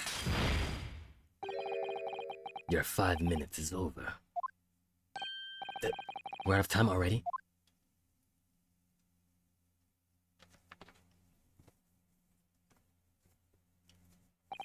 I'm grateful to you for affording us that brief recess, Mr. Reaper. I need no thanks, Detective. After all, the die is cast. Is it really? The jurors are unanimous in their leanings. No doubt my learned friend will consider a summation examination. But any attempt to alter the verdict now would be utterly futile. I wonder. I'm looking at it. What did you discover with this?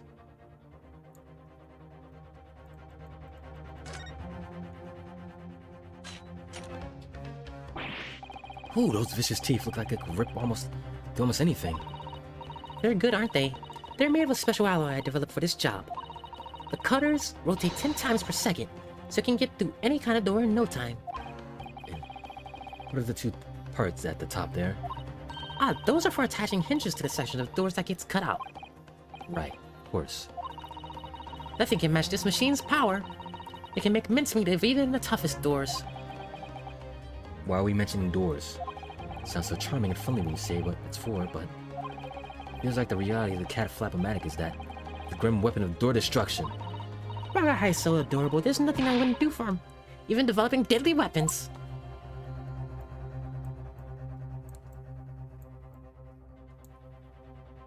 What's the purpose?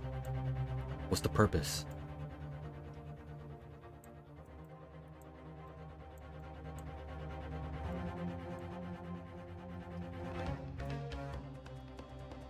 There's something here. Something was cut. What door was cut?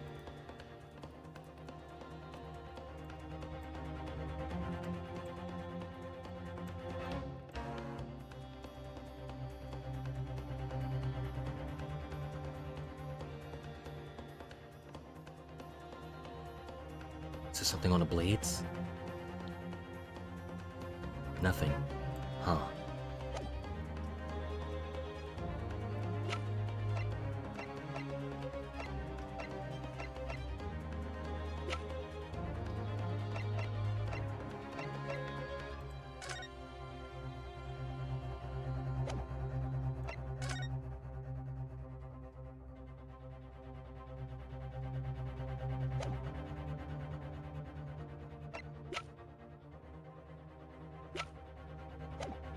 That people's always been there, though. I wonder. Mr. Naruhodo! Yes? The rest is down to you, dear fellow. What is your plan? The rest is down to me. I need to be careful here. If I make the wrong move, the trial will end. Badly. My lord, the defense requests.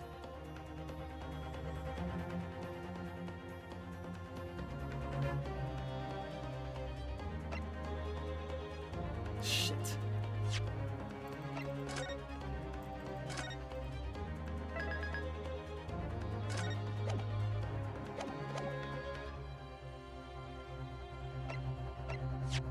I don't see anything with this right now. I don't see it. I don't see it. Nothing popped out.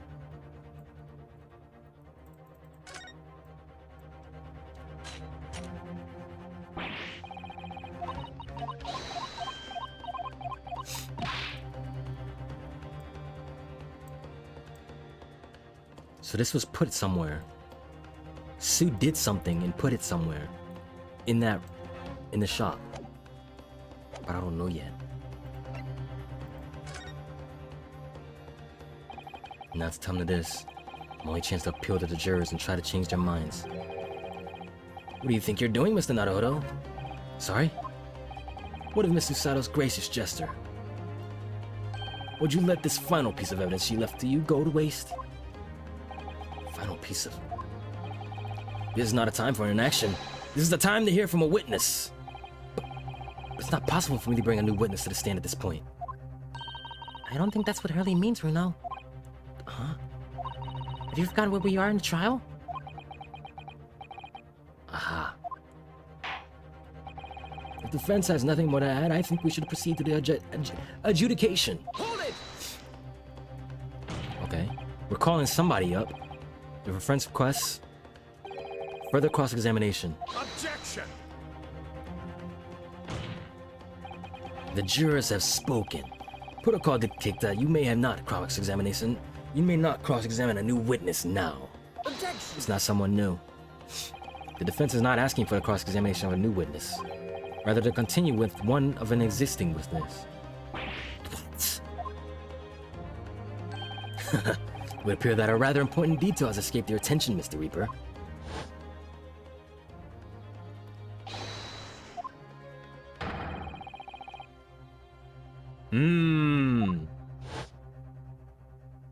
Ours was suspended. Yup. Suspended.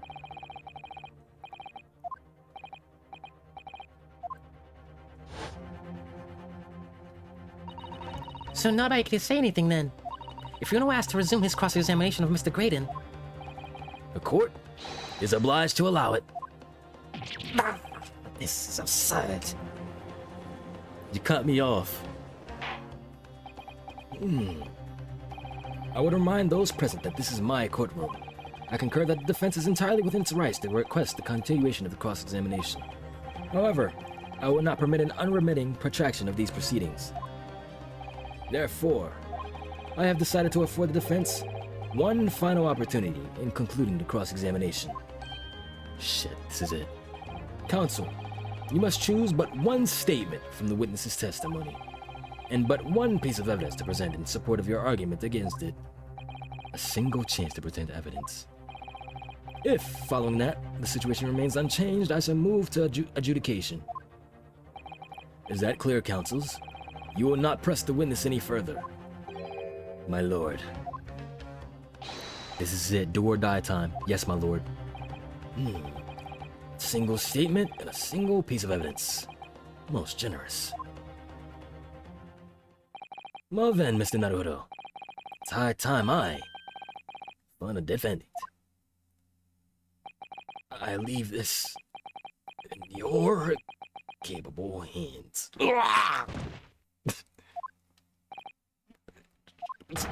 Mr. Sholmes!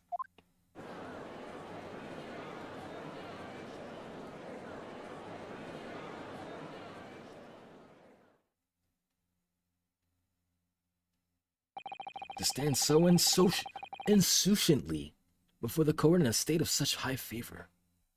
Insouciantly. Either the man has extraordinary strength of mind or an extraordinarily lack of feeling. I imagine he's feeling very little now. The detective is sleeping soundly in one of the antechambers. Strike a man when he's down, why don't you?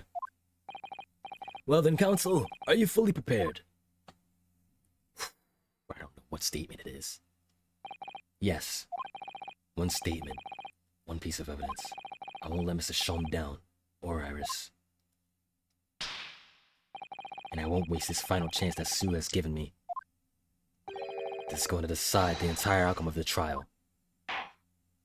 Very well then. Under the terms I've outlined, you may resume the cross-examination. This is it.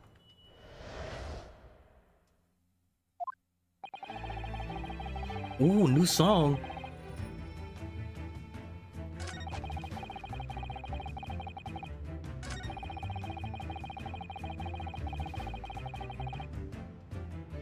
The peephole in the door.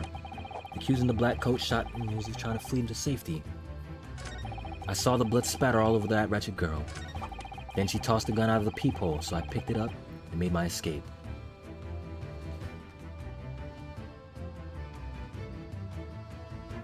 It has to be this statement. She didn't toss the gun anywhere.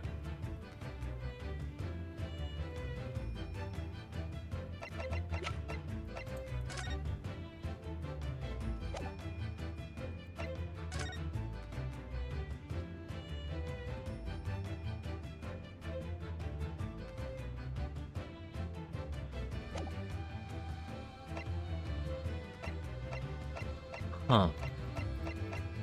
Is it really this door? Because I was confused why there wasn't anything there. Is it really? Objection! It is! What on earth is that eccentric contraption, counsel?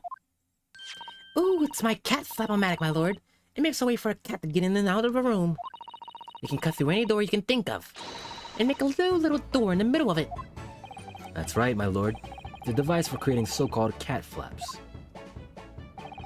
Small doors for cats to come and go as they please without their owners having to open the main door. I'm sure we can all work that out for ourselves. But that cat lover's contrivance has no possible relevance to this case. Oh, really? Of course it doesn't. To start with, there was no cat flap in the pawnbroker's door. Not being a keeper of cats myself, I'm afraid I fail to see what this has to do with the matter at hand. Perhaps it would help if I described its function another way, then. This contraption is able to create a peephole in any door you can imagine in practically no time at all. I beg your pardon? A peephole, you say? 2 nights ago, we arrived at the scene only minutes after the murder of Mr. Winterbanks had taken place. That's right. According to the paperwork at the yard, it was you, your Japanese assistant, and Sholmes. Yeah, the 3 of us were together. And it's recently come to my attention that my assistant made a use of this device at the time. Your assistant did what? There was a peephole in the storeroom door. I can attest to that. Huh. Because I looked through the peephole myself in order to see the... This really came back to this door. But I knew he was bullshitting. Wow. And it came back to this machine that I completely forgot about. In order to see inside the locked rooms. I didn't think it was a fake. I didn't think there was... Wow, there was no people there the whole time? There was no people there the whole time? Wow. This is ludicrous. What are you trying to say? Of course there was a peephole in the door. I said as much in my testimony. How else could I have witnessed crime, for pity's sake? Yeah. How could you? What? Counsel, kindly say what you mean. Alright, it's time. Time to strike the final blow. What I mean is this, my lord.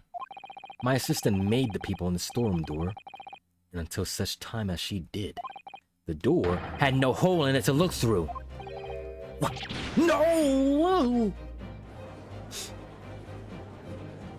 Objection! This is a farce. Are you really suggesting that the people in the door was? Yeah, it was created only after the incident had taken place by my judicial assistant using this device. Your assistant tampered with the crime scene whilst being fully aware of the gravity of her actions. That is a most serious act of vandalism. For which I humbly apologize, my lord. It was in a few minutes that I left the scene in order to pursue the Skoken brothers and alert the police. Nevertheless, in the light of this new information, it becomes apparent that Mr. Grayson's testimony is riddled with holes. Riddled with... Explain yourself, counsel! The majority of Mr. Grayson's testimony that appears to incriminate the defendant is based upon what he witnessed through the people in the storeroom door. Yes, that filthy girl shooting the man in the back! However, if at the time of the incident, that people did not yet exist in a door, wow, there's no possible way that you could have seen what you claim to have seen. I thought it was just like an art error. No.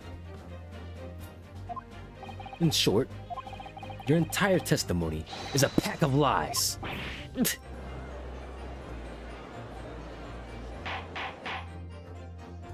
Order. Is there any credence to this revelation? Objection! None whatsoever, as my learned friend must surely realize. Exactly. This is some cheap trick designed to discredit me. I'm afraid not, sir. Of course it is.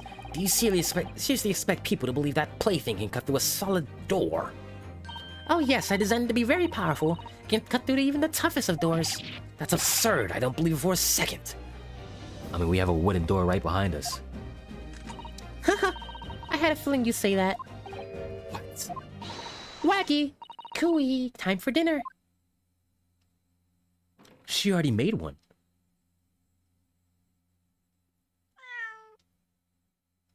I'm guessing Sholmes did that. Well, Look, young lady, this is the Old Bailey. One does not make a cat flaps in the oak paneling of the Old Bailey. I'm not done yet, don't worry. This doesn't mean that the people in the storm at door at Winterbanks was made by your machine. And there's no way you can prove that it was. no, but it's easy. What? The cat flaps my Flapomatic creates are all of a fixed size. The dimensions of the people at Winterbanks and it are an exact match.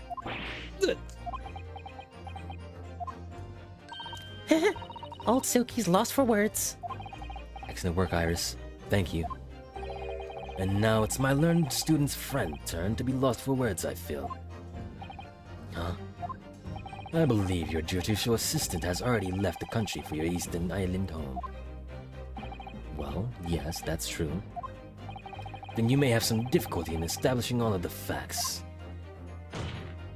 For the sake of argument, let us assume the people has dimensions that are perfect fit for this contraption. In that case, when was the people cut? The prosecution demands proof of your answer. What is the purpose of your line of inquiry, Leonard Van Zeeks? It's very simple, my lord. The defense argues that the people was created after the incident using this device. But now that the perpetrator has returned to her native land, she cannot testify to the fact. There is no proof. Duh. There is proof, though. And for as long as the defense remains unable to prove when the peephole was made, my learned friend's claim amounts to nothing more than a baseless accusation. Ah, what? We got it, though. We got it. No. Lock back in, Ryu. Lock back in.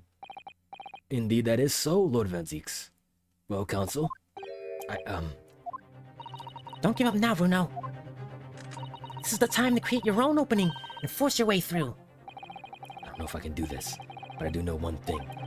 Sue is the greatest judicial assistant in the world. Yes, she is.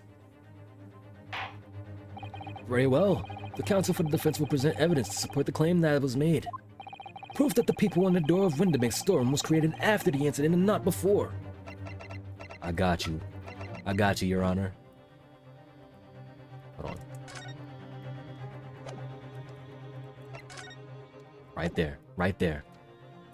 Take that! What are you? A print from the detective's infernal cameras again. My judicial assistant, Miss Susato Mikotobo, is an extremely intelligent and capable woman, which is why I never had any cause to doubt that she would have considered this scenario and made sure I had the necessary proof. And the necessary proof is this photograph print, Counsel. This print shows a scene in the shop moments after the defendants entered the premises. Agreed.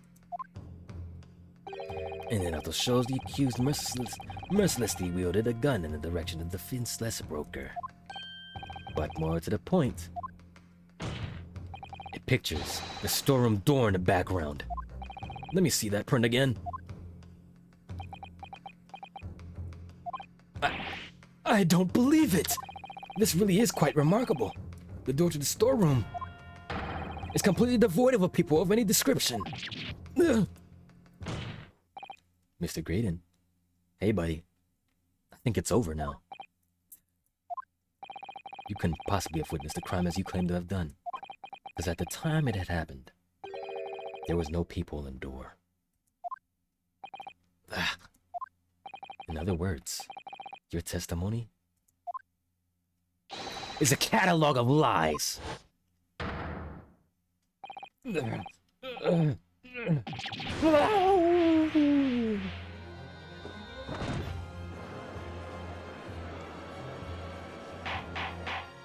Order.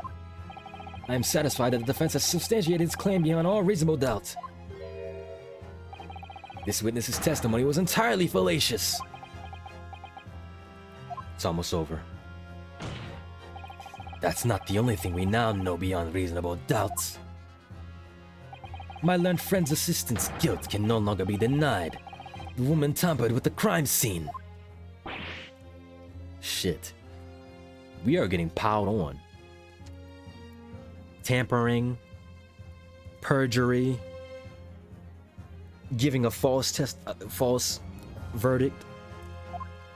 But more importantly, good lord, there's more, Lord Van Zeeks. The defense may have established a reprehensible instance of perjury. But that is no proof that this man is the victim's killer.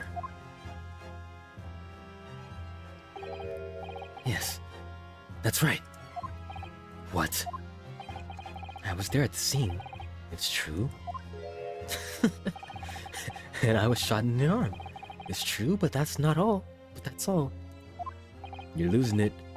Your hair gel is falling out. In fact, if you look at the circumstances, I am the victim here. No, please. No! I don't believe this. They're right. As it stands now, I don't have any definitive proof that he is the culprit. Still, he can't worm his way out of it now. Iris? You know what they say. There's no point locking the cat door after the cat has bolted. Isn't that right, Reno? As Hurley always says, one lie begets another. Huh. No, wait. That might have been a line I wrote for him in one of my stories. He's riddled with lies. Well, No matter who said it first, you're right. Mr. Graydon, not only did you give false testimony to the court, but the lies you told make no sense. Make no sense? What do you mean by such a remark? What you said in your testimony reveals that you know something you shouldn't have known. In other words, there's a fundamental inconsistency in your statements. Objection! This is provocative talk, counsel. Won't you enlighten the court? Explain this alleged inconsistency. How does he know there's a bloodstain on the coat? Iris was right. One lie begets another. The inconsistencies revealed by the lies in the witness's statements. They show that Mr. Graydon had knowledge of something he shouldn't have known about. Namely, the bloodstains on the coat.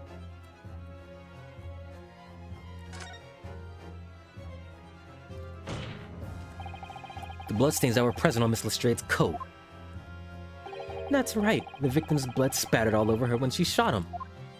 But how could you possibly have known that? Obviously, because I saw her do it through the peephole in the... Yeah, shut up. The point is not that you lied in your testimony, Mr. Graydon. It's the nature of the lie you concocted that is so revealing. You're not making any sense. Then let me ask you a simple question. How is it, Mr. Graydon, that you knew of the existence of the peephole in the storeroom door? Mm-hmm. What? Well, obviously, How did you know that? Has the cat got your tongue, witness? The peephole in the door was made after the incident occurred. You came back to the scene, and once I returned to the shop having failed to catch the 2 burglars, Scotland Yard's investigators arrived immediately. Since that time, the police have been at Windibanks constantly carrying out their investigation. Unless they let you slip by. Isn't that right, Inspector Gregson? Well, yes, of course, place is chock full of pawn articles and my lads had to fairly examine them all. So I gave the order to have our officers working around the clock in shifts so we get through it all. And consequently, there's no way that you, Mr. Graydon, could have gained access to the shop. Mm-hmm. Therefore, you should have known nothing about the people in the storeroom door. So the fact that its existence forms the basis of your testimony is completely inexplicable. Gregson told you. Objection! And yet, the fact remains that Mr. Graydon did maintain that he witnessed the crime take place through the peephole in the door. How on earth is that possible? Could I have a word, please, Lord Van Zeeks? Speak, Inspector. It's just that I really ought to be getting back to the station now to build in my report.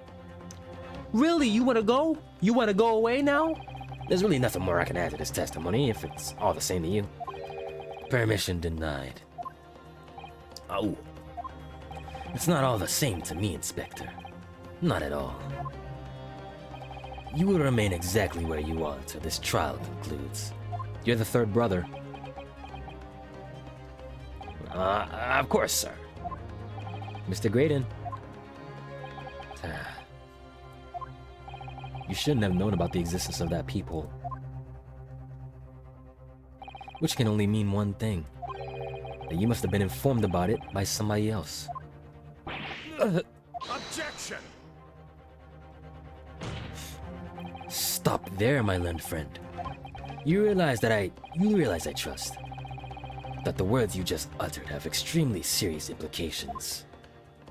Yeah, I know. But the defense believes that the details about the case that Mr. Graydon claims to have seen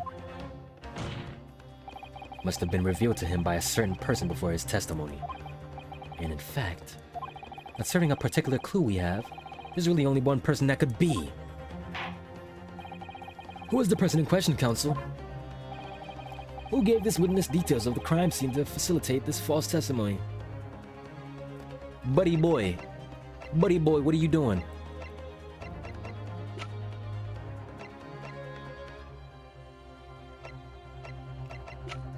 What are you doing, buddy? Take that! The truth is, y'all all in on it. It can only have been you, Inspector Gregson. Huh?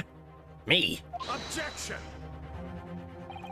You had better have some proof to substantiate such a rash claim, my learned friend.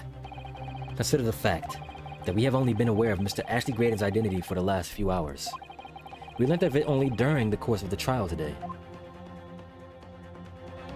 Indeed. Preparations for his testimony were made with great urgency during our hour-long recess, while the police executed the subpoena and brought the man here from the communications station. And until that time, Mr. Graydon would have had no idea, no inkling, that he would suddenly be required to appear in court. Are you suggesting that until such time as you're summoned? Yeah, my lord. Until then, it's reasonable to assume he knew nothing of the peephole. It was only once Mr. Graydon was in the stand that he realized his position. That he would have to defend himself against the accusation he was the third intruder. You're suggesting that to the court? That it was while this trial was in progress that he received the information?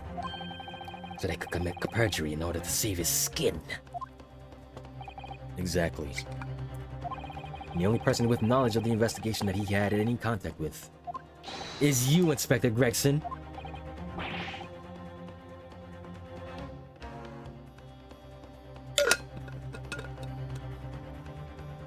This is a blooming outrage. Why would I be giving away details of our investigation to this fella, huh? I was summoned to his lordship's chambers during the recess in any case. Had you forgotten that? But what about that whispering? Quite true, I had a number of questions regarding the events that transpired at the pawnbrokery. Which means... the first time these two laid eyes on one another was after proceedings resumed following the recess. Since then, they've been in full view in the stand, where such illicit discussions couldn't possibly have occurred. No. Oh, I have just remembered something, Bruno. And I know you know it too. What is it, Iris? There was one time before, wasn't there? I think it was when Jane was testifying. Yup, now that you mention it. When the bailiff was dispatched to retrieve McGilden's music box from the scene of the crime. That's it. It was during that testimony. I remember finding it strange at the time. Mr. Graydon and the inspector seemed to be having some kind of secret discussion. It would have been impossible for you to give Mr. Graydon the information he needed. You little toe rag, you're making this all up. I'm a respectable Scotland Yard inspector, for crying out loud. Why would I do something like that? Why would I be giving away confidential details to the likes of this bloke? Admittedly, you wouldn't have had any reason to do something like that for no gain. But perhaps it was part of a deal of some kind. Then it starts to make more sense. What deal, Counsel? I wonder if perhaps, in exchange for details about the people at the scene, Mr. Graydon agreed to give a certain something to the inspector.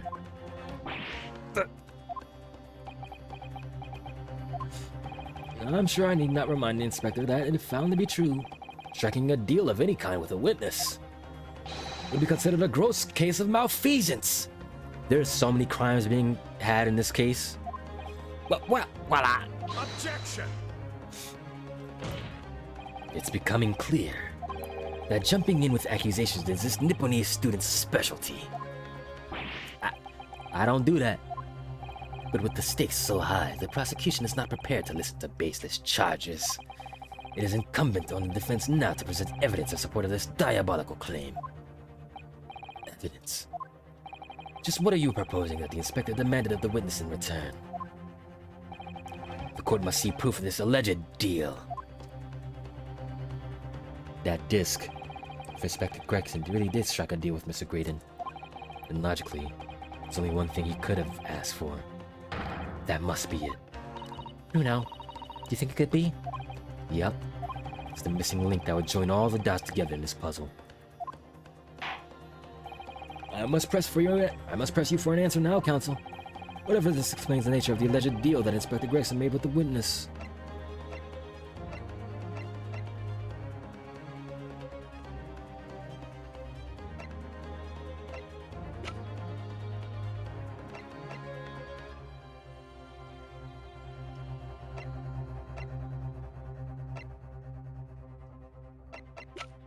This disc.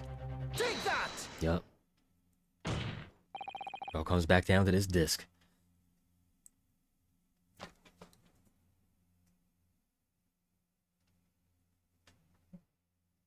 I thought there was a cat scratching at the door. Inspector Gregson. Buddy boy. Who we've known since chapter 3. Look at that, another detective is found to be a criminal. It's crazy how it happened twice. Besides this murder, is it not true that you've been working on another very important case? What are you getting at now, Sunshine? Is it possible that this other top secret case is what it's alluded to in this newspaper article here. The classified secrets being leaked overseas from the Ministry of Justice. How to blame Nora, could you?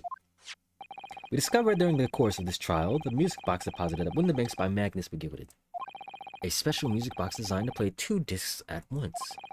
It would seem very likely now that encoded on the pair of discs that were in McGillicuddy's possession are the leaked classified secrets.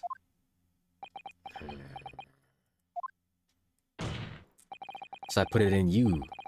Oh, not put it in you. Well, my fault. I put it to you, Inspector, that in order to recover the second of the disc containing those secrets, you covertly made a deal with Mr. Graydon in which you exchanged the disc for details of the case. You little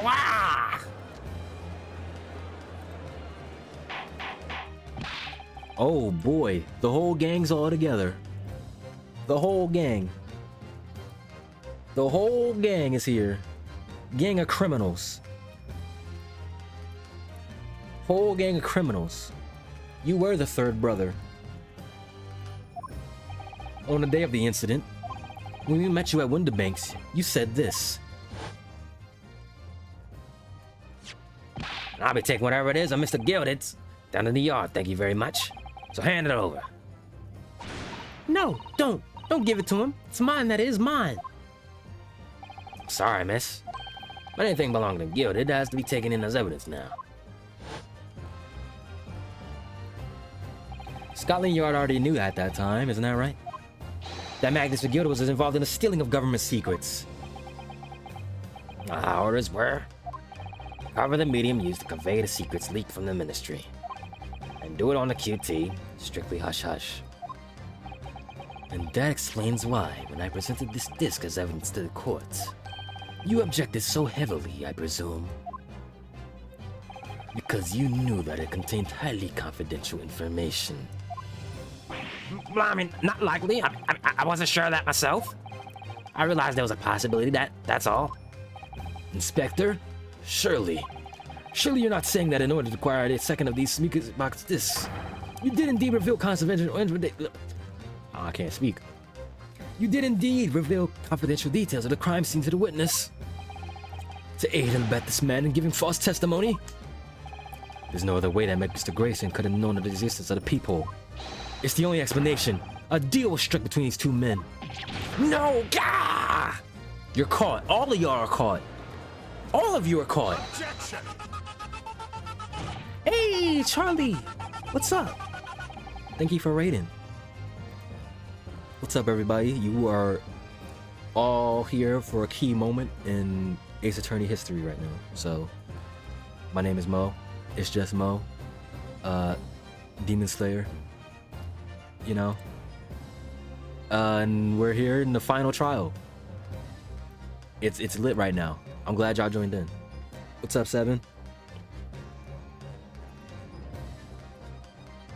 Give you a shout out, shout out. What were y'all up to?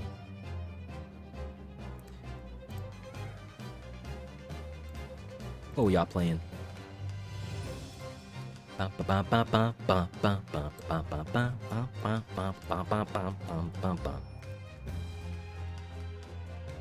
Intruders Hide and Seek. Never heard of that game.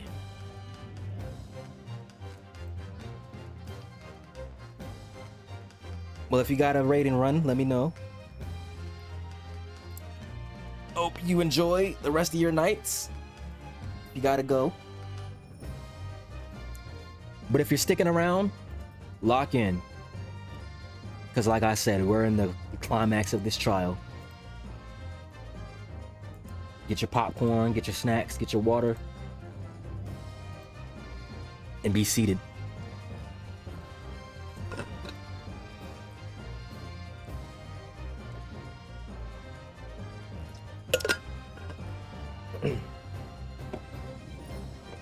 We were playing Intruders. People broke into our house and we discovered our dad is a serial killer. Whoa. That's quite the plot twist. What the hell? I gotta look at this. I gotta look at this game.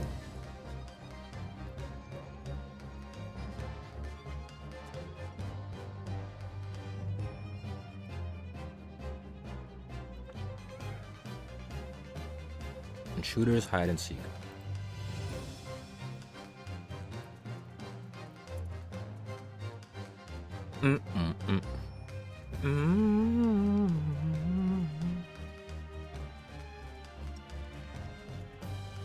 First person horror. Okay. Interesting. I'll check your VOD out.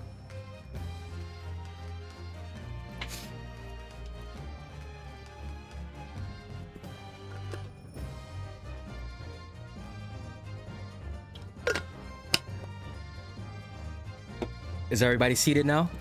Are y'all all seated and ready to go? Yeah, you shot that 2 for a second.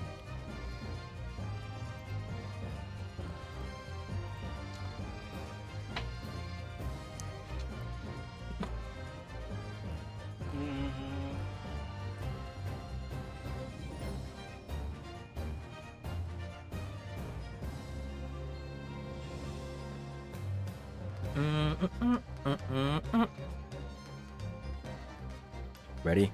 All right. Hold on to your butts, because the ride is not ending. If, and if, I stress if, this sobering assertion turns out to be founded in truth, it would mean that the second disc is, as we speak here in this very courtroom. Wait, what? In this courtroom? How could you possibly make a claim like that? Because Inspector Gregson is a Scotland Yard detective. What? What's that supposed to mean, huh? As a seasoned policeman, the inspector will have approached this alleged deal with caution.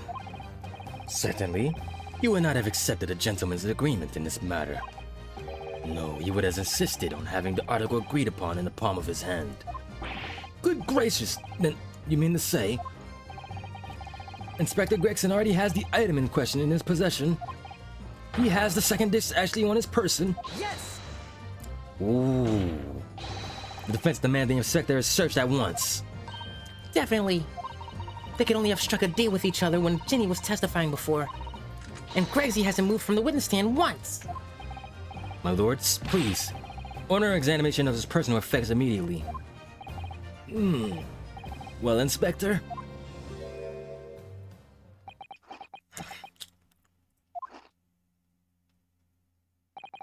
This young lad wants to tone down his imagination. He's insulted me and my profession quite enough. However, if it'll put this matter to bed and dispel any doubts about my involvement, then I'll happily submit to a body search. Really now? He's gonna agree to it. I presume you're aware of the precipice on which you now teeter, my learned student friend. You've made a most serious allegation against Scotland Yard here. If, following the search of the inspector's personal effects, no disc is found, you will be deemed unfit for court service. This trial will end, and my country's government will formally demand of yours that you are severely reprimanded. That sounds serious. Indeed. To have a visiting student make such a defamatory remarks about our country's most senior police force is not something Her Majesty's government will be able to overlook. You're just threatening Runo because you're scared. Tell him, Iris. The accusation is beyond serious. You must be prepared for grave consequences. It's true. I can't imagine Gregson would have accepted a gentleman's agreement for something so critical. The disc must have physically changed hands, which means the inspector should have it. But somehow, something doesn't quite feel right here. Very well, Counsel. You know the implications, so let me ask you one final time. Yes, my lord? Do you still persist in formally requesting a search of the inspector's personal effects?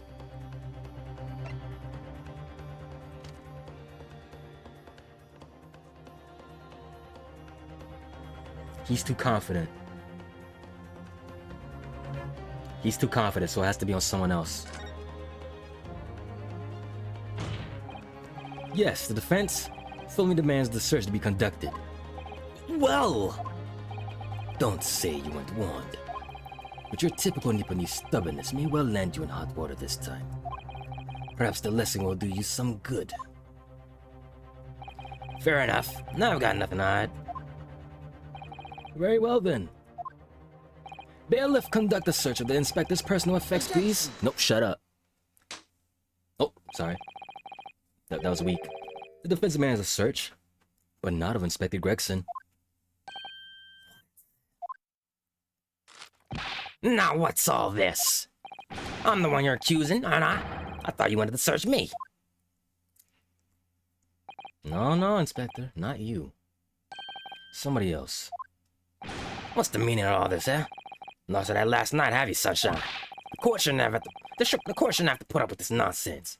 You're being completely irrational.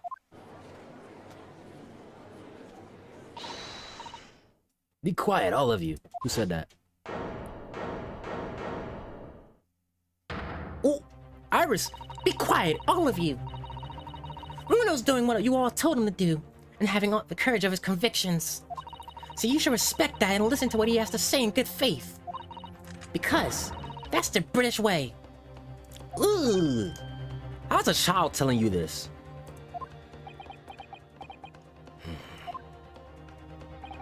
Well said, young lady.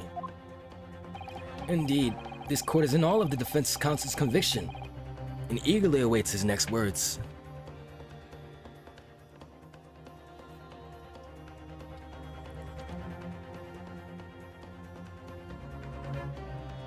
I'm getting flash flood warnings.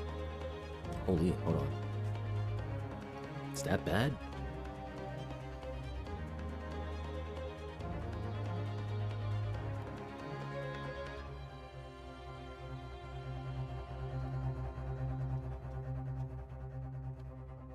I mean, it is raining hard, but is it that bad?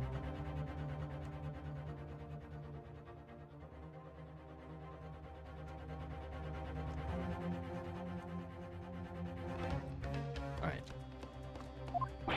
You what? Now don't be hasty, my lord.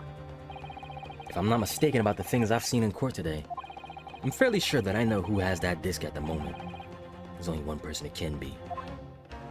Counsel, of whom do you request the search now? Hey, buddy.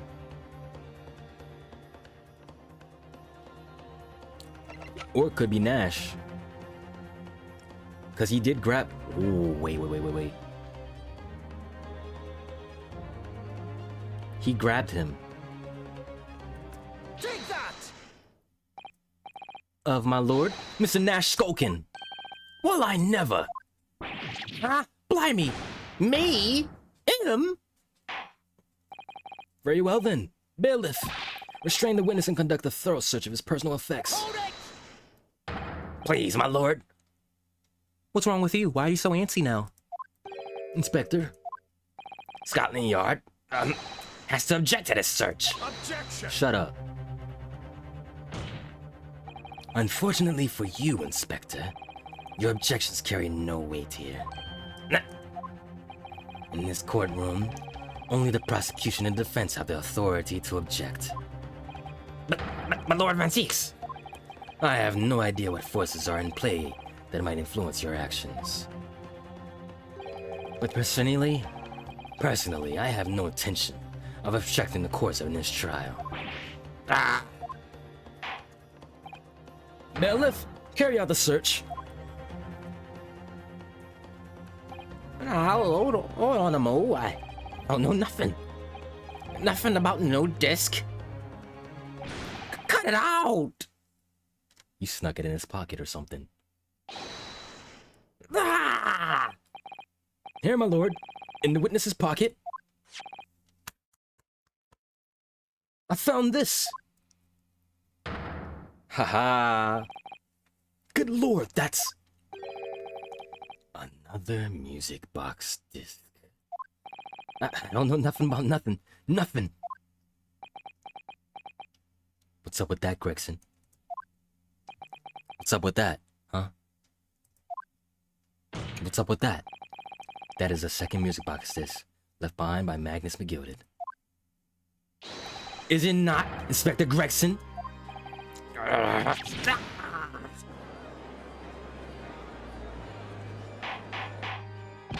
Order. Mrs. Skulkin, what have you to say for yourself? Gordon Bennett, I mean, just Gordon Fleming Bennett. I swear I didn't know nothing about that disc. Honest to God. Counsel, would you please explain what exactly is going on here? The alleged deal that was struck between this witness and this detective, no? Without question, my lord. Then for pity's sake, why on earth was this man in possession of the disc that the inspector traded for information? Inspector Gregson is a shrewd, calculating man who really loses his composure. But at one particular point in this trial, he exhibited some unusual behavior for a moment. Out of character. I don't recall. What unusual behavior?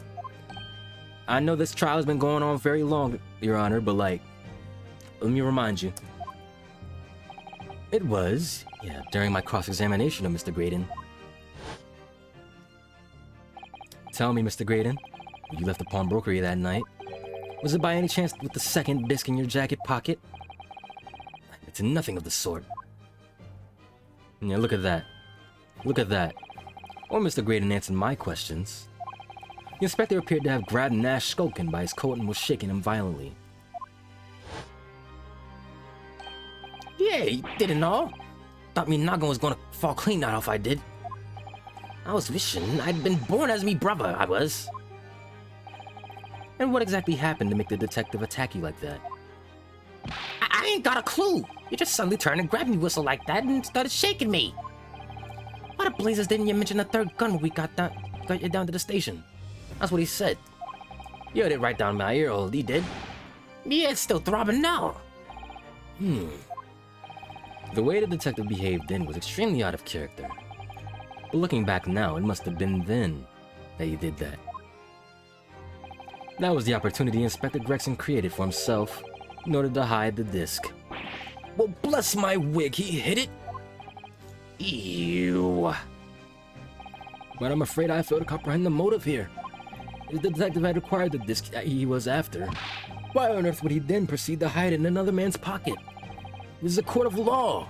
He could have submitted the item as evidence. It would appear, my lord, that the inspector was not at liberty to do that. Why ever not? As the man himself revealed earlier, his current assignment has some special conditions.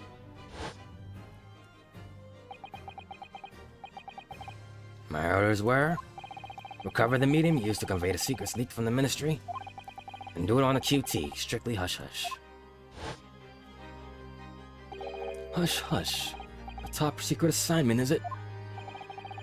As far as we're aware, the information stolen comes from the confidential government communications. It would seem that if that information were to be revealed in court as evidence, it would be problematic. Does that sum up the situation, Inspector? I'm operating under direct orders from the ministry. I'm afraid I'm not at liberty to answer that question. So, realizing there was a chance that you may be searched here in court, you took steps to hide the disc you had acquired from the witness. Does that mean? He only pretended to attack Mr. Skulkin in order to get close enough to him. He slipped the second disc into his pocket. So it was all a pretense?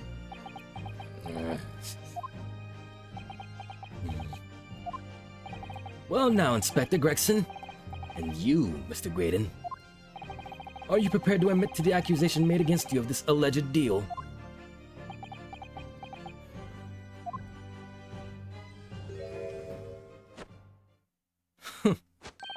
Admit to it. Yours truly. Please.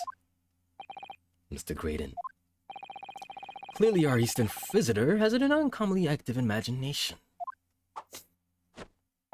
However, there's no proof that I passed that disc to the inspector. Objection. That's not what we're saying. But then, how do you explain the reason why you knew about the peephole? I'm under no obligation to explain. What? Yes, I lied in my testimony, that I admit. So sentence me accordingly. That is all I admit. Murder, leaking government secrets, striking a deal with the detective. All of it is this young Eastern man's fancy. I have no idea what any of this is about. You... what? Playing to the end, huh? Well, what about you then, Inspector Gregson? Do you admit to making a deal with Mr. Graydon in order to acquire the disc? Ladies and gents of the jury, as a Scotland Yard inspector, I will declare this and nothing more. I am acting in the best interest of the country. Whatever I've done has been in the name of justice. So, as members of the public of this fine country, I'd like to think that justice will be your guiding light when you're making your decisions. I think it's summation examination time. This is quite a quandary indeed. Rarely have I encountered such extraordinary tumultuousness in the concluding of a trial. Nevertheless, in the absence of any further evidence to be presented, I believe it is time that we put the matter to the jury for their final leanings. Well now, as a fellow servant of the Queen country, I must say I sympathize with the old inspector. Yes, he's a dependable man, I'm quite sure. In service, one becomes a good judge of character. Even crossing your eyes doesn't help when it comes to looking at this case. It's all blurred to me. Well, as a fellow professional, I like to put my faith in the detective, really. Graydon is highly skilled operator, stop. Currently in presence of idols, stop. Very hopeful. Detective has very much trust in eyes. More than this, I cannot say. I don't believe it. These 6 jurors are... They're gonna believe Gregson? They declare their decision now. Is Cheney gonna be found guilty? If I don't manage to produce some definitive evidence right now, then we're gonna lose. Either some proof that Graydon killed Mr. Windibank, or stole government secrets. Or some evidence to force Gregson into admitting he struck a deal with the witness. Well then, counsel, I think it's time I impose on the jurors to decide their final decisions, no? That is, unless you have some compelling evidence you have thus far not presented to court. I'll let the jury call on the jurors to announce their leanings. Gina will be found guilty. So there's no choice then, Runo. You have to throw some more evidence at him. This is it now. It all comes down to this. Who do I present evidence against? Gregson or Graydon?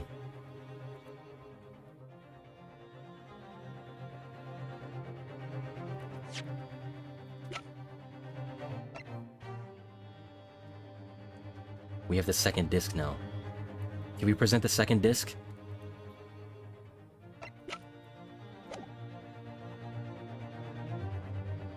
Oh boy.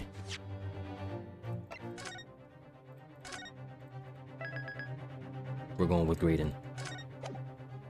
We're going with Graydon.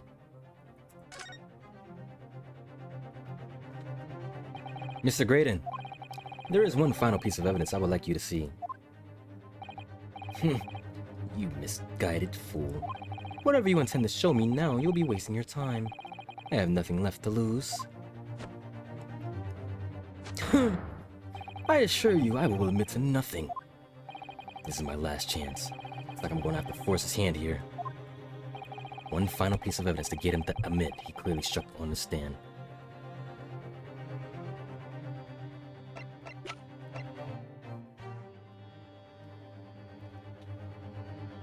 Take that! Is that Mr. McGird's peculiar music box, counsel? Yes, with a disc already in place ready to play. I think perhaps now would be the good time to listen to the sound produced by the music box again. Only this time, let's add the second one. With the second disc we just discovered set in place as well. Goodness, the disc, counsel. Hold it! Nope. No! Wait! I cannot let you do that! Why not? Because, because it's got nothing to do with this case. That's why. Objection! Shut your ass up. We're presenting it. Not you, Inspector. Huh?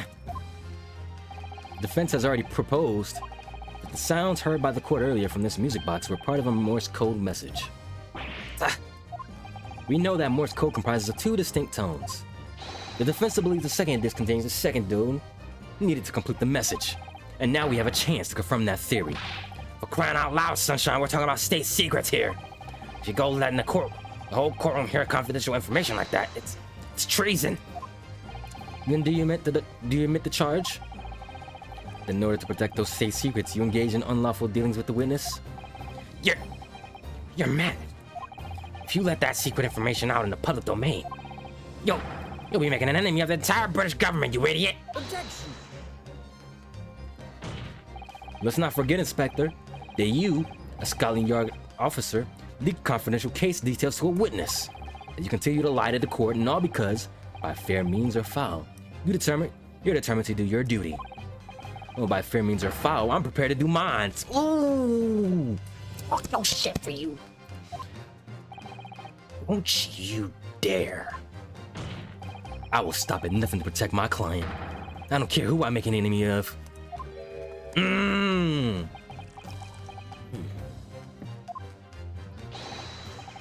My lord, if you please, the court must hear the sounds made out of that music box.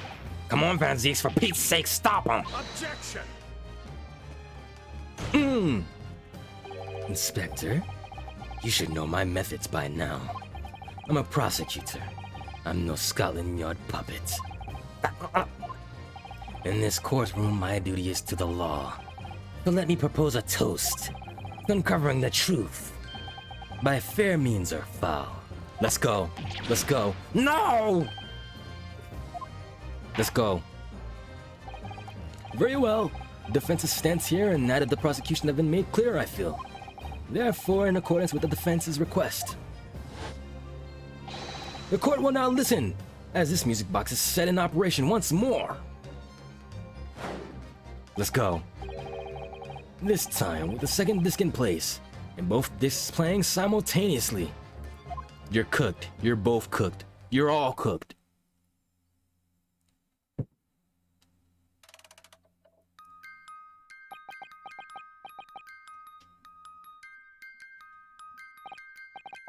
Oh, listen to that. It's unmistakable now. It's Morse code. All right, I admit it. Whatever you want. But for the love of God, shut that bloomin' box up.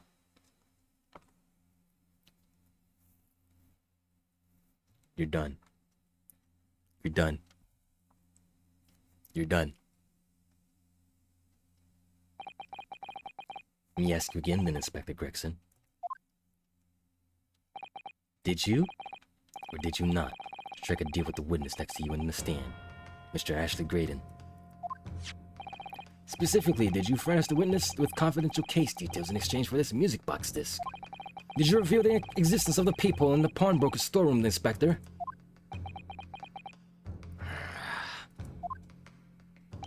I did. Stop! What are you doing, man? It's all exactly like the young Easton lawyer said. When the trial resumed after the recess, and we were stood here together in the stand, that's when he approached me with the deal. Shut up, you imbecile! Shut up! Psst. You there. You're the detective who turned up at the pawnbrokery the other day, aren't you? I may have something you're looking for, Inspector. With me at this very moment. So how about a trade I suggest you accept? Or information that may make certain individuals uncomfortable will soon become very public indeed. I couldn't let that information become public knowledge. Not under any circumstances. So I accepted the man's proposal and told him details about the case that should have been put in the clear.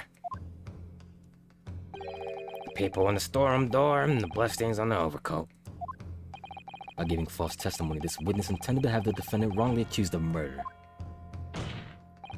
Inspector, you knew that. Yet you still revealed those details to facilitate the witness' perjury.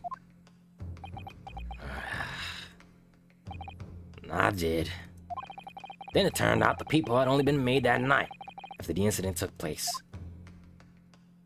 Scotland Yard wasn't aware of that, if I'm perfectly honest. Well, Mr. Graydon, what do you have to say for yourself?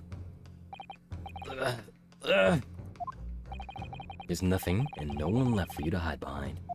You struck a deal with the inspector in order to escape conviction of a very serious crime. Namely this. You were the third intruder who broke into the pawnbrokery on the night in question.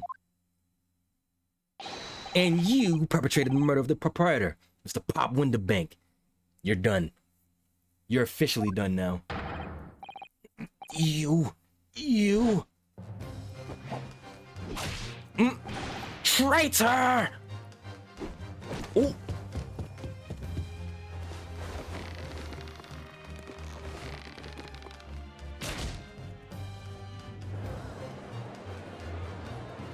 Well, now you're involved with another crime. Bailiff, restrain that man! At once! That's another crime added to your list. That's it then.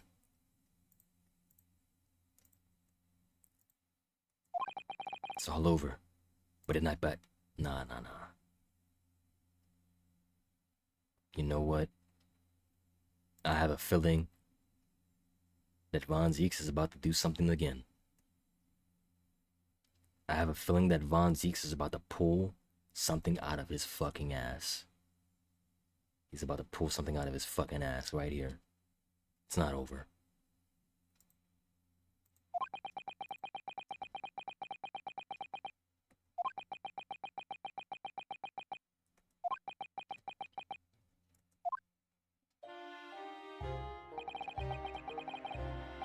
I despised my life growing up.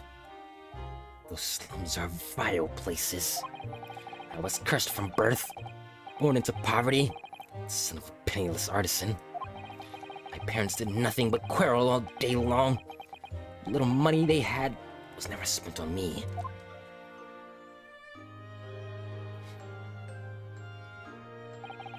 So I set about studying to better myself.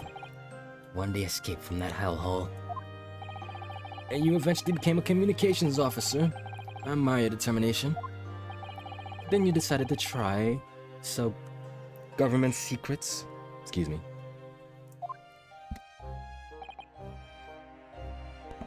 Why?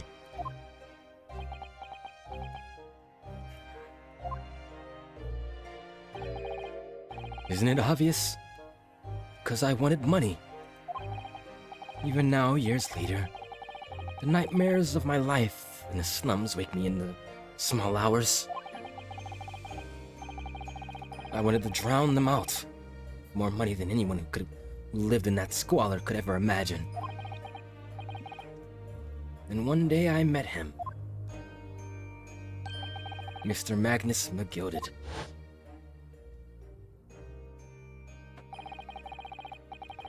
Oh, I gotta do the voice again, bro.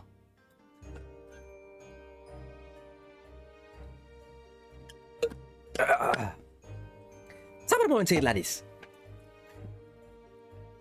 You're a fiend with a quite a talent, so you are. I have money to throw your way if you're interested. All you need to do is go along with me little plan now.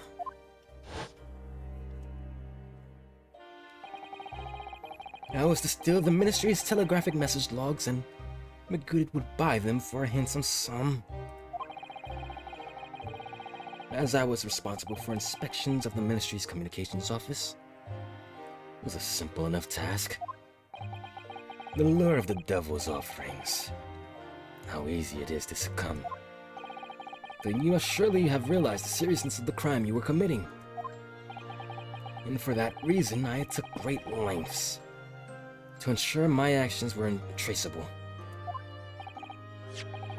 By using the music box. My father was a brickmaker, though my mother divorced him while I was still a child. Yes, Mr. Mason Milverton. That's right. He was very skilled with his hands. He'd once been a music box maker's apprentice. I imagined his skills would be sufficient to create a machine that could generate Morse code. So I sought out my father again to employ his services.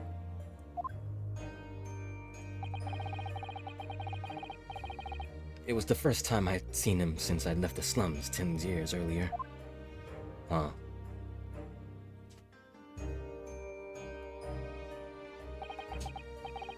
Look at you, Ashley.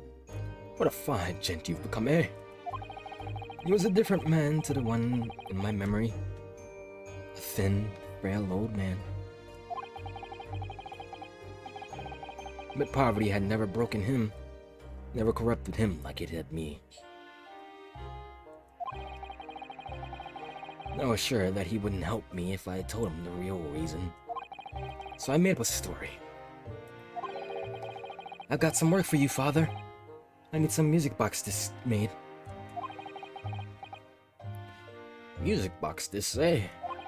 A musician's friend of mine has written some music he wants to sell to the public. I've brought the score with me. There are 2, actually. I'd be delighted, son. It's been 20 years since I did any work like this. Fetch my tools, would you? They're in the loft.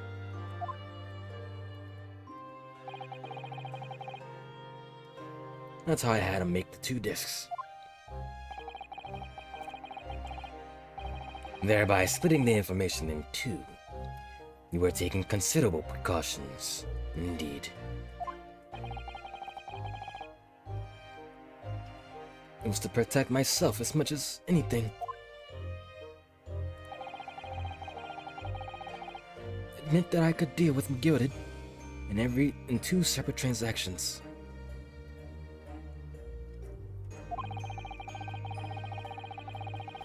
The first involved the 2 of the discs and the music box for playing them.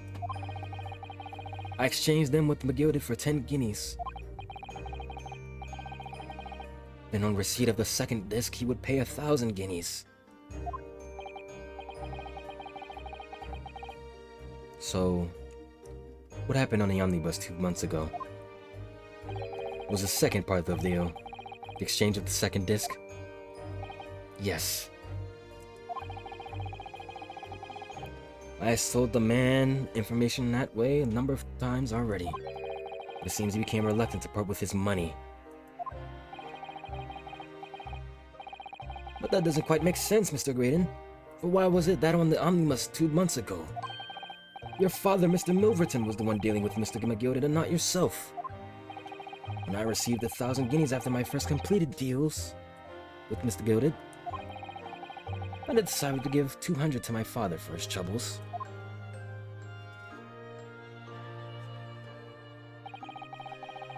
My father realized something was amiss. In time, he worked out that I must be involved in something dubious. And when he did, he said to me, "Next time there's an exchange, you'll let your old man do it, understand?" Damn, he figured it out. Otherwise, I won't take your money anymore. He sacrificed himself for you.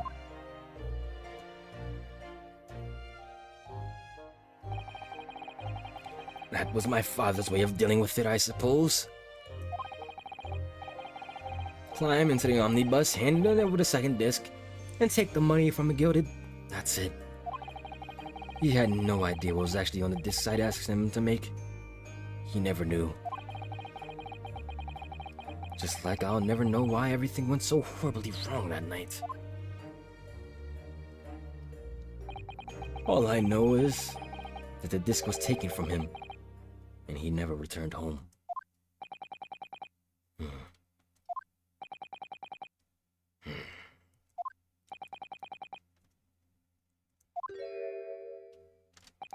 It was only then that I found out what sort of monster McGilded really was. So after 10 years of not once uttering it, I swore on my father's name. Whew! To exact revenge. Revenge. As anyone with even the remotest knowledge of the man would no doubt will be able to imagine, McGilded brought all his wealth and influence to bear in the most despicable of ways. To crush any semblance of justice in his trial. So we were cooked from the start.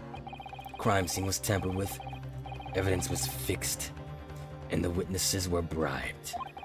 That trial 2 months ago was a farce from start to finish. My feet had barely touched the bridge of Shoyo back then. And I walked into that hornet's nest, completely unaware of that sinister background to it all. I had made plenty of money out of my dealings with McGilded by then, so I'd spared nothing in my arrangements 2 months ago. I knew exactly who to hire. If you're willing to pay the price, there are people in this city willing to do anything you ask. McGilded himself had shown me that. Are you saying that? I think you have the picture now. After he twisted everything to his favor in this courtroom to ensure he walked free, I took matters into my own hands and delivered the justice that monster deserved. You burnt that up. You burnt it up. That tragic accident following the trial here months ago was planned and executed by yours truly. Dakota's death that day was caused by this man.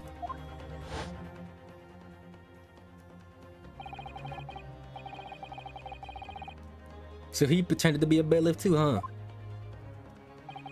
What's this, officer? Just sort of that I was led to believe. It's not inconvenient, sir. There was some changes to the schedule. Well, I must be making tracks now. It is time for the inspection. They're going to examine the omnibus again, so I'm told. I asked if I could be present for myself.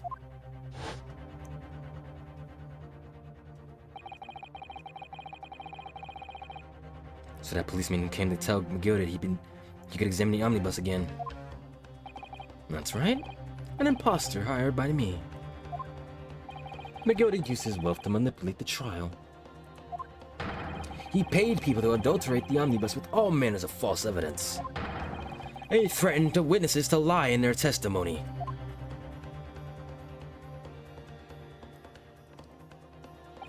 So I gave the man a taste of his own medicine. Once the omnibus was doused in paraffin, one of my sham policemen ushered Gilded inside, sent him on a one-way journey to hell.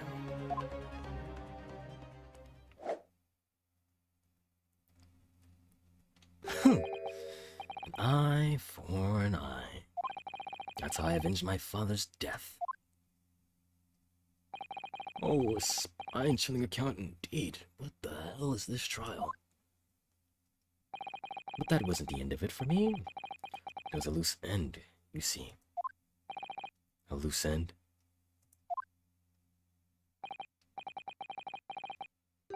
Yes, I should think it's obvious.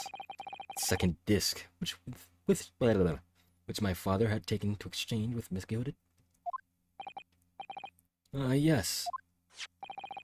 There was indeed no mention of it in the man's trial 2 months ago. Clearly because it had been removed from the scene of the crime. When I realized it was missing, I remembered something. Something from the first time I dealt with McGilded.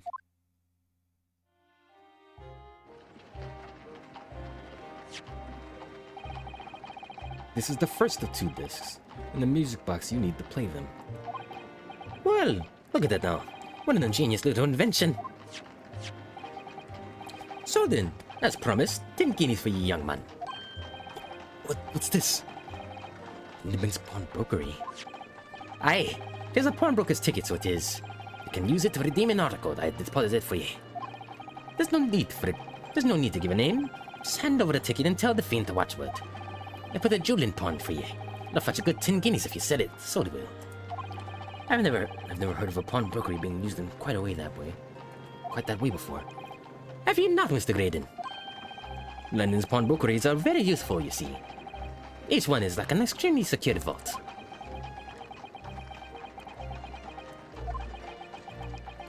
Explained it all. So I knew that if he had taken steps to hide the disc, it would be in that pawnbrokery somewhere.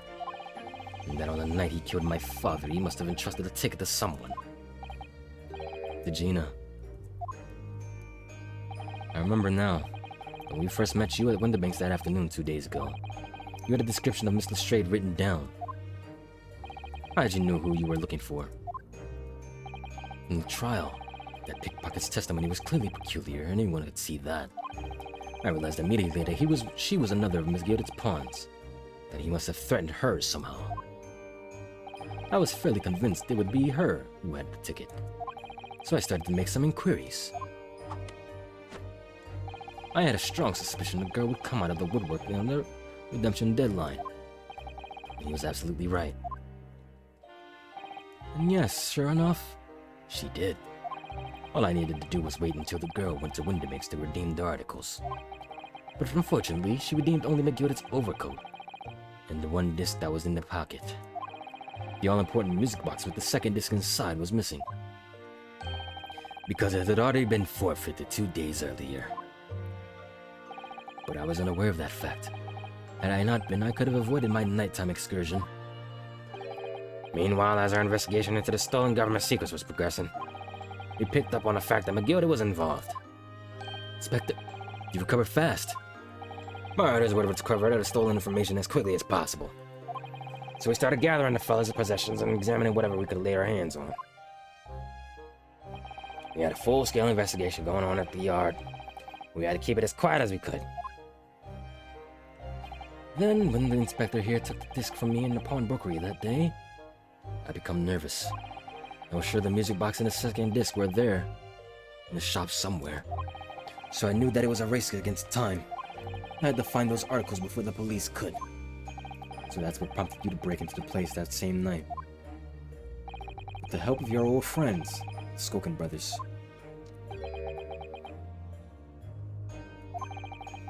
What happened that night in the pawnbrokery can only be described as a nightmare. While Nash and Ringo were searching the counter, I located the music box I sold to McGilda on the shelves to 40 credit articles. And the second disc was inside. Yes, I slipped it into my pocket with a very deep sigh of relief. But then, something entirely unexpected happened. What are you doing in my shop?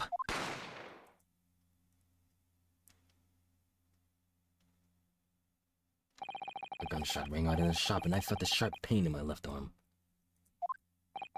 The broker fired his gun and the bullet pierced your limb. Yes, exactly. But unfortunately, I decided to bring my own gun with me that night, just in case.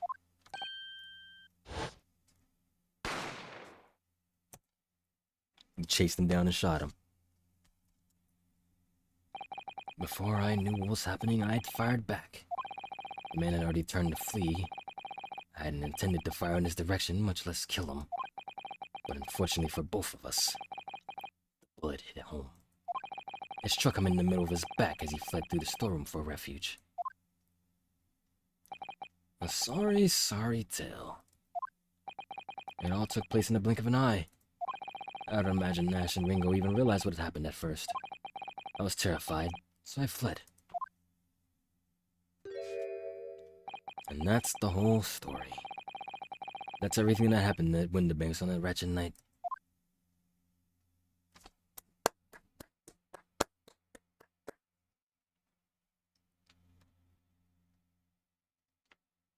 We've done it.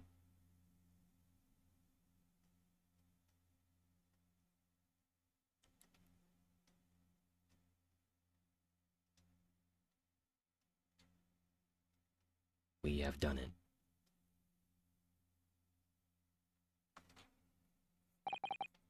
Earlier, you called McGilda a monster.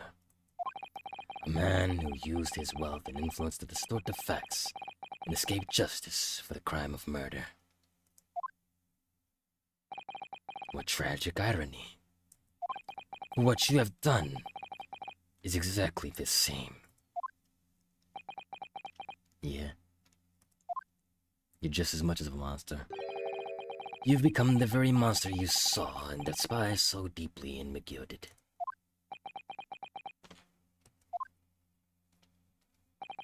Yes, I think I have.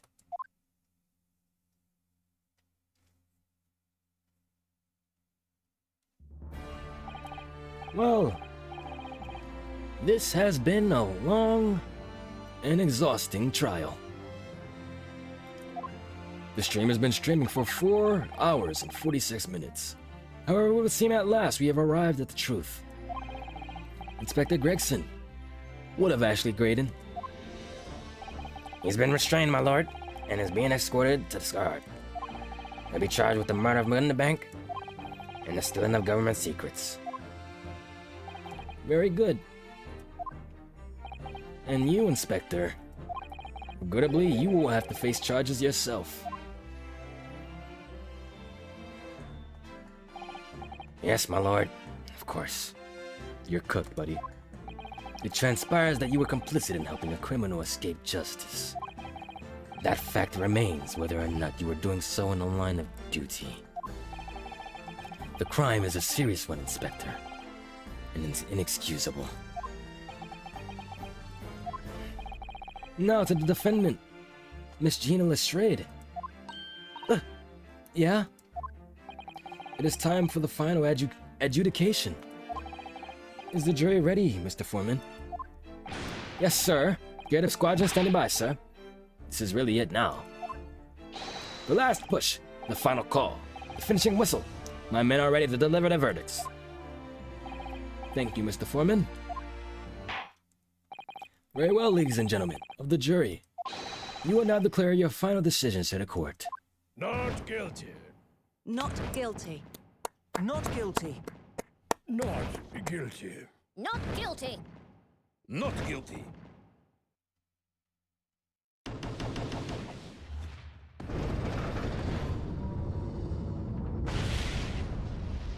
So why did we get that book?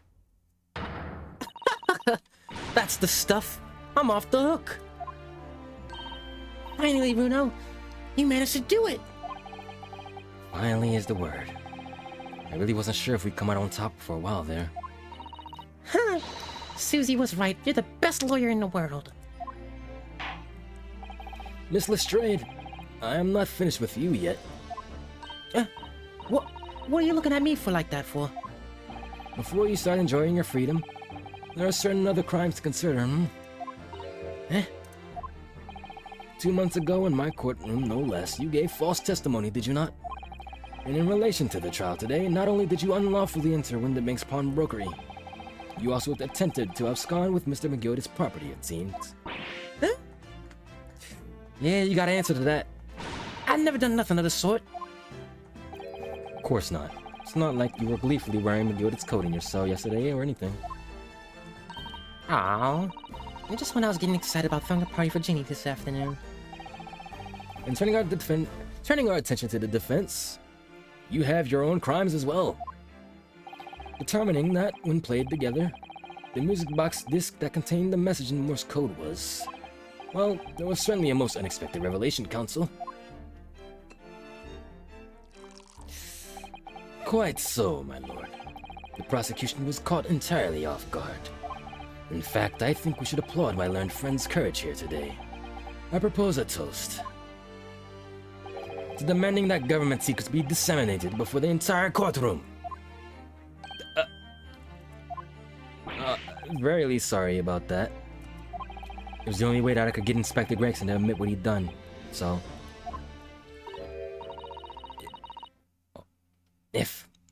If I may say something on that point. Isn't that... It's, oh, if I may say something about that point, it's, about the sounds produced by the music box before. I do wonder if that was really Morse code at all. What are you saying, madam? Oh, well, it's just that I'm really rather fanatical when it comes to Morse code, you see? So much so that the world seems to be covering dots and dashes to me, in fact. Goodness, madam, an unhealthy level of obsession one feels. And I must say that, in my opinion, the sounds produced by those two discs were nothing more than that. A meaningless series of two different tones. What? Can that really be? It wasn't Morse code at all? What type of code was it then? Huh. My lord, the defense would like to listen to the music box again. Are you off your nut? How many times do I have to tell you? Those discs contain ministerial secrets, sunshine. This courtroom is not an appropriate forum to discuss the nature of the government's communications. We know McGill conspired to trade the national secrets with our enemies. Secrets acquired from Mr. Garden. Now that the man has admitted to his crimes, we have no need to pursue the matter further.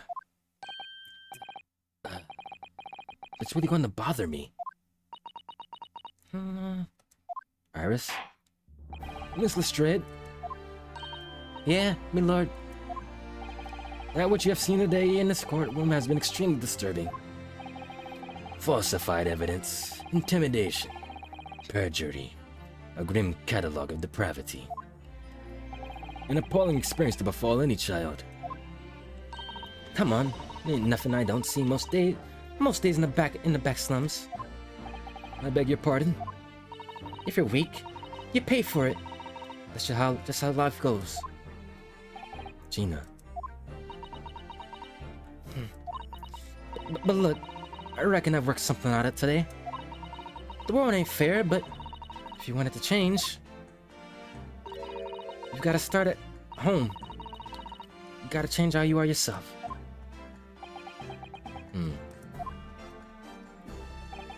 oh, that's a very laudable lesson, I would say. I really look forward to the born-again Miss Lestrade never gracing my courtroom with her presence again. Now, with regard to the murder of Mr. Poplin DeBank, proprietor of a pawnbrokery business on Baker Street, I hereby declare the defendant, Miss Gina Lestrade. Let's go. Who are we? Not guilty.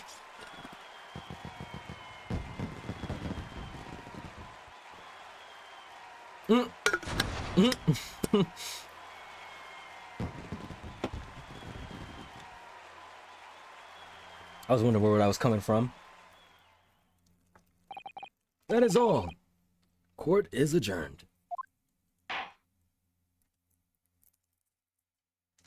We still gotta get punished ourselves, though.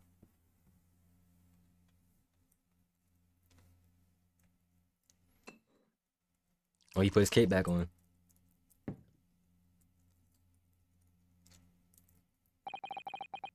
On a personal note, I must say you've surprised me, my Far Eastern friend.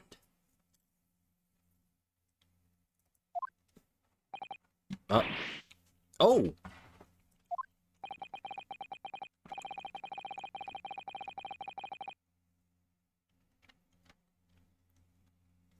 Despite being a Nipponese, you saw through the pretense to the malice that festered with that Englishman. And at the same time, saw through the grime to the surprising heart of your English client. You have a curious talent for judging character, especially considering our very different cultures. You're complimenting me? I don't think there's anything curious about it. Whether we're from the Empire of Great Britain or the Empire of Japan, we're all human beings. Not so very different from the inside. You know, I took this case for one very simple reason. To lock swords with you once again. Here in the courtroom. You did? When I encountered you for the first time 2 months ago, it reminded me of toasting friendship and trust with another Nipponese, only to find my trust betrayed. Through you, I hope to look into the eyes of the men I once knew and try to understand. Huh. You mentioned something similar earlier today, about total betrayal at the hands of the Japanese. What happened exactly? Well, you may ask. And one day, when the time comes, you will learn the answer, whether you like it or not. Alright. And I'll wait for that day if I must.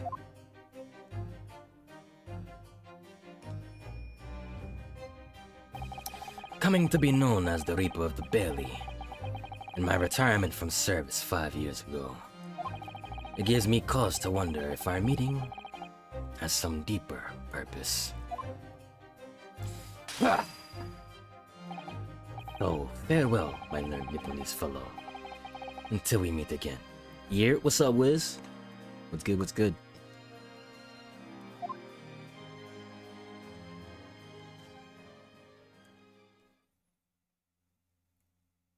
We're gonna learn more in the second game.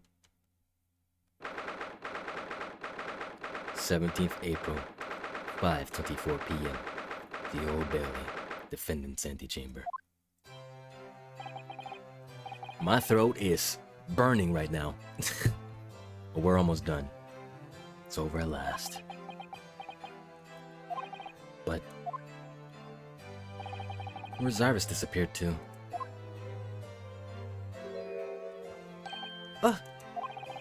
Congratulations, Gina. Knew it all along. Knew that you were innocent. Well, you did what you said, Mr. Nara Odo. You believed in me, right up to the end. You're as hot as your name. What's odd about it? Told you I had faith in you, didn't I? No one ever has before, see? Kept the promise, I mean. Properly. That's awful. I figured something out today. I mean, life, growing up in the slums, I never trusted no one. That's just because I've been scared of being stabbed in the back. I mean, the more you trust someone, the more it hurts when they let you down.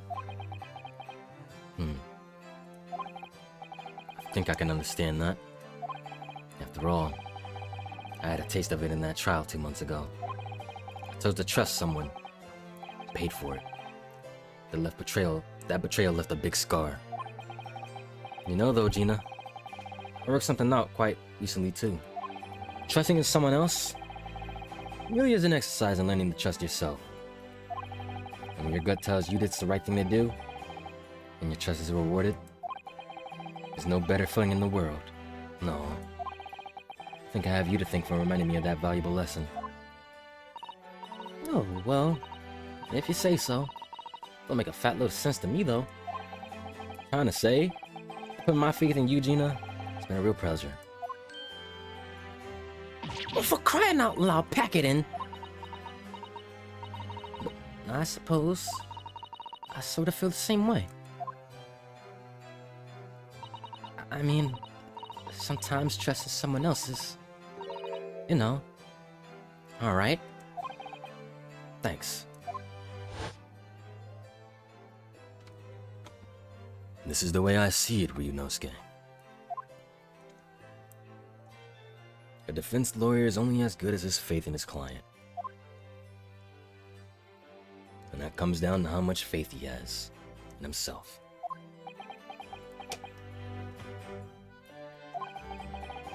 After this experience, I'm starting to feel like I understand what you mean. Kaz, am I living up to your expectations? Am I turning out to be the lawyer you believed I could be?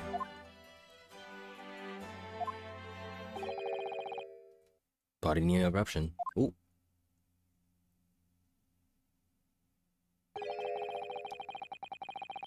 Oh my gosh. Why did you go back into the uniform? What the deuce does a man have to do? What the deuce does a man have to do to be noticed around here, my dear fellow? That voice. It's too late for that voice now, Mr. Naruhodo. I've been standing here patiently in the corner of the room for an eternity. Yes, it was me all along, I would have said when you finally noticed me. But you people with your incessant babbling. Ah, Mr. Sholmes. Yes, it was me all along. You see? Still a clown at heart, but you did help out. You clutched up. I'd assumed you'd been taken back to the hospital, to be honest. Indeed I was. But I managed to escape again. Oh. I happened to be aware of one or two foibles of the doctor who was tending to me. I merely made my knowledge of them known to the men, and he happily issued me with a leave of absence. How very above board. But enough of my adventures. That was a fine victory, Mr. Naruto. Your tireless efforts justly rewarded, I feel. Congratulations are in order. As a close friend, I tip my hat to you. Oh, thank you. Huh. Some great detective you are. Great at being cold as ice, maybe.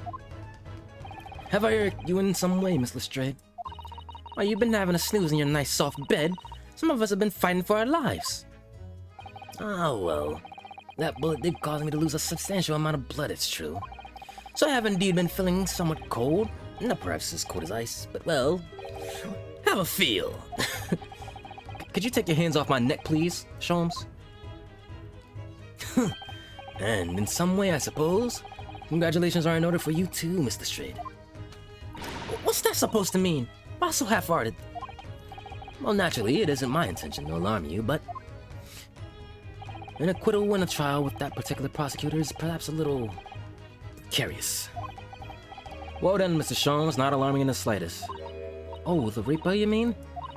Because anyone who's found not guilty in a trial he was working was dead anyway, is that it? The very point I was trying to make. As exemplified by the fate of Mr. McGilden, in fact. But of course, I pay no attention to such irrational drivel myself. So why did you say it? Yeah, well, it don't bother me. Oh, really? Of course not. The way I see it, the Reaper's a bit like I'm upstairs. Him upstairs? You mean like God? Yeah, I'm upstairs. Him upstairs knows what's what, right? He knows what people are on the inside. You wouldn't have got the wrong end of the stick. There's some coves like that bug trotter, but are rotten to the core. At the end of the day, I'm upstairs. Him upstairs makes sure they get what they deserve. Suppose that's one way of looking at it. Fine justice is one thing, though. The Reaper taking matters into his own hands and claiming lives is another. Well, I ain't like the McGilded of this world, so I ain't scared. I got principles, see?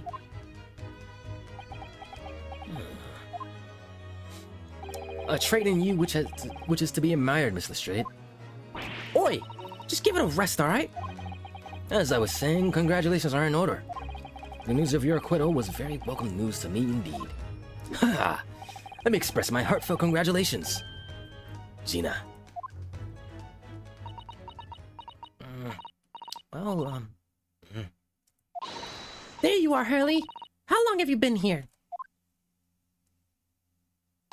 Honestly, I went to the main entrance especially to meet you there. Ah, Iris. My dear, I do apologize. But wait until I tell you what happened.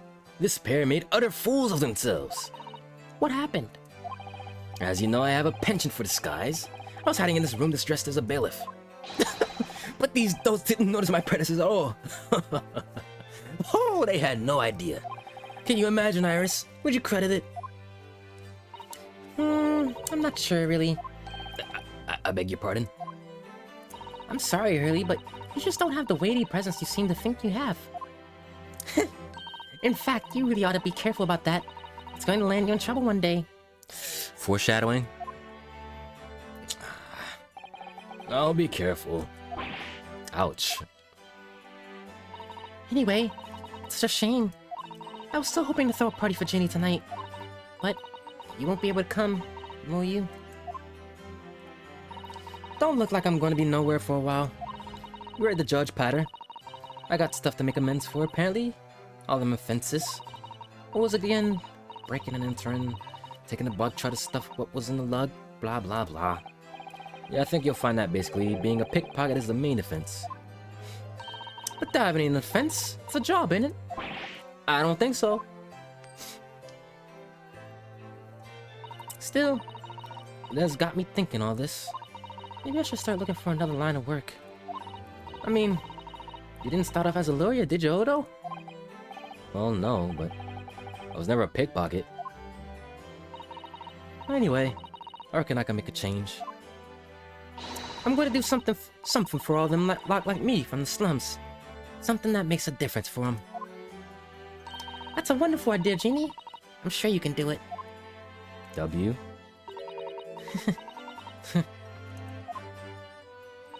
What is it?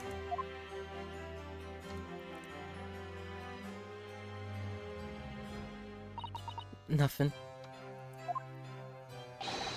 Miss Gina Lestrade. The prison carriage has arrived, ma'am. Come with me to the rear gate at once. Right. Well, looks like I'm off then. Yeah. Goodbye, Gina. Good luck.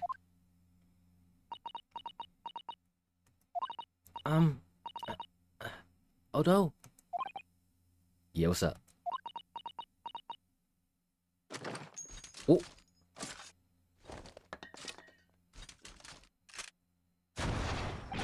Ow! What was that for? I don't know. I mean, I don't know what to say, so... Ah, indeed. Perhaps the situation calls for a phrase hitherto missing from your vocabulary, Miss Lestrade. Huh? She was just trying to do something to say thank you, I guess.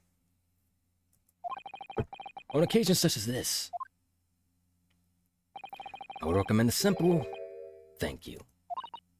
Oh. Oh, yes. It's good advice, Ginny. Right. I see. Well... You can do it. You can do it.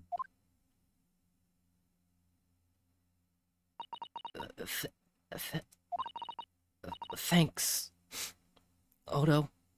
Aww. Aww. Thank you for everything, what you've done. For believing in me. Aww. That's what we work to get. That smile at all. That smile right there. That's what we work for. Not at all. In fact, that should be my line. Thank you, Gina.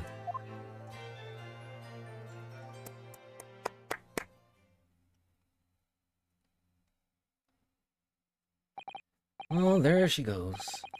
Wonder if I'll ever see her again. Well, well, quite the indomitable pig purse. Oh, I nearly forgot. I bought a paper outside. It's a special edition, and this trial is all over the front page. Pickpocket's innocence proven. Isn't it wonderful? You should have shown it to Gina, Iris. She would have been thrilled. Oh no. How silly of me. But anyway, would you like the good news or the bad news? Not again. Well, what do you say, Bruno? Hurley? As usual, I think I'd rather get the bad news out of the way first. Absolutely not. I have no intention of listening to anything but good news. And there you have it. How people answer the questions says a lot about them, doesn't it? Let's not go there. Alright then, maybe let's start with the good news this time. The rain has finally stopped! It was a record level rainfall, apparently. Well, that is good news indeed. We can journey back in greater comfort. Alright then. What's the bad news? The huge storm has left the seas very choppy. The channel in particular is awful, so sailings out of Dover have been delayed by a day or more. Wait, Dover? So Sue's trip is delayed. That's right. If we head to the station immediately, we may still make it in time to wave Susie off.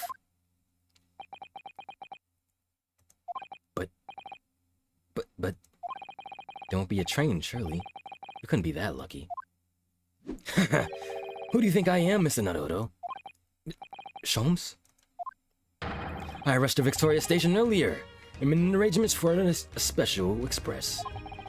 If we hurry now, we should be there in no time. And I know of a fine restaurant that serves the most delicious baked sole. The great detective does it again. Indeed he does. Ha! I happen to be aware of a number of rail transport directors' foibles. What? I merely made my knowledge of them known to the man, and he happily laid on a locomotive. Elementary. Oh. Just an idea, but it might be wise to stop manipulating people that way. What are we waiting for then? To London, Victoria. We get to see Sue. 18th April, 5:32 a.m. Port of Dover, Quayside.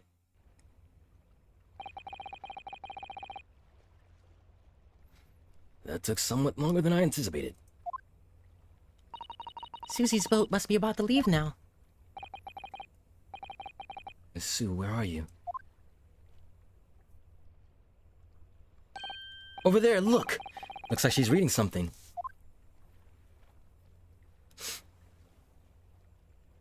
Oh! Hold it! Sue, wait! What are you doing? What are you about to do? Mr. Naruhodo, what are you doing here? We came as soon as we could after the trial. I mean, we heard that sailings were being delayed due to the bad weather, you see. Oh, I see. Then Then tell me, how did Gina's trial go?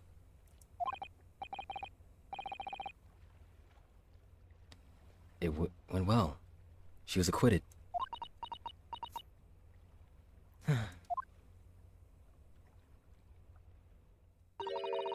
That's wonderful.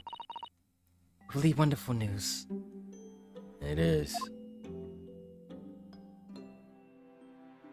I know you were worried, but you clutched up. The book you were about to throw into the sea. It was your Encyclopedia of British Law, wasn't it? Oh dear, I was hoping you hadn't seen that. I'm not worthy of practicing law in any way now. So, I was saying my final farewell. No, no, no.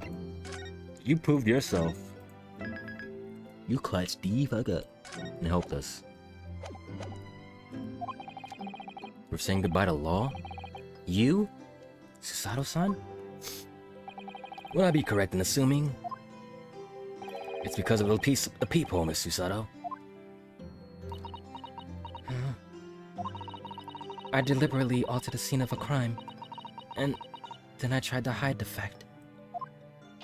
What I did is utterly unforgivable.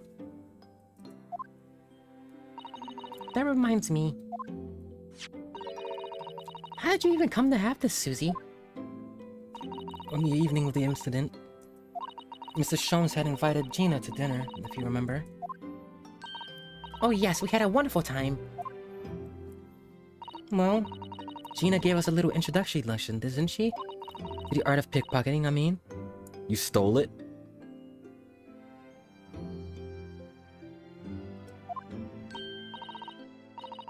Oh, that was so much fun.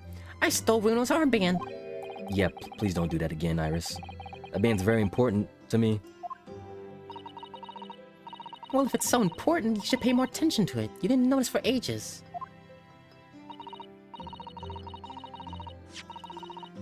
On a whim, I thought it would be fun to see if I could take the cattle flap-o-mat, so I put it in my sleeve. Really? And then I rather forgot about it until I found myself in Mr. Winterbank's shop with it later that night. It was just in your sleeve? And then...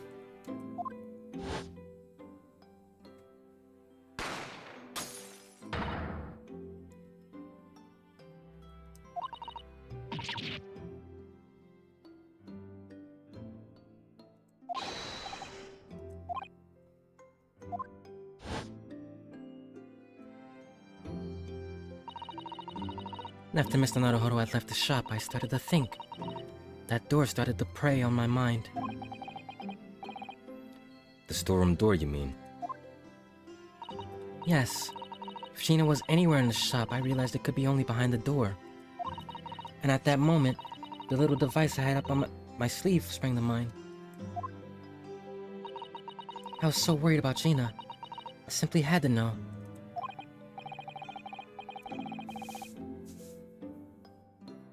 So you used the cat flap-o-matic to make the peephole in the door. As captured in the photographic print of the shop. By one of Hurley's red-handed recorders. Indeed. It was of the first importance at that point. Precisely when the peephole was made, that information would prove to be Naruhodo's greatest weapon. Though naturally without proof, it would have amounted to nothing.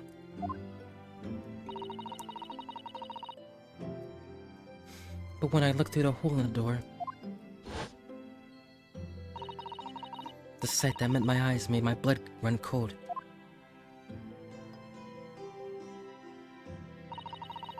Thoughts started to run through my mind. I remembered that trial 2 months earlier.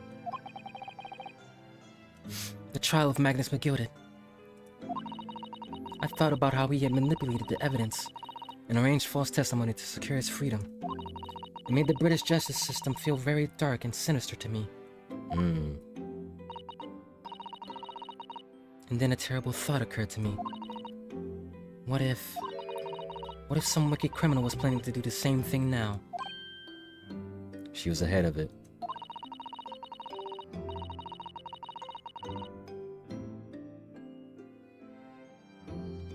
Because from the appearance of the crime scene, it looked exactly as though Gina had shot Mr. Winterbank. Even though I was sure she would never have done such a thing. You were worried that the true culprit would try to frame her for the crime. That's right. But then I realized it would be very difficult for anyone to give false testimony in this case. What do you mean? Well, the crime appeared to have happened behind the door of a locked room. For someone to claim falsely to have witnessed it, there'd have to be a way to see beyond the door. So you gave that opportunity for people to make mistakes. For which, the peephole would be the very thing. Only the peephole I had made wasn't actually there until after the crime had been committed, of course. And the criminal would know that, so it wouldn't make any difference. But the possibility of a rather ingenious trap was there, was it not? A trap? Is that why she did it? So, is that why you kept it a secret, Susie? You never mentioned that you made a peephole to anyone. Not even to the police. I know. And I knew at the time what I was doing was wrong. A criminal offense, even. That's why I decided to confide in Mr. Sholmes. If Mr. Naruhodo was completely backed into a corner, with no other possible means of escape, the truth about the peephole could save him. That was my plan. She does think of everything. But then, why didn't you just tell me everything before the trial began? My dear fellow, you're not thinking straight. If she had done that, it would have rendered you complicit in the whole escapade. Yeah. You could have been disbarred if you had been seen to have knowingly tampered with this crime scene. So Miss Susato decided to shoulder the burden of responsibility alone.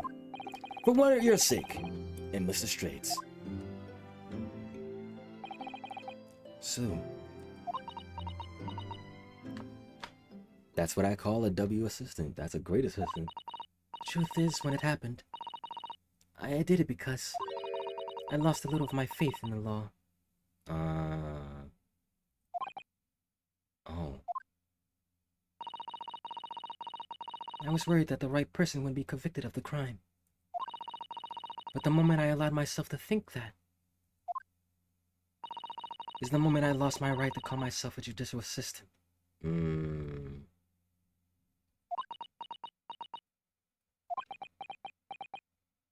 She lost faith. What you did isn't comparable to what he did.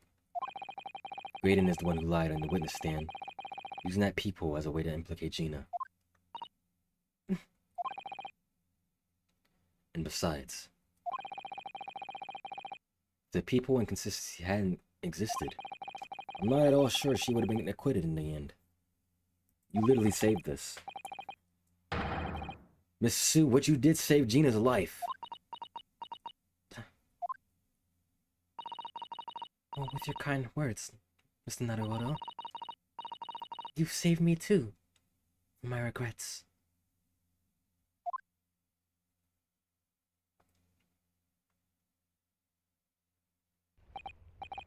Well, we must all be thankful that Miss Lestrade's freedom has been assured. Yeah, exactly. Although some of the loose ends in that trial will continue to play on my mind, I'm sure. But the revelation that the music box contained secret messages, Mr. Naruhodo?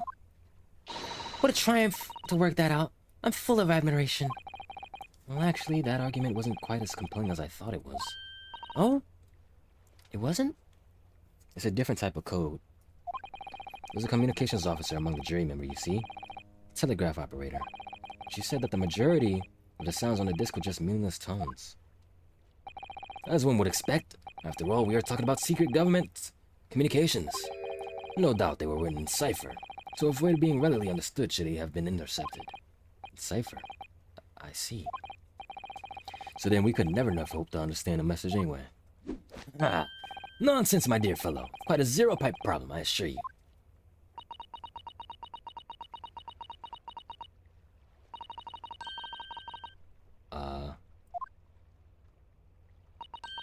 Sogi. Asogi. What? Well, that can't be a real word, can it? How funny. Asogi. That's a name. No. That's a name we know.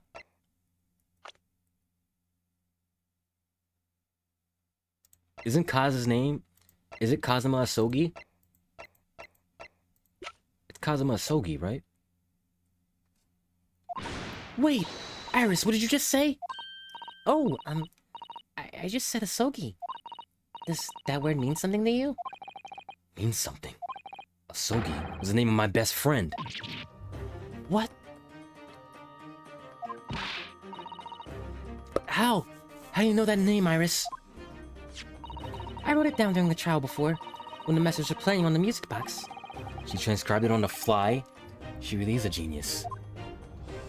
I thought the message probably wouldn't be written out in plain Morse code, so I tried various ways to interpret it. But whatever I tried, the words just didn't seem to make any sense. That is, in English at least. It was Japanese. Oh. It suddenly occurred to me, you see. There's more than one Morse code, not just the English variety. Various countries around the world have altered and added to the Morse code to use it in their own languages. I don't believe it. Are you saying... That's right. I've only actually seen a chart of Japanese Morse code once before. But I think... it's based on the Iroha pangram, isn't it? And you mean to say that in Japanese Morse code the message said Asogi? You are one smart little girl. Yes, I think so. Sorry, I don't remember all of that Japanese Morse code. Iris, would you let me see that? Sue, do you know it? Do you know Japanese Morse code? Yes, I spent some time studying it. Because I'm quite sure Morse code will become ever more important for an international communication. Then might I recommend, my dear madam, that you focus your efforts on the English version? Be that as it may, Iris, show me the message, please. What does this have to do with... What does this have to do with Kaz? Of course.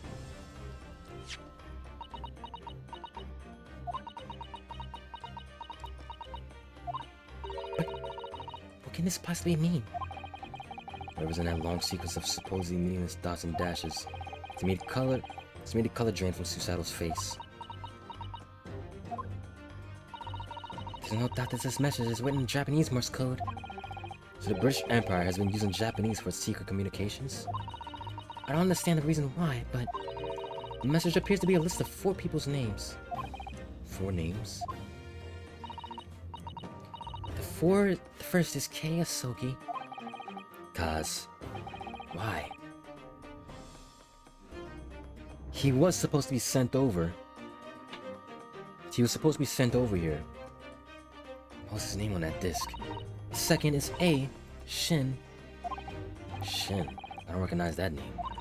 Third is T, Gregson. Tobias Gregson. Gregson. It would appear Tobias Gregson is the 3rd man on the list. And what's his name doing in a secret government communication? And the last name? What's the matter, Sue? It's just so strange. So unexpected. Oh, what is it, Susie? Don't keep us in suspense. The last name is J. Wilson. Papa. Papa. Iris's papa. What? Wilson. John H. Wilson?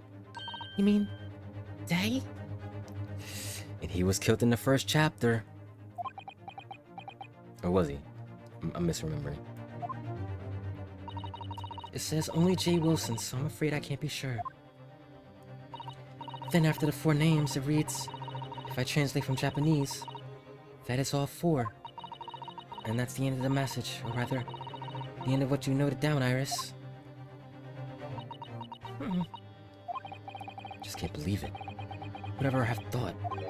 That those discs contain Japanese Morse code. Not to mention a strange list of some disturbingly familiar names. It would appear that this particular message is a communication of some kind between Great Britain and the Empire of Japan. So Daddy could be in Japan then, where Susie and Bruno come from. Oh, well... No, it's not very likely, really, is it? I mean, there are thousands of people with the surname Wilson, and there must be a lot of J's among them. Professor John H. Wilson, visiting professor of medicine at the Imperial Hume University. I remember that girl killed her. And we have not circled back to that at all. Because she got off the hook. They let her go. Can't tell Iris about that now. We just can't. This is so strange. Somehow in solving the case of Mr. Windibank today, I feel like I rolled back a boulder at the mouth of a very dark cave.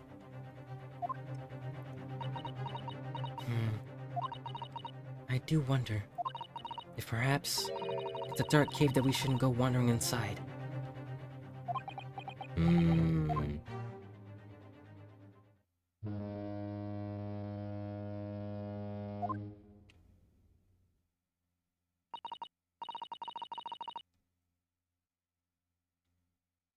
Oh dear, the ship is going to set sail soon.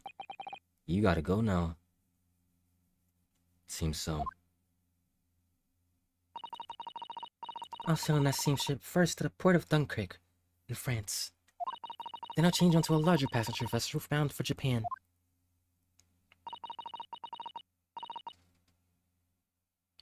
You're really going then, Susie? We wish you a safe passage, Miss Susato.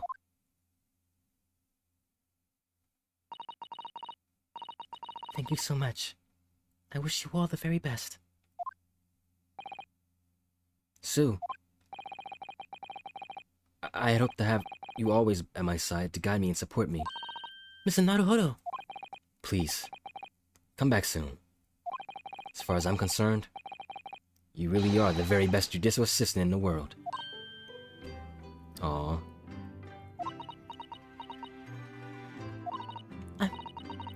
I'm quite sure I'll be back before you know it. Really, Susie?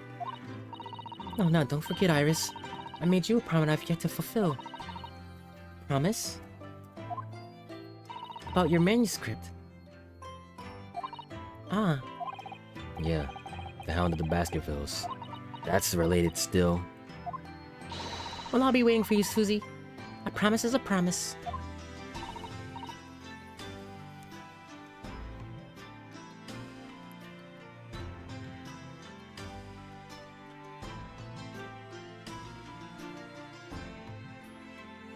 Definitely, Iris.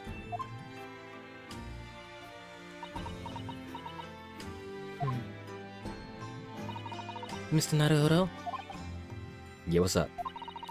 do you remember the first time we met? Of course. When I asked Suspiria, when I was dragged out from that wardrobe still half asleep. If I remember rightly, you threw me halfway across the cabin with a suicidal takedown.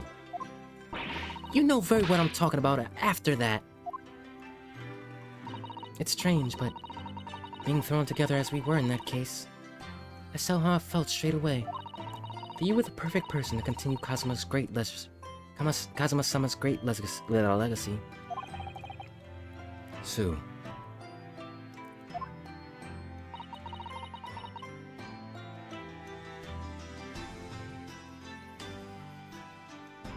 And my instincts were right. I really want to believe, no. I'm sure that. I'll be back soon. Farewell until then. I'll be waiting for you, Sue.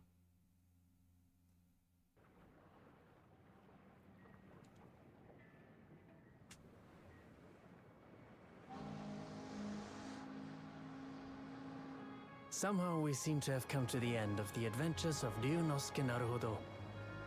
Or the first volume, at least. Looking back now, it feels as though fate has led me on this journey.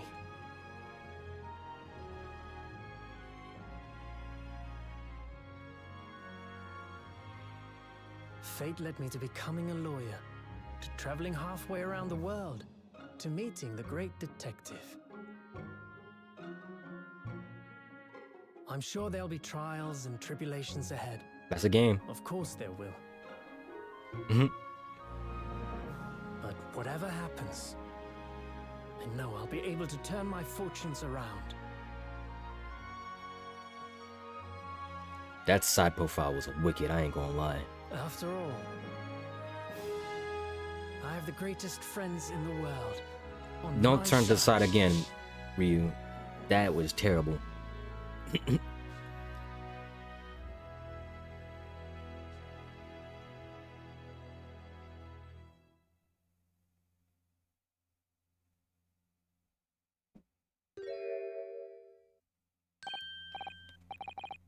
Yes, Mr. Naruhodo. What's up, Sholmes?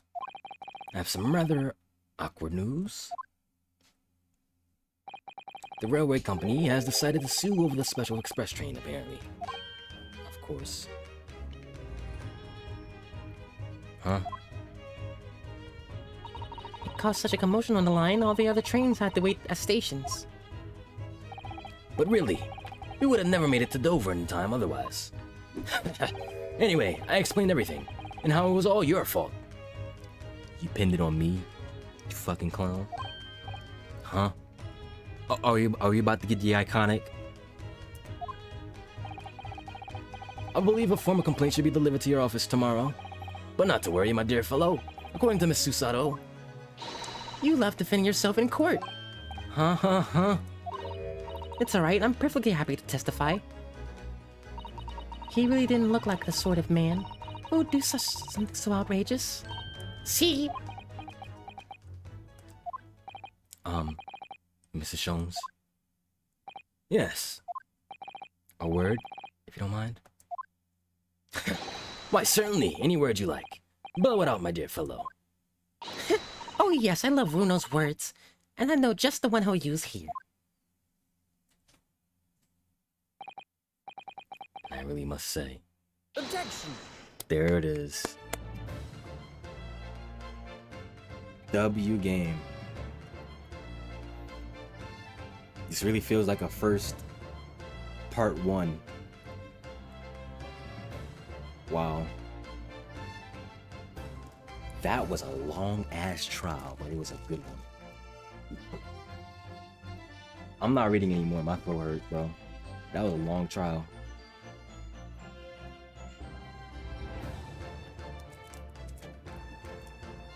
We're definitely gonna get back into the Baskervilles.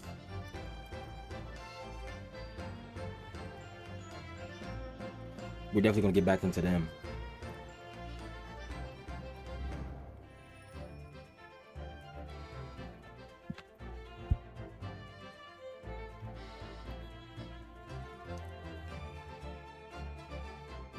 This really was an improvement on the 3D aspect too. It really was an improvement. This is great.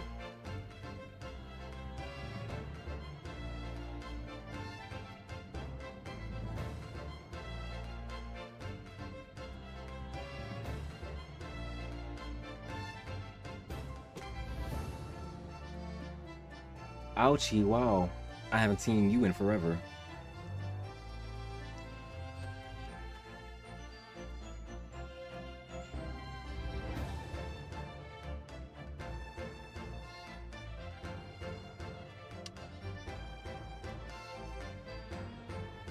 Japanese judge. So long ago. That was so long ago. A whole year? I spent so Spent so much time on this game. Took too many breaks. Took too many. Oh, Suzuki! I took way too many breaks.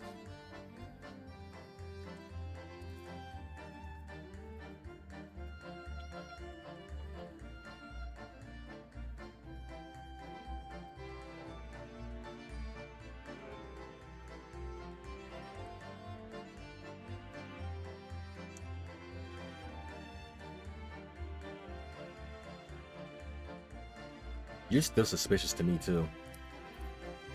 I have a feeling we're going to be going up against you in the second one.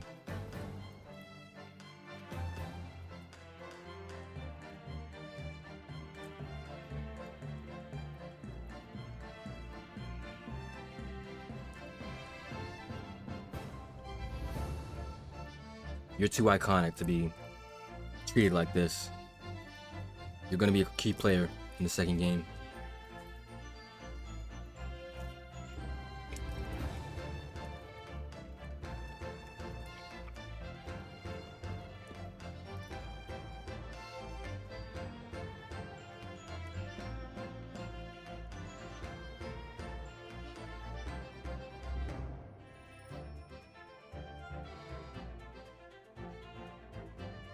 You still got glazed. That's crazy.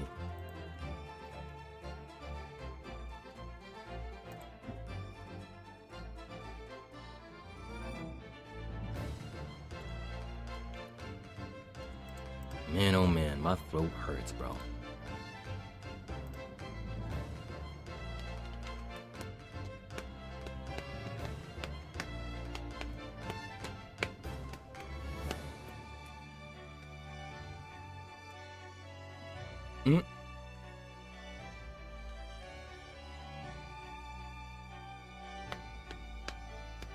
Oh, that's right, because his wife isn't. Oh.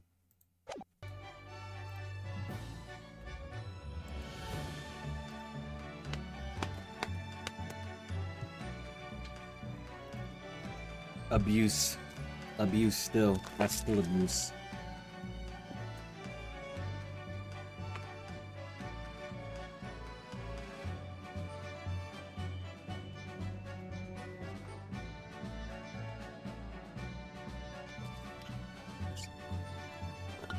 Very charismatic characters too.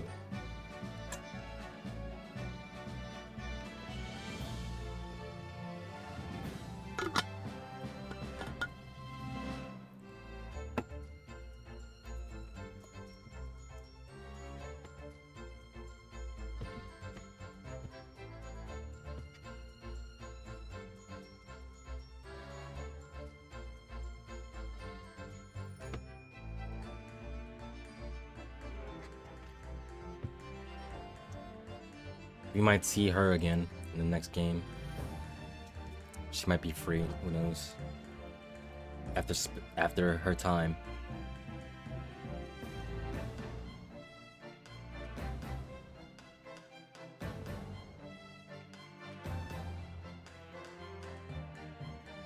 Oh.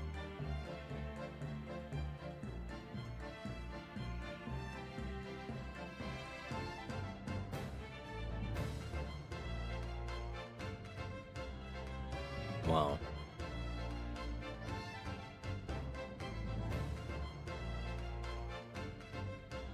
Bunch of clowns with the real villain.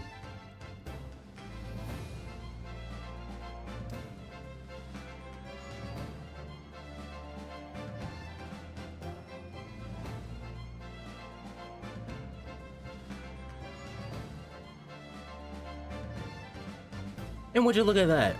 I just checked Twitter. Today's the 10th anniversary of the Great Ace Attorney. Wow.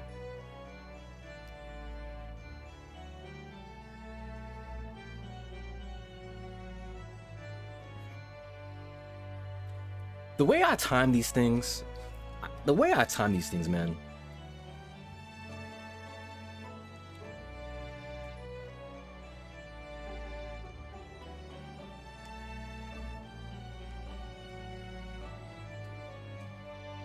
Aww.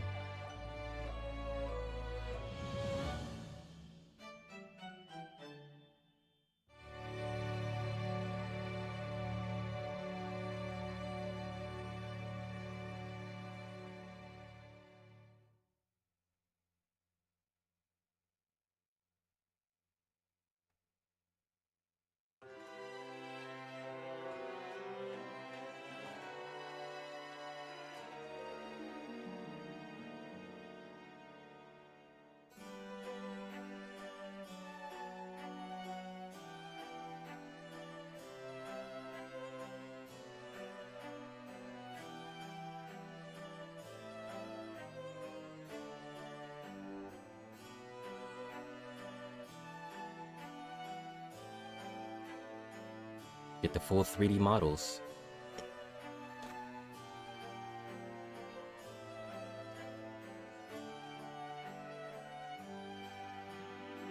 Her. Her. We did not circle back to her. At all. We did not circle back to her.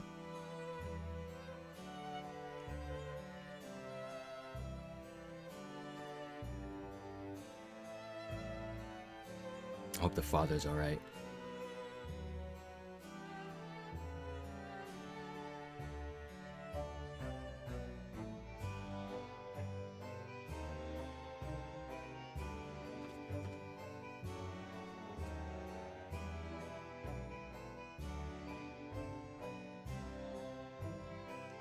Oh, wow.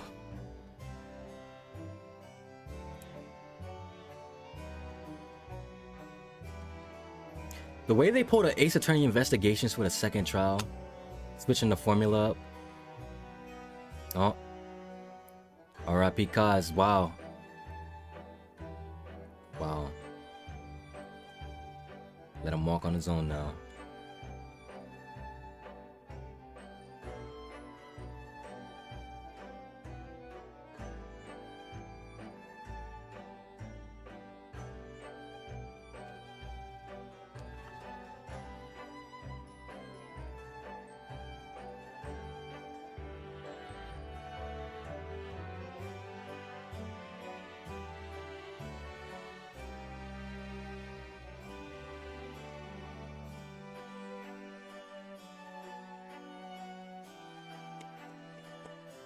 Great game.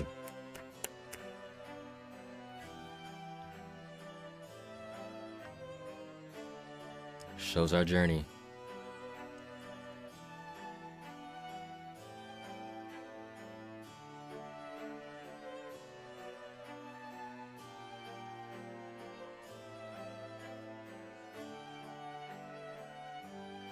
Try to fuck us all over.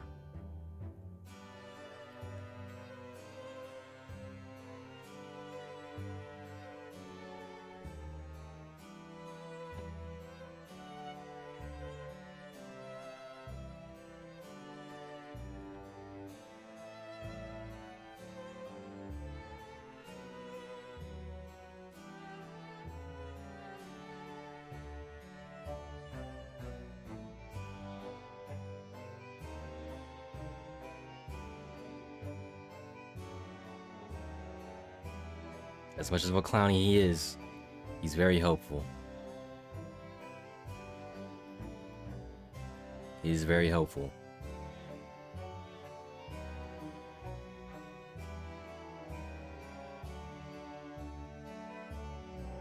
I did not notice he had... Wow. Because we never got to look at his feet. That's crazy. That don't even match, bro. Have some actual shoes on to go with that suit.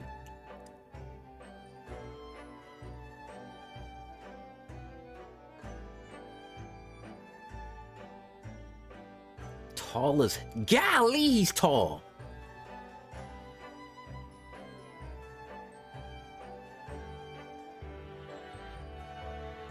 Oh my... He's doing the pose.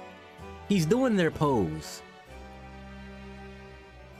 I should have realized that.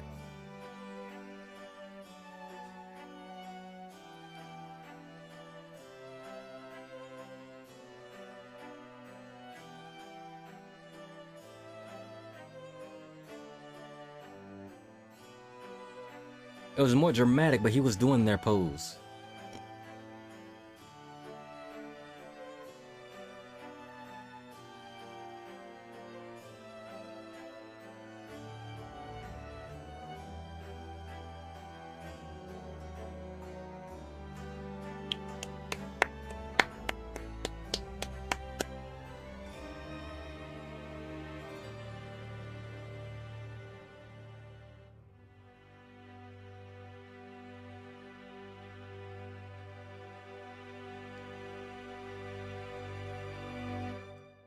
W. W, man. Finally beat it. but it was worth it. The whole thing was worth it. Ooh, that's some good art. We gotta do something about that hair, Ryu. We gotta do something about that. That shit is terrible.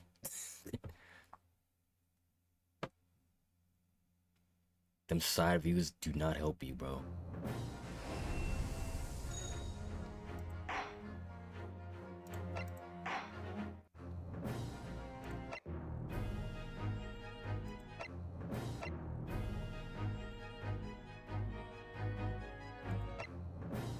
Nice. There's no outfits, right? There are alternate outfits.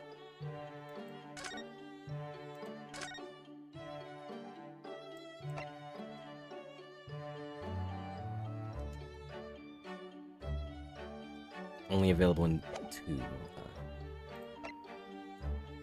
Short extra episodes.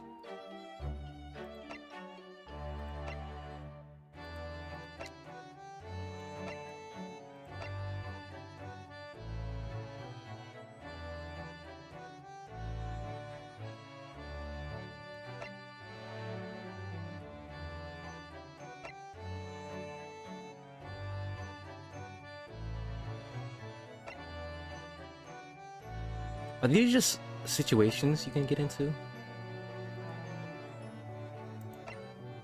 Huh. Okay. I am done here, though. I am done. 5 hours and 49 minutes. My voice is cooked, buddy. My voice is cooked. Another game beat. Another game beat, but that doesn't mean we're not gonna. That doesn't mean we're stopping with Ace Attorney. Doesn't mean we're stopping. That's just part 1. Oh boy. Thank y'all for tuning in to this journey. Took a long while. Took a very long time, but we beat this one. We beat it. I'll take less time. I'm gonna promise this. I'll take less time to beat the second one. It'll be beaten within the year. Man, I will see y'all when I see y'all. Bye bye.